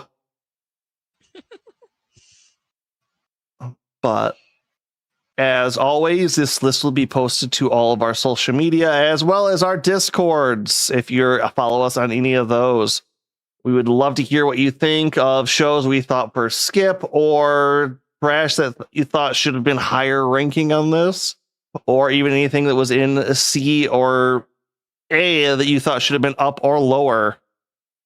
Yeah, let us know in the comments and replies what you thought of our ratings, and if there's anything that you thought that we maybe overlooked.